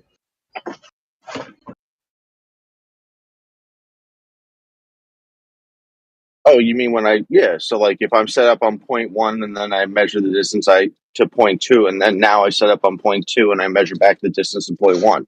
A backside. Yeah, Yeah. foresight Okay. backside, right? Yeah. Okay. Yeah, so that is a horizontal line. All perpendiculars to it will be parallel, and that has nothing to do with Earth. It's just basic geometry, right? Yeah, and over a short distance, they basically are. However, if you have a distance of said like about 2,000 feet, then those lines aren't perpendicular. Like they're not perpendicular. They're not parallel to each other because So what happens? gravity Yeah. is because gravity forces everything to the center of the Earth. So like when they're a certain distance apart, your level lines are not.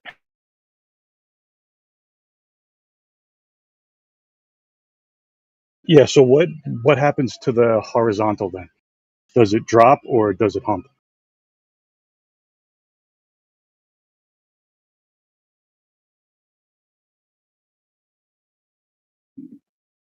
Does it drop or does it hump? Yeah.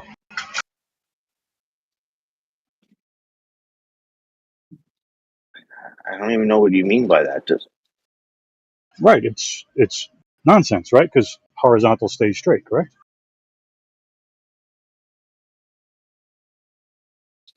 Yeah, the horizontal is it doesn't like bend. No. Right. So all perpendiculars to it, no matter how long it is, will be parallel. If the Earth was flat, yes, but that's the thing, they're not. Well, regardless of what Earth is doing, that line remains straight, right? No, that's the thing. It doesn't. Okay, so horizontal does bend. Is that what you're saying? I feel like you're not understanding. Like I No, feel like we're talking past each other. Like we're talking about two different things. I understand 100%.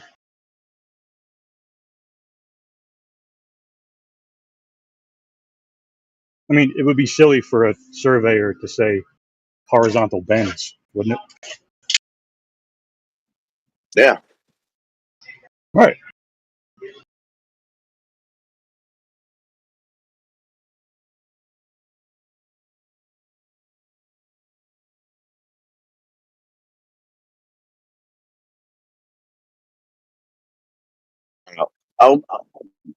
I'm driving to Staten Island right now. Once I get to my destination, I'm not sure if I'll be able to post something in side chat, but I'll make a quick sketch of what I'm talking about. And No, the visual should help. yeah, I get what you're Saying, sure. You're saying, in reality, horizontal doesn't bend, but on a globe, it would have to, right? No, that is not what I'm saying. Okay, so what are you saying?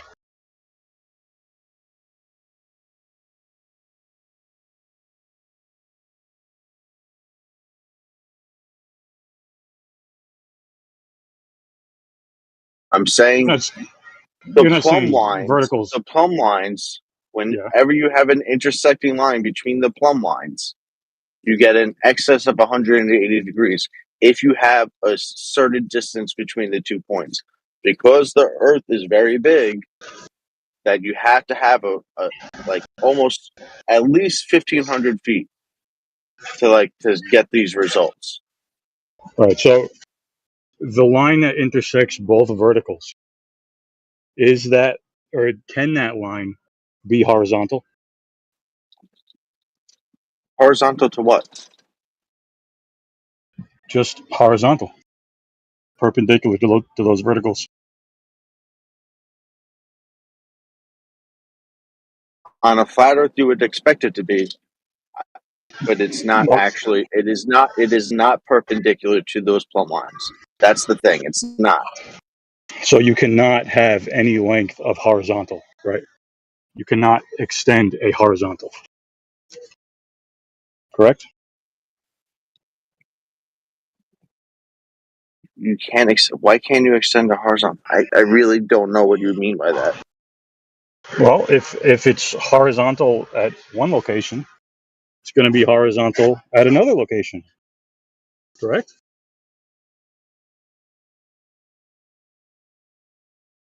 No matter how far.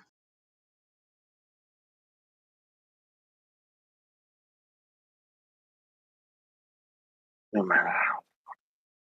So you're saying if you had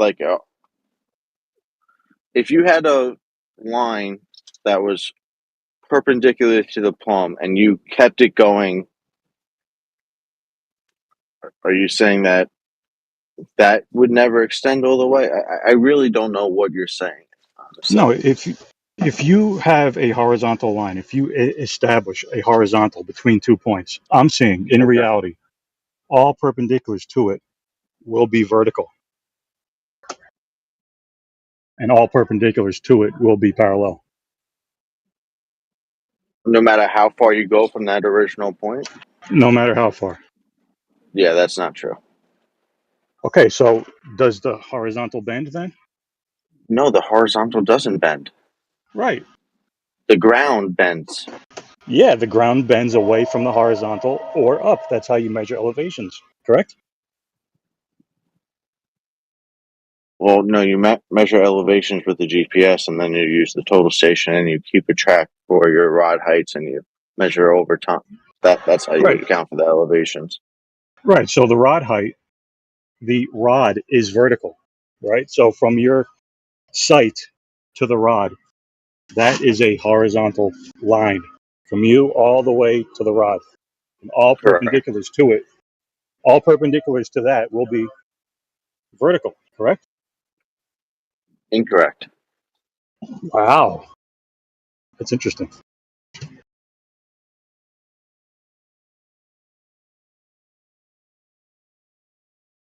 So how do you measure elevations then if the rod isn't perpendicular to the sight line? If you're talking about a distance of 80 feet, then it basically is perpendicular. Once you get Right. into the ranges of 500 or 1,000 or 1,500 or 2,000 feet, the further away you go, the less perpendicular it is. Okay, so does the horizontal bend? No, the horizontal doesn't bend. The earth on the ground is what bends. Right. That's called elevation change, measured from the horizontal. No, that's not elevation change. That's Really? just really. Wow.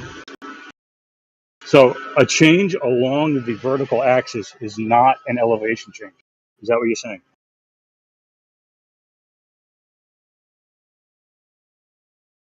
not necessarily. Wow, that's a keeper.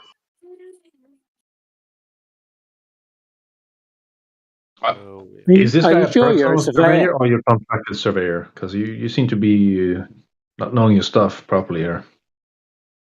Yeah, not sure you're a surveyor. It doesn't sound as though you're really clear about No, what you're talking about. I am a land surveyor. But you don't know what horizontal is somehow. I do know what horizontal is. Oh. So the perpendiculars to that are all parallel, huh? Isn't that what you're establishing with your total On a flat Earth, that is what you would expect to horizontal see. plane of However, reference? I do not get those results when I Well, measure it. no, without without whatever the Earth is doing, as he said before, without that, that's the function of your equipment, isn't it? To establish a horizontal and then measure elevation changes from that point, from that horizontal line you established.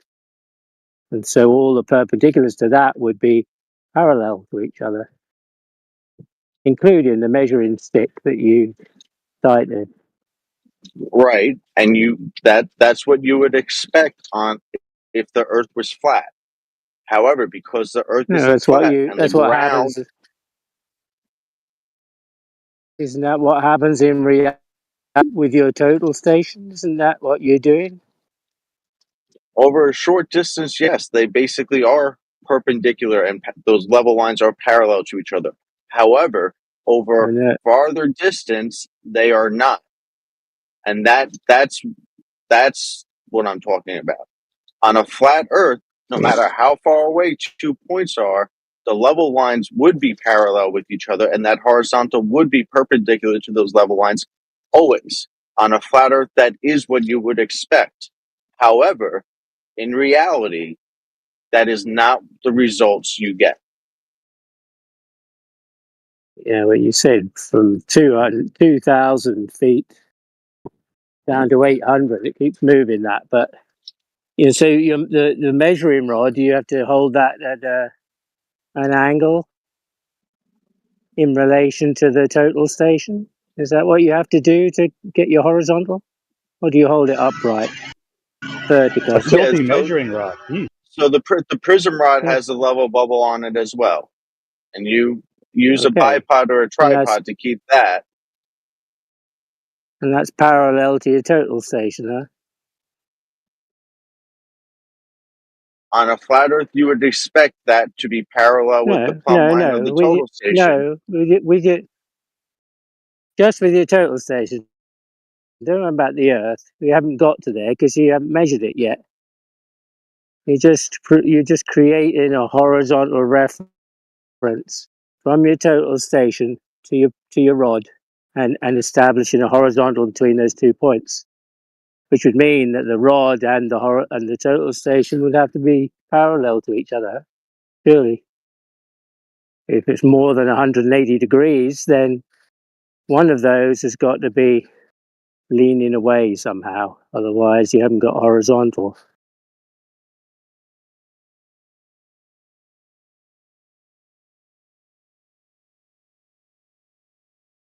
And that's what happens every time. What you hold so if you're over there with the total station, how far away should I lean my stick away from you, from the vertical where I am, in order for that to work?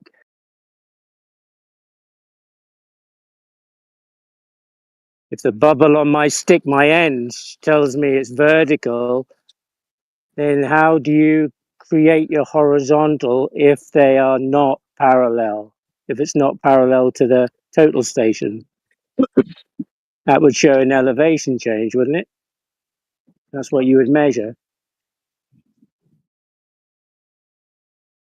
I'm clearly not explaining myself well enough, and I can't. I know I understand what you're saying. Perhaps you're not absorbing what anybody's asking you, maybe. I don't know. Yeah, maybe it's me.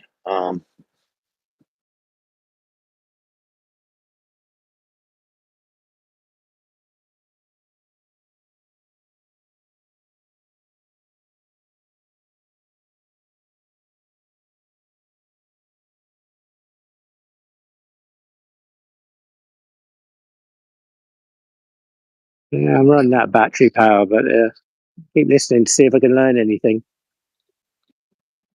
Only thing I could say is like, if someone could give me perms to post in the side chat. Once I get to my destination, I can draw a quick little sketch of what I'm talking about. And Yeah, I think people have seen the sketches like that before. It doesn't change the fact that you got a total station and a measuring rod. They're both parallel to each other, and you establish a horizontal between them. But you're saying that the measuring rod has to not be perpendicular to that horizontal. So I don't know how you can establish the horizontal if it's not.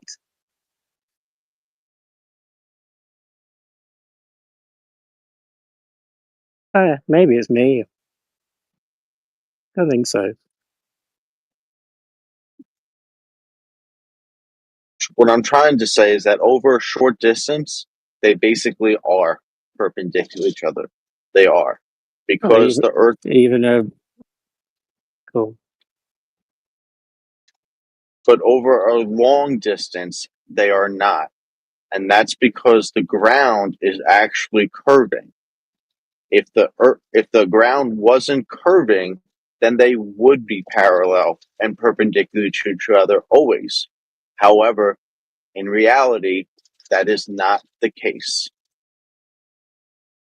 That's why you were asked whether the horizontal is sloping and bending down towards the distance, or whether there's a hump in the middle.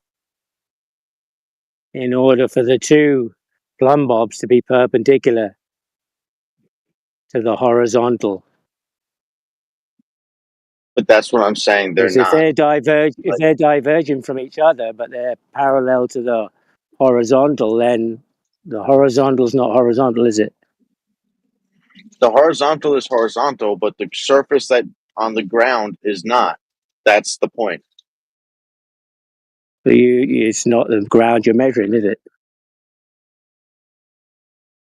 It's the reference frame that you created, the horizontal reference. You know, you haven't the ground is what you're going to measure the elevation change from your horizontal. The ground is what I'm measuring. That's what I'm saying. The ground is what I'm measuring.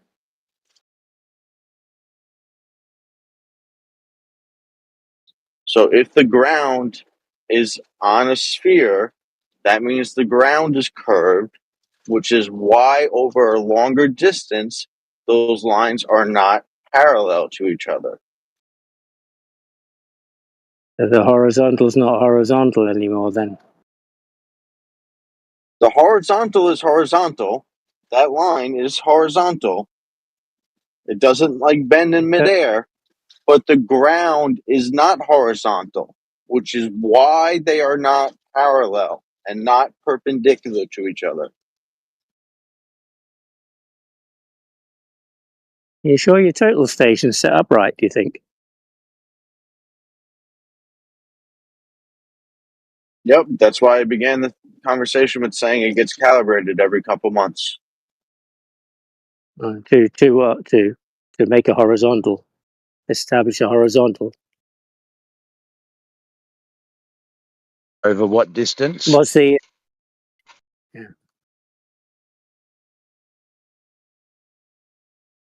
Over what distance?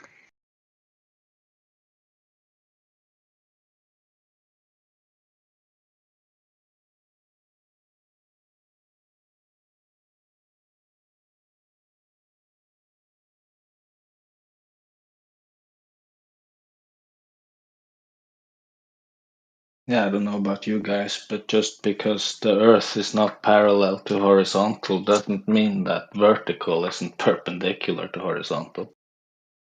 Well, I was just asking over what distance this total station is being used. Well, the length of the straight line is irrelevant. All perpendiculars to it will be parallel. Yeah, but what distance are we shooting this line over? What distance are you using this total station at? What's the range to where you I have don't your know. He start left. with your prism? I don't think he could answer any more questions. He left. What's that? He left. I don't think he could answer questions anymore. He had to go. Well, I don't know. He was talking and I asked the one simple question over what distance and then he left.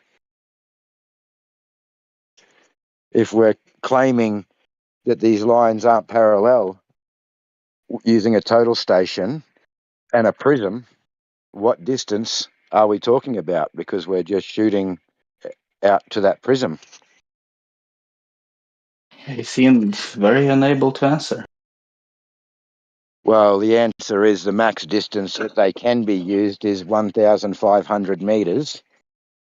And most of the time they are definitely not used over 1,500 meters. And over 1,500 meters, he's absolutely full of shit that there's any curvature shown.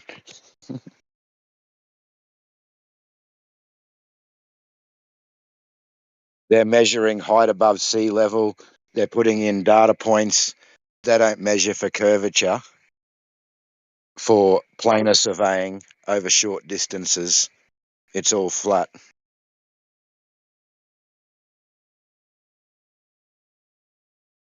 It sounded like he said it The was Earth is, measuring but the the curvature of horizontal the surface. plane you may want to call it flat, but not the Earth.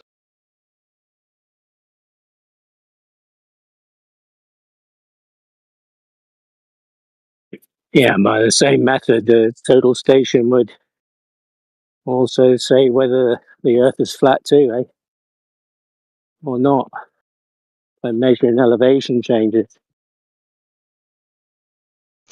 Well, you're measuring an elevation above sea level, which would have nothing to do with the curvature according to the globe. You The can't measure elevation changes elevation above any point. the elevation changes are due to topography. Yeah, so it's not that's the flat Earth. then. No, it's a topographical plane. Well, it's not a plane. Yeah, elevation changes. Topographical plane. Yeah, that's an oxymoron because it's not a plane. Oh, okay.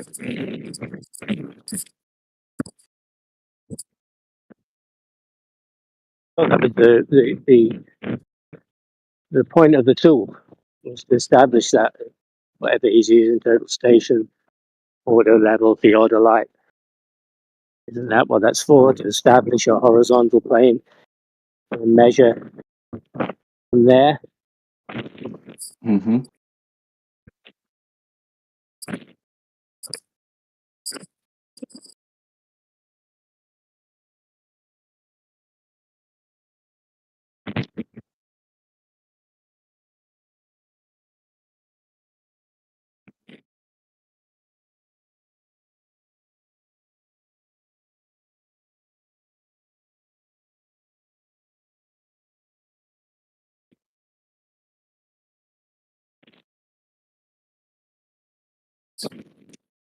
To the end of the chewing gum.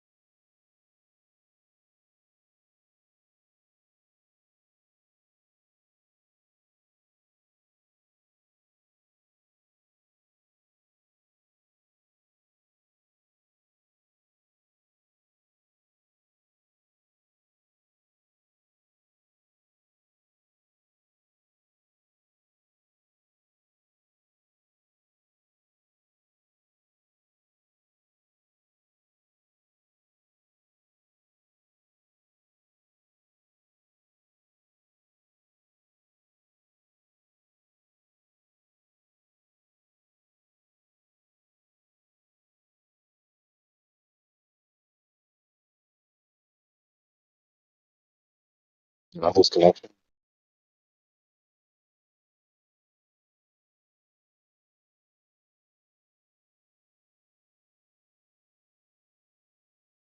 Mic check.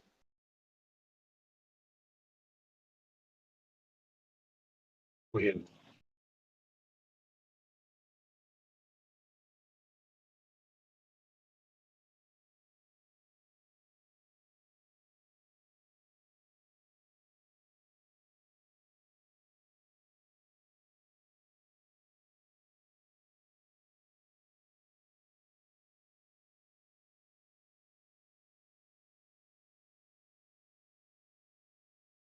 Do we have any globe believers that want to share their story? The with us? world is a vampire. What? What? You came to the wrong VC, man. What are you talking about? The world is a vampire. Earth. Earth. Earth is a vampire. Oh. Is it a globe? I think what's more funny is there was a surveyor who said that the measuring rod would be perpendicular to the sight line, but all perpendiculars to the sight line wouldn't be parallel.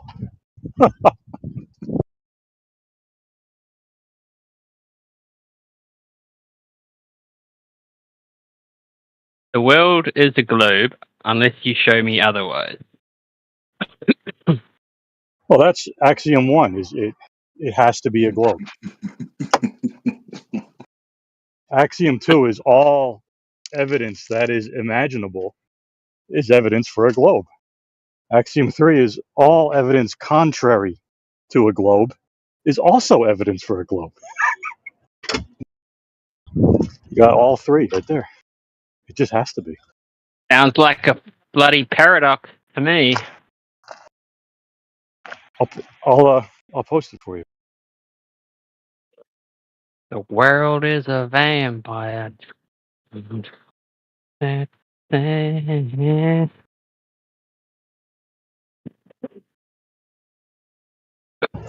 you go.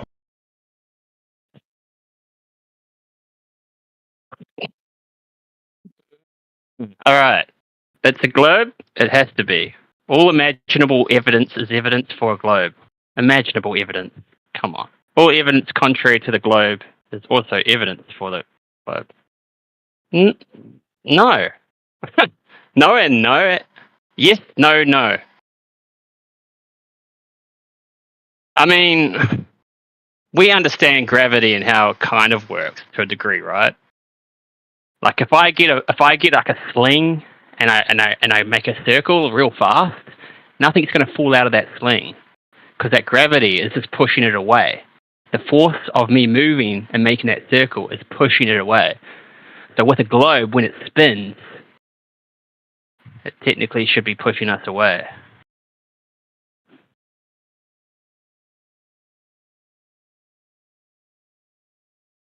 I'm going to imagine that there's a globe.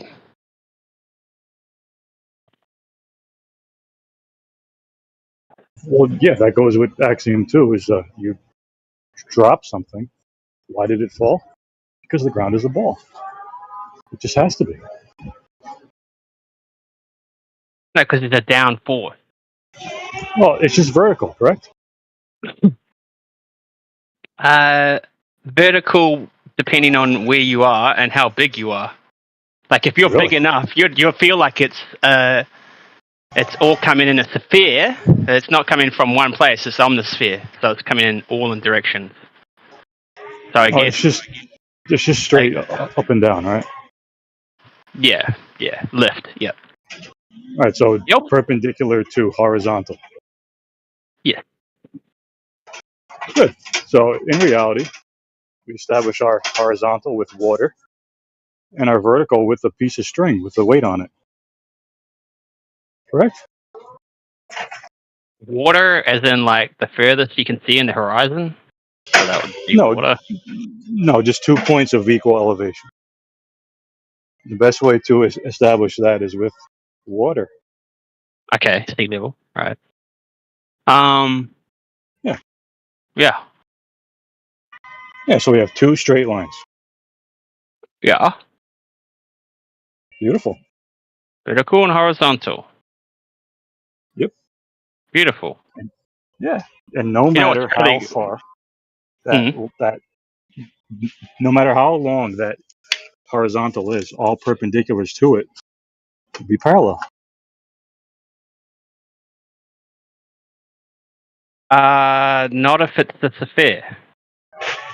Right. But in reality, No, not in reality. In our position and how we perceive what we think, like the gravity, it is we have a vertical and a horizontal. But when you zoom out, right?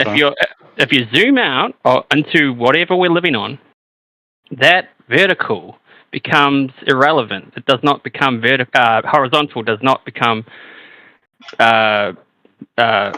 assured, because that's just one stick that goes out into the infinite that would otherwise be classified as a vertical from someone else's point of view. Uh-huh. So how far do you need to zoom out on a straight line before it's not straight? Well, I heard it was something like 250 miles, and then others So say you're saying 25 miles. So is the horizontal curves now? Yeah, so do you know much about 3D modeling? 3D modeling. Well, 3D would be horizontal and vertical. Yeah, Front, back, exactly. left, right. But when you zoom out, right, it's a really zoom nice, out what? particularly curved model. It could be a sphere, it could be a globe, it could be anything. But when you zoom in, right, there has to be straight edges. Has to be straight edges. It could be anything you want in your imagination, right? Well, no. I mean, like what we see in computer graphic design is when you zoom in, it becomes a pixel. Now you can zoom into that pixel and it can get all sorts of funny issues. But with the pixel itself, it's a square, right? So there needs to be some sort of straight line in order to make a perfect circle, no matter what. Yeah, that's called a radius, right? Right. So obviously we're going to have some sort of belief that the world is flat, because it's just like atheists in general. I'm one too, but like what I see is what I get.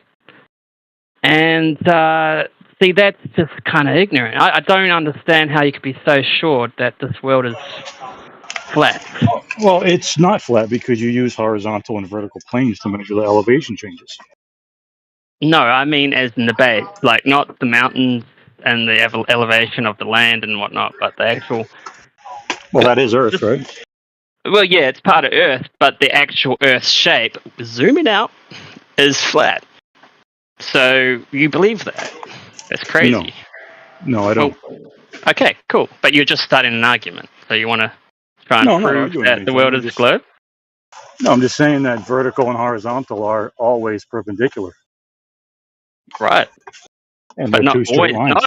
No, they're not all. Well, yes, they are. But you've subjected these particular lines in the first place. Therefore, they are irrelevant when it comes to the actual omnisphere of the universe and whatnot. Well, the globe. I know. Yeah, reality becomes irrelevant when you talk about a globe or... Well, no, not reality, but your reality. No, I could demonstrate what I'm talking about. I know exactly what you're talking about with the axioms and the horizontal, vertical. We use that for a lot of things in construction, right? So that doesn't justify that the world isn't a globe. I didn't say that it did. I'm just talking about reality. No models here, no flat, no globe. Just basic stuff that everybody can prove in real life. But it's not that great because we can only prove it in our field of view. Right. Everywhere you go, anywhere everybody goes, wherever they go, they could prove exactly what I'm saying. Right. Beautiful. Beautiful. Yeah. It's kind of limited though, but it's beautiful. Well, it is limited, but at least it's something. It's something you could definitely prove in real life. No theory, no guesswork, no speculation. Just real proofs in reality. Yeah. So they are like the two. They're on the far spectrum of each other, and then you got everything in between, right? Which gone for something else. But I honestly believe that we've been put in this place where we have so much to give and so much to make and so much ability to create that we're not supposed to be delving into such questions as what is outside of all this. You know, like I think that's kind of going beyond our programming as an analogy there. But like sometimes people get too caught up and it's on the verge of psychotic, really. I've seen it plenty of times on here when they become nothing but a search for some god and then they go down those religious, but they know it's not. They know it's not right. Like, and then, you know, they get into a paradox. They get into a loop. I think that's like the blue screen for us. I think that's when we need to just fill out, use our 10 hands, use our legs like we're made to build stuff, and just do that. Just be. Is it bad to try and attain philosophical knowledge? I think there's all a moderation, of course, and I think that stuff is pretty cool, and I think that's natural for a human to think like that. But I guess you're on the verge of the void there. Like we're opposed, in contrast to someone who has, like, you know, a normal nuclear family and they're just living their lives, doing their little hobbies, going out boating on Sundays. Well, why do you say that? Because like the practicality of both sides. And I think that if you go too far the other side in terms of philosophy and the meaning and the purpose and where did we come from, and now I'm going to follow the Abrahamic religions, and now I'm going to follow, not believe it, but like kind of use it, and then it just goes to fucking nothing at the end of the day. This is Well, that's your layman's philosophy. terms. Exactly. You just gave me a metaphysic. You just gave me an ethic, and you just gave me an axiology. You just gave me a philosophy, but you're derogating philosophy. That's No, self-contradictory. I was never negative connotation on philosophy. That was, you know, there's always too much of something. I'm just saying, when you're dealing with philosophy and that subject that stands out from other subjects that we deal with, that is, there's a contingency there to go down the rabbit hole. Would you agree? Sure, but you didn't really say that at first, so that I just thought you assumed that, but even though I gave you something that may seem contradictory to what I said, I'm giving it to you in a way that doesn't sound like, oh wow, we should go further and look at the burning bush, so to speak, the paradoxical things, right? No, I'm saying that, like, giving you music, like you could give me music, right? But you could either give me death metal or you could give me chill out music. I gave you chill out music. I'm using the utility of philosophy. I'm not saying like it's bad, but take it as the you will. utility of philosophy in contrast to what? To what we're talking about, to what I said to you with my words, and what you didn't really understand or comprehend, but there was a chance that you could have. To me, that's a utility. That's utilizing philosophy and put it into my personal package, and then using your eardrums, it will vibrate the words that I'm saying to you. Otherwise, I would not be able to do so with such things.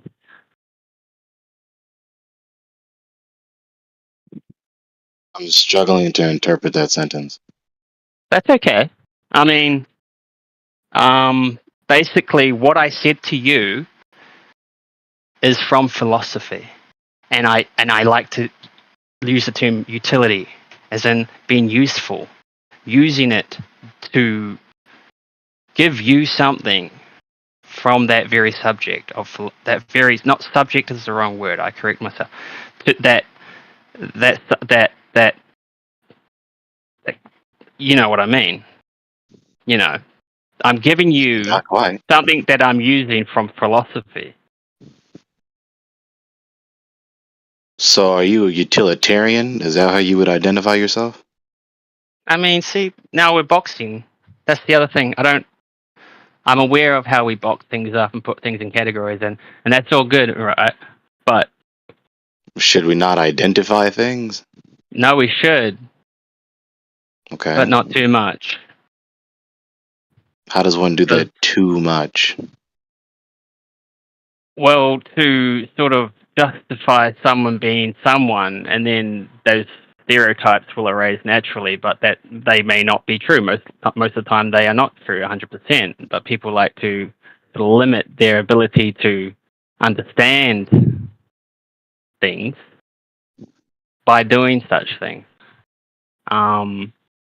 Sometimes putting people in categories, especially when it comes to like deep beliefs. Religions, on the other hand, are quite stringent and straightforward. You can easily put them into something, but when it comes to something outside the Abrahamic religions or the pagan religions that we know of, please don't put me in a box.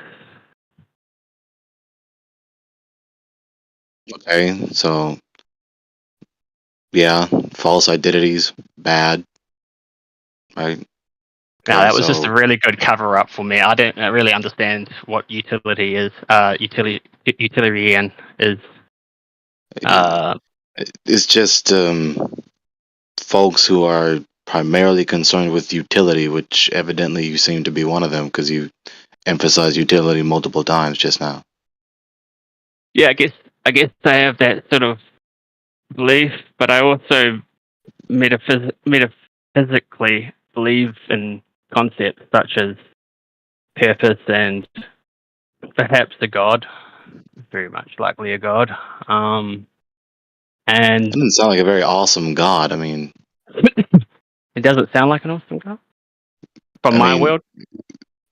You didn't really make it sound like awesome. It's like perhaps like you I made know, it sound like a cuisine you may or may not go get. I mean, I say that fairly though. I mean, I don't know.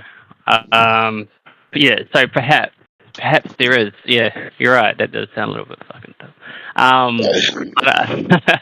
Yeah, I don't know. But things are pointing towards some conscious, intentional being that created us to be able to do such things.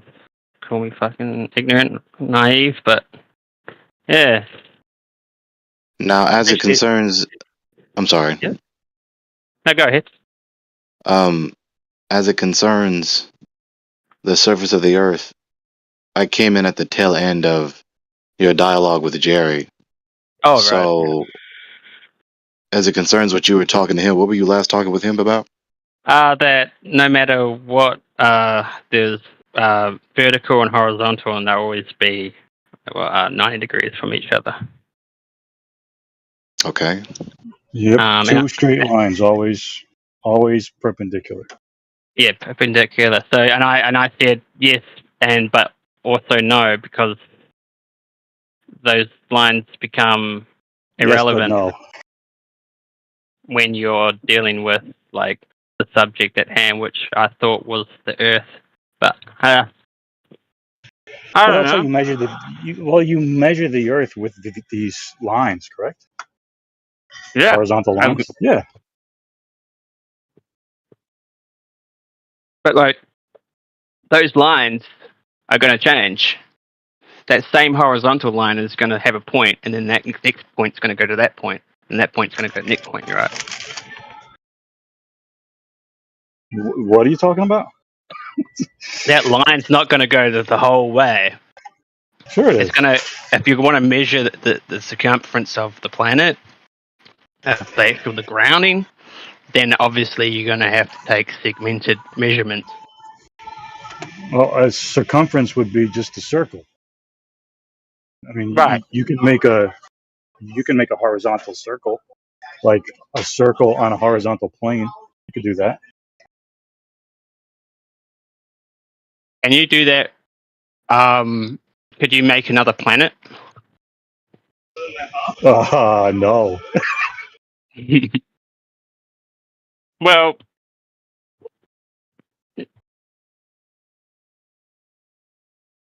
I'm pretty damn sure that they have to use multiple segments to cover to measure the globe.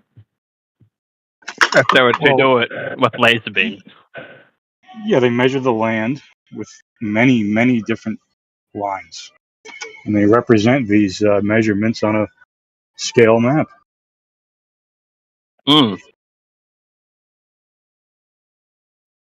But like Timothy's straight and horizontal in China is not the same as someone in Australia. They'll be pointing in all sorts of directions, wouldn't they? North? Sure, like no, south. So the north from China, no, like China to South America. So Well, north, south, east, and west are all headings on a horizontal plane, correct? yep. Yeah. So there's no under.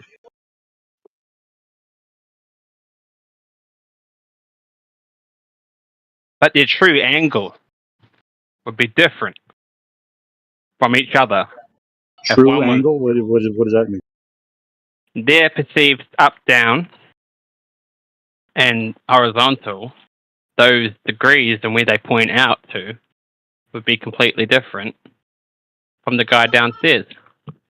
But they'll still be 90 degrees from horizontal, right? Yeah. Yeah. Absolutely. Perpendicular. Yeah, perpendicular to the plane of the horizon. But Timothy's horizontal wouldn't be perpendicular to Matthew's horizon. Well, all verticals are perpendicular to the plane of the horizon.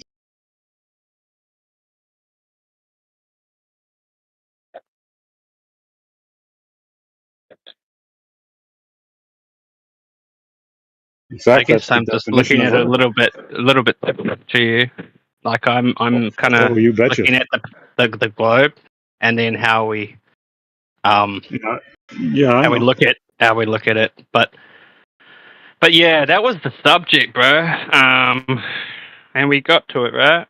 We agree on that. Beautiful. I kind of got lost. What was discussed? Yeah, that was a beautiful thing. It was like a flower blooming right there. But what was discussed? That the horizontal and the vertical will always be perpendicular to each other. So how much needs to be said about that? Not much, but if you like talking, like I could extend it if I wanted to. But I mean, because I heard a whole lot more words after that simple sentence. I'm like, what? And what is the point of disagreement? got a good point there.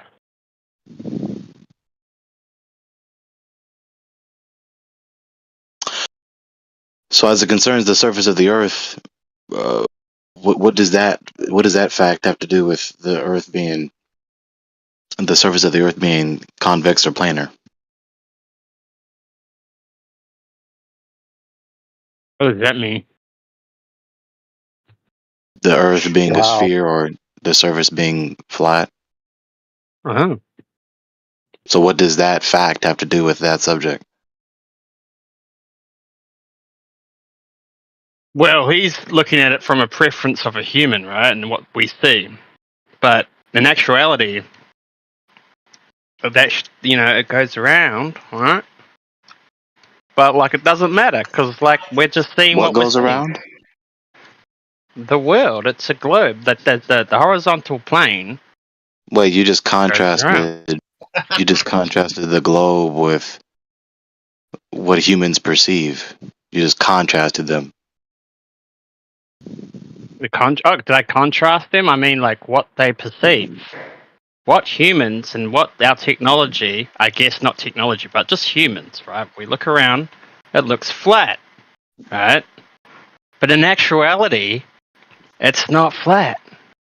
So on what basis do you say it's a sphere? NASA, Because bro. axiom 1, axiom 2, axiom 3. Gregory, You said NASA? Did you see the axioms that I posted? Yeah, sounds like he's sticking, firmly to the axioms. He's doing well. You said NASA, right?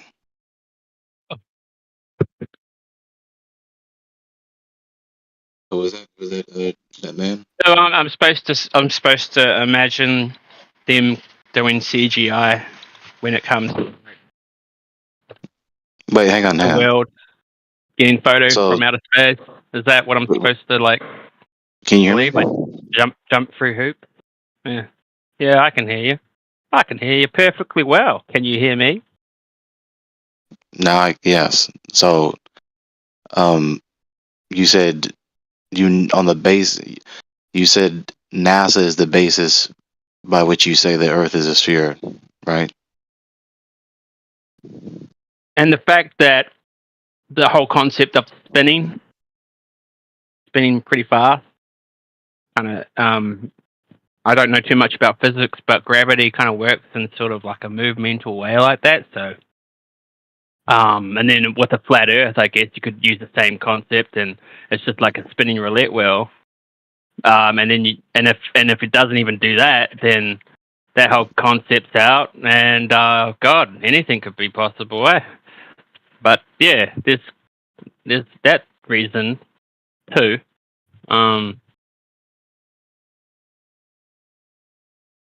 Okay, so why do you appeal to NASA? Appeal to them, and probably seen a few other footage from companies that have managed to get out into the atmosphere, and it looks curvature from up there, like it's a curve, and I'd hope to think that there's multiple videos on that have been faked, cover up So that the world is flat.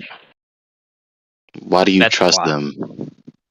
I don't really trust them, but I think about the amount of trouble they go through without it becoming leaked. And if you've got any like high, like evidential people upstairs that have came out and whistleblowed about the Earth, please post it. But and the incentive, like, why do they want us to not know that it's flat? People say we'll lose our minds and shit like that, but like, what about from the very beginning? Like, what happened? Why would they? But you see where I'm coming from? Like, you're kind of jumping through hoops now just to sort of justify the possibility of having a flat Earth and the cover up of these corporations that know a lot of people, and a lot of people know those people. For why? Why would they do that? Like, I believe more of the resurrection of Christ over that concept.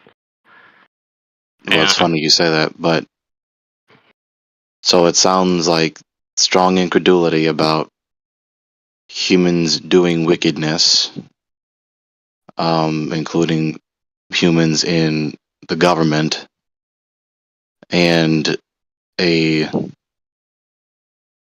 resistance to a so-called paradigm shift. That's what I'm hearing.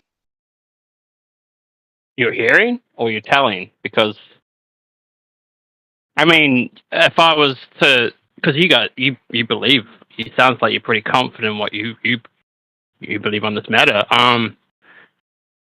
No doubt you perceive that I'm going through some paradigm shift because it's like, whoa, I'm waking up to the truth. Like, nah, nothing has changed since 5 minutes ago. Like, No, I said a resistance, a reluctance to a paradigm shift. I didn't say you were undergoing it. I mean, I haven't really been on Reddit maybe enough to transition for it, So then what I said is correct then. Well, yeah, but I don't really want to get, because I'll never truly believe it, no matter what you say. That's my problem. So bigotry? No, it's not like because of whoever's saying it. It's nothing personal to the person who's saying it, but Well, no, I just bigotry, the refusal to critically consider someone else's words. yeah, but that's someone's words. It's like I don't trust them, like as a person. Well, no, So that's not the sense in which I said the word. You just said, I'm not going to believe it no matter what you say. So yeah, you're just no, not going to yeah, critically consider yeah, my okay. words or But anyone else's words in that matter. I feel like when I said that, it was sort of like to you, you perceived it as a personal attack, so you brought up the word No. bigotry. You wouldn't use that in the concept of me just like being like skeptical or something rather on those lines. But bigotry is like 2 steps forward from fucking being a racist, if you ask me. Well, no.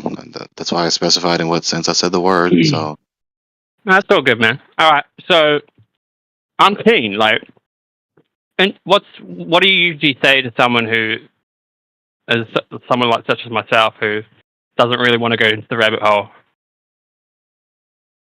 but is curious? Sounds like cognitive dissonance to me, mate.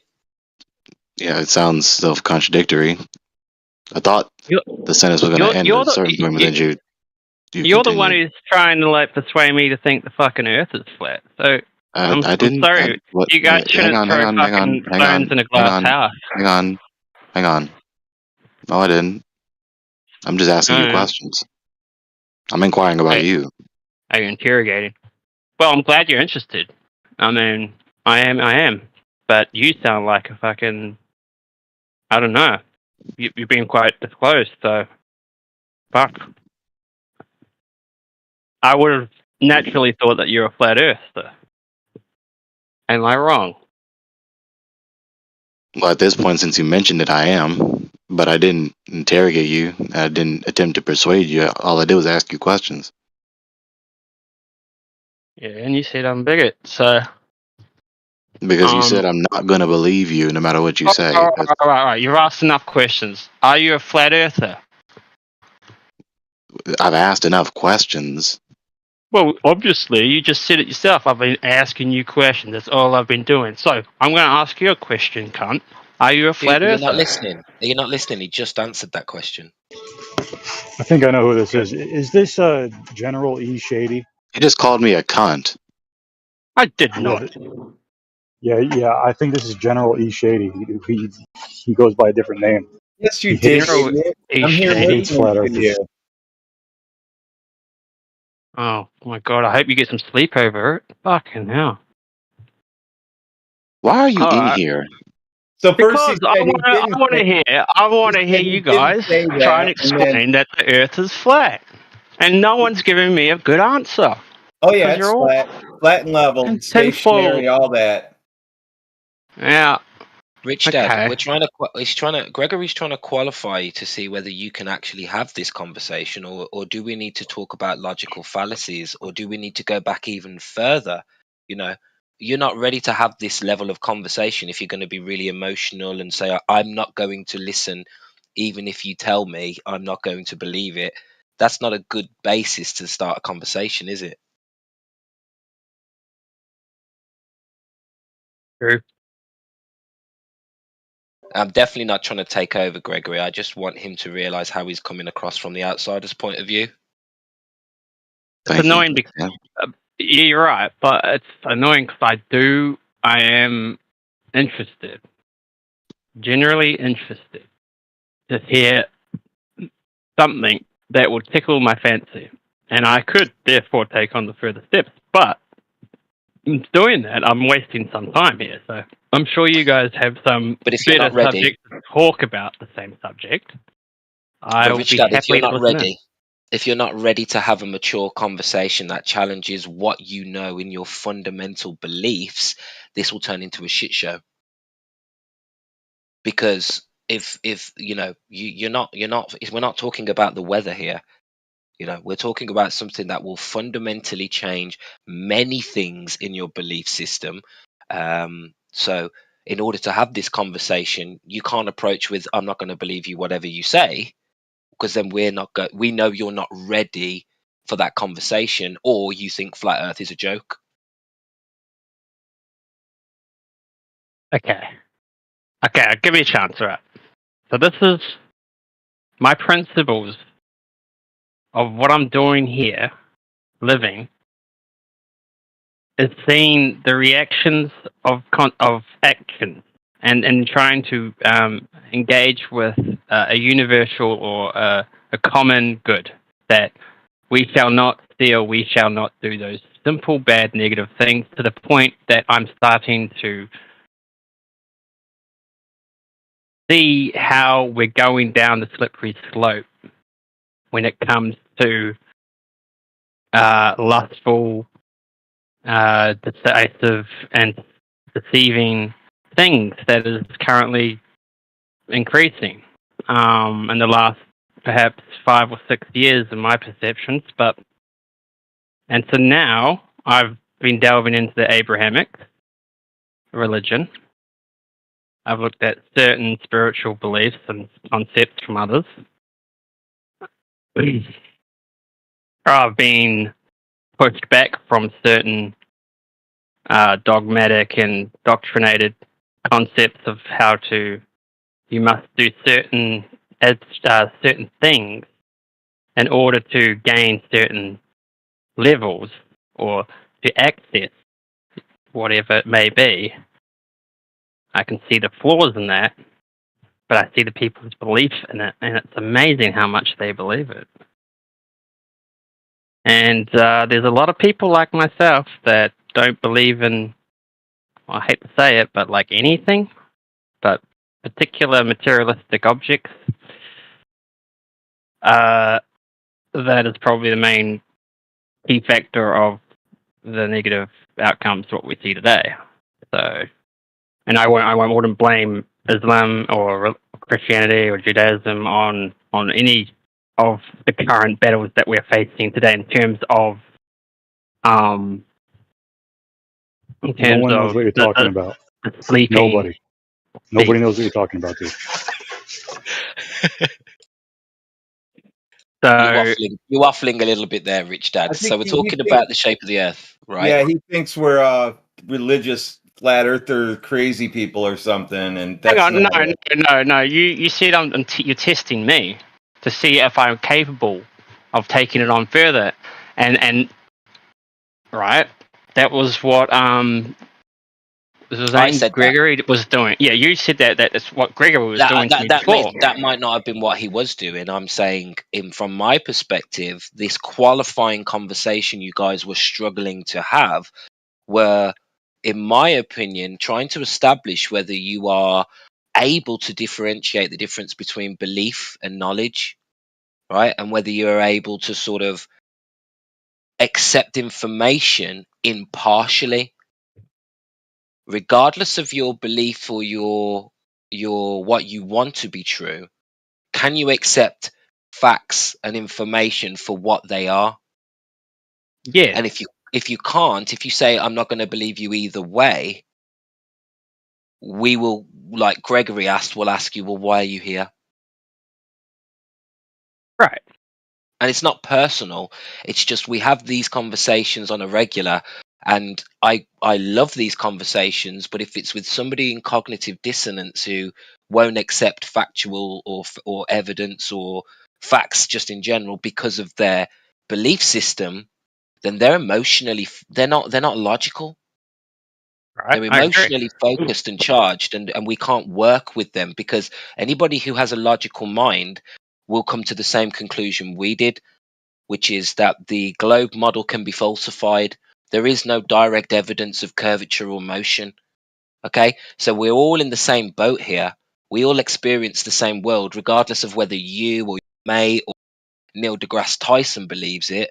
It doesn't matter. Can you stand on your own too and accept the facts of the reality? That is, there is no curvature and there is no motion to be detected. But can we get to that point first? Can we get to that point where you understand that this isn't a personal thing? This isn't a belief system. The reality we all share is flat and motionless. It's not to be scoffed at. Right.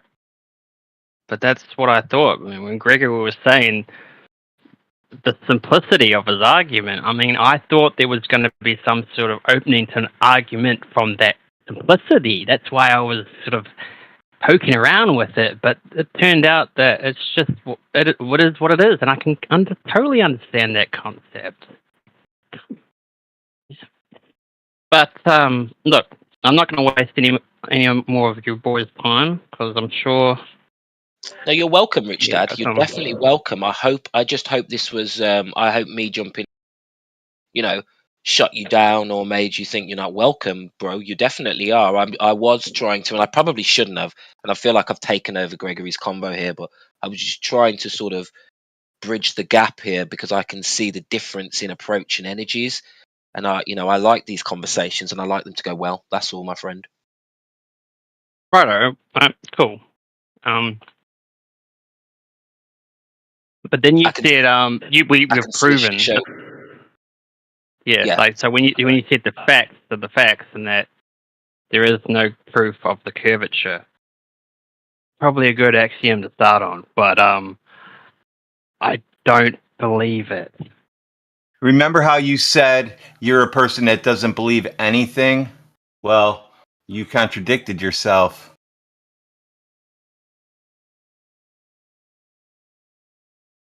You believe the earth is a ball. You don't know it. There is no way to know through knowledge that the earth is a ball. You can only believe it through the model. He left. Does that... I really wanted him to hear that as well. I know. Sorry if I interrupted your convo there, mate. No.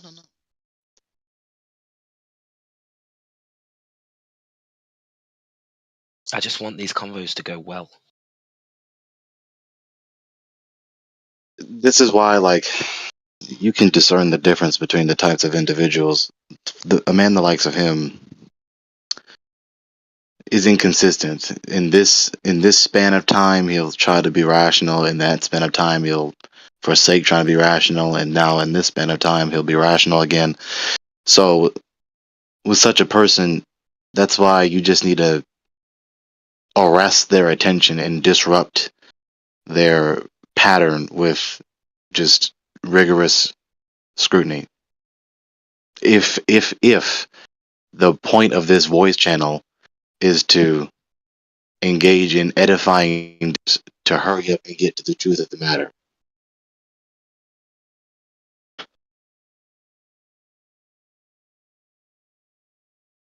Yeah, 100%. I could sense it. That's why I kind of wanted to sort of appeal to his logical side, but I think he was a little bit caught up on the fact that you shut him down and he couldn't get over it.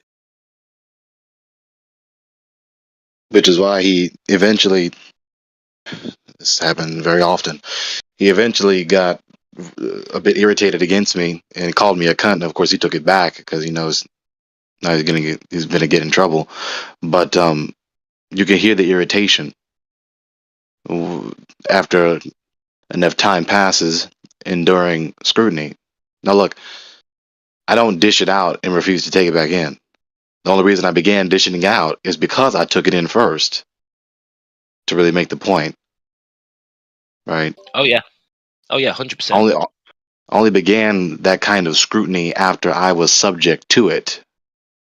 Right? I didn't just start scrutinizing people and then I got to taste my own medicine like, oh, okay, that's how it tastes. No. It was given to me first, and then I responded to being scrutinized. So, I mean, look, either we are doing what is necessary to attain knowledge or we're not. If we're not, then we won't get it. No duh. I think everyone can follow that. So, if it is the case that I or anyone else wants to attain about anything whatsoever, let alone cosmological knowledge, let alone the truth about the geometric facts of the entire earth, then do what is necessary. Eliminate all that which is unnecessary and an obstacle. Why does it have to be explained to anyone? 100% Gregory, which is why I actually take more offense. Rather than him calling you a cunt or me, I wouldn't give a shit. but I actually took offense when he said, "I'm not going to believe you, even if you're right," sort of thing. That to me is a real, you don't belong here with that kind of talk. You can call me a cunt all day, I couldn't give a shit, but that statement there shows me you're not worth the time. So there's that. Bad faith. That's what I call that. Bad faith. Bad faith.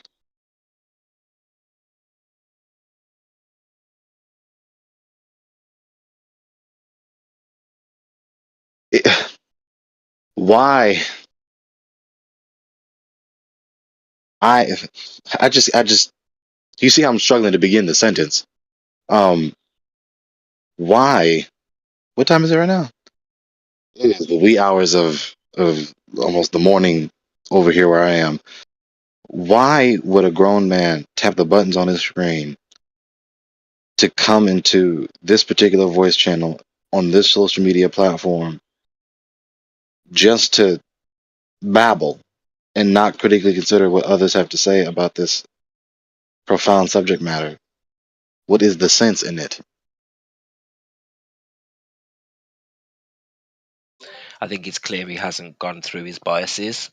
He doesn't know why, but he believes that flat earthers are this, are that, are blah blah blah, religious, extremist, conspiracy theorists, and you could tell that a mile away. He hadn't asked one question, but he's got all these assumptions. Which is why I said to him, for us to have this conversation, we've got to take it back to whether you're capable of logical thought or whether you're, full of emotional responses to what you perceive as threats to yourself. And I think that's where he was. Flat Earth is a threat to me, so I'm not going to believe you no matter what you say, but I'm hard and tough enough to hang around you guys. Like, it's such a warped view of reality, but I think that's his thinking. He feels quite proud to be here. He, like many others, are just exhibit A of how effective the scientism propaganda campaign throughout the centuries, throughout the vast majority of the so-called modern, industrialized, urbanized world. And then here's a worthy question to contemplate. Well, an alternative to contemplate. Can I form it in the form of a question? I think I can. Is it necessarily the case? Is it necessarily inevitable that scientism, with all the main aspects of that worldview that we all recognize by now, would become predominant and the average person would be in the habit of taking it for granted? No. It could have very well been in the United States that the vast majority of the public took pantheistic Hinduism for granted. It could have been the case that the United States and the majority of the U.S. Europeanized modern industrialized world took Luciferianism or Wicca or Islam or any other worldview. You get the point. Why is it that in our world now, the vast majority of the world takes for granted, to whatever greater or lesser quantity, the aspects of scientism? Why is that? Not necessarily to have it answered right now, but just savor the question. So why savor the question? Because then you can allow yourself to take a step back and just examine now, rather than just being stuck. You can't help but do the gesture of clenching your hand closed in a fist, right? You're just stuck in this worldview. You're just stuck strongly believing and taking it for granted. I mean, no, it's not a foregone conclusion that goes without saying to be taken for granted. Scrutinize it. Especially if you have the right, supposedly, to scrutinize everything else. You have the right to scrutinize the Bible, the Quran, the Talmud, the Bhagavad Gita, any other literature, any other ideology. Yours is not exempt. 100%. And if you're a logical thinker, you will ask yourself, what do I believe in? And once you figured that out, where does this come from? If it's a book, who wrote the book? Where's the origins? I think this is so important. We misunderstand, like what you believe. Yes, so what? Where does that come from? What's the history of that? What are the options? Why don't we question our source of our great books and our religions and our spiritualities and our metaphysics? Where did that come from? Where did he get his ideas? Where did he study? You can start seeing the origins of everything. But hey, that's a different subject. I just agree with you, mate. Yeah.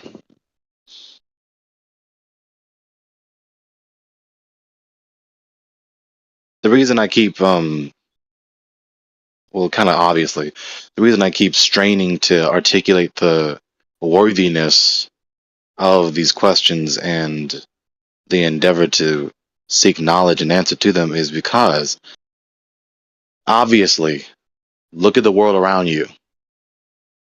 The world around you is not functioning as a paradise with all of this disagreement and conflict.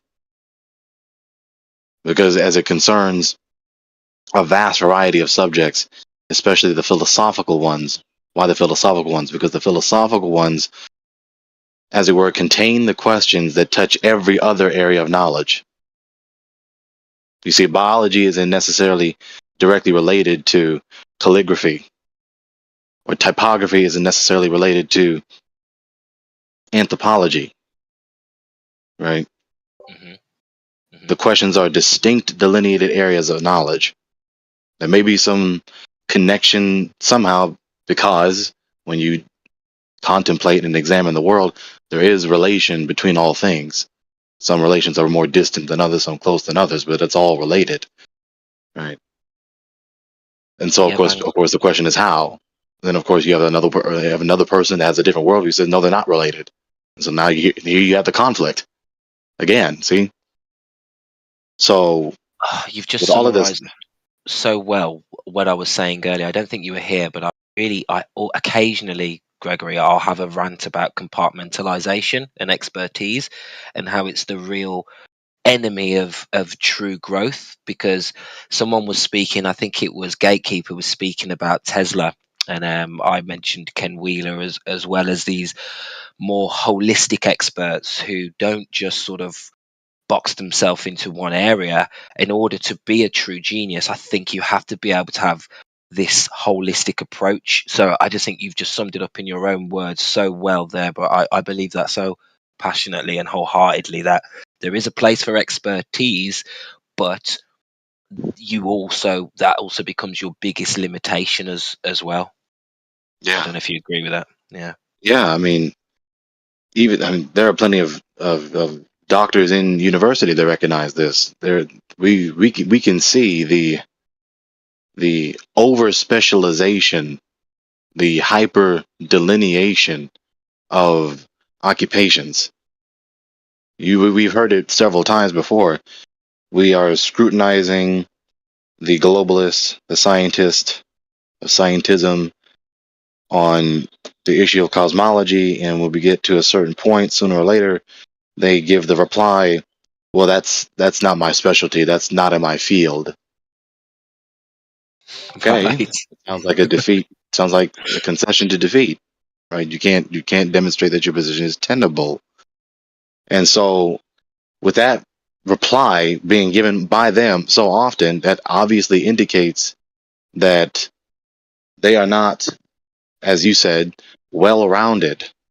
They do not have a sufficient familiarity or adaptation in a set of ideas, a set of principles, a set of knowledge throughout multiple delineated areas of knowledge, so as to make it all cohere, so as to actually practice it coherently and or optimally. Yep. And I believe this is the problem with the education system. This is the problem with the food industry. I don't want to talk about the medical industry, but it's a big problem in the medical industry and the immune system. And I just think it's got us to this place now where You know, if you want a really, really fast crop, or if you want a really, really quick turnaround, we've got that. If you want the biggest you can get, we've got that. But can we holistically make the population healthier and uplift our people at the same time? Hell no, with expertise. You need a holistic approach, a systems based approach, you know. And to me, I think it's so obvious, but it's only obvious once you've regained your logical thought, and I couldn't have had that without flat Earth. So I'm saying you need flat Earth for this shit. You need a flat Earth for this logical thinking. For instance, Gregory, why does it matter? Like, really, why? For instance, look at the average university. You will go to biology class, and you will be taught that the entirety of all living souls, all animals, all organisms, unintentionally began to spawn and develop and ontologically and essentially change within their environment, unintentionally, without any purpose. Okay? Caused by a non-living entity in the boondocks of the history of the cosmos. Then class is over. Now you walk over to the politics department, and now they're telling you about the patriarchy and oppression and different systems of government and what is or is not just and all this stuff here. Wait a minute, hang on. What the hell is all this? I thought there was just matter in motion, and there's no intentionality behind the existence of the world. There's no purpose for our existence. Huh? I mean, why are we trying to care for why are we trying to do welfare and care for the weak? I thought you just told me just an hour ago that the strongest survive, survival of the fittest. And then you go over to art class, right? And they're teaching you about this sort of liberal idea of art, where art is just whatever you call it, right? It's just beauty, beauty in the eye of the beholder.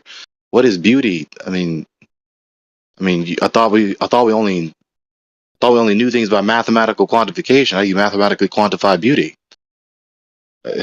What are you talking about? Right? Then you go over to architecture, for instance, and they're going out of their way to make public edifices that people have to utilize for perhaps even their entire lives deliberately ugly and only just for utility, just ugly utilitarian architecture. But I thought we were supposed to make the world beautiful. That's what you just said in the previous art class, and you see the point. Because they do not have a coherent worldview to tie all things together, they're not tied together and they're contradicting one another. It's supposed to be a university. It's right there in the word. Universitas. Unity in diversity among all things. But they don't have that. The vast majority of these are not worthy of that lofty, worthy, honorable title. It's a diversity. It's just a multiplicity of differing ideologies in differing distinct areas of knowledge, and they do not cohere together. So, of course, that's not in my field.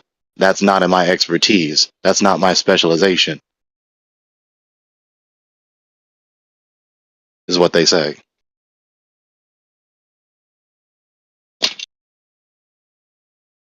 You listen to me often enough, I keep having to say this to these people. Like, you just, okay, I'm hearing, I think, multiple premises. I can't really tell, really. I can't tell if it's one humongous premise or a multitude of premises. Can you tie this together, please? Well, Gregory, you're asking too much. You just stop having so high expectations. Just chill. Hang on. They just boasted about how well known these doctrines, these theories are, and are so confident in belittling me and talking down to me like I'm just so foolish. Now, how foolish of me to not believe the lofty theories, the lofty rock solid theories of scientism. Okay, please explain to me the knowledge that you've gained in the sacred halls of academia, and you get this word salad.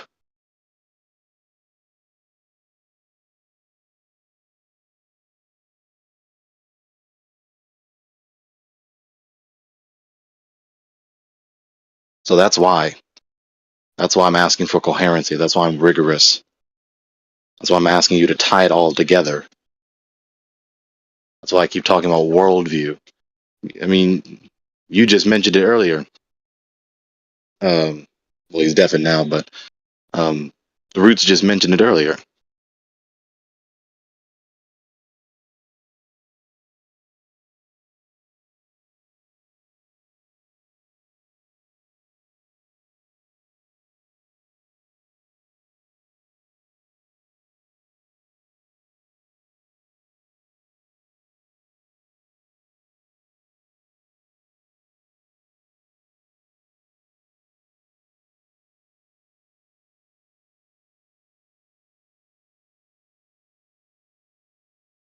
Did I make anyone fall asleep?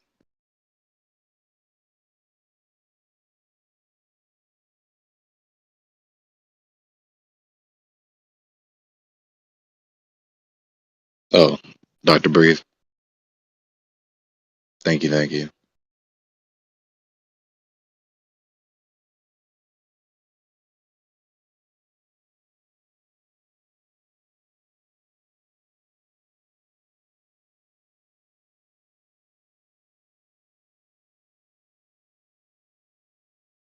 Well, y'all have a good morning, good evening, good afternoon, and good night.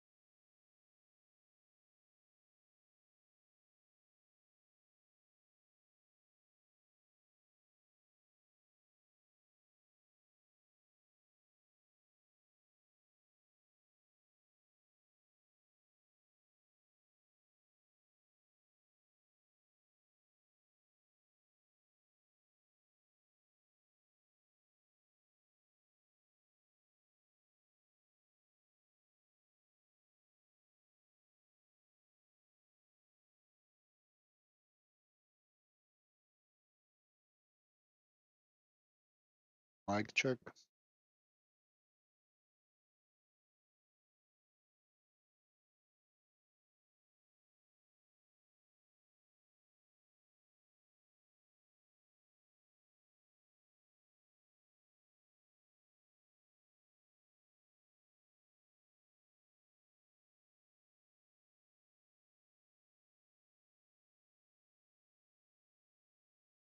We can hear you, yeah.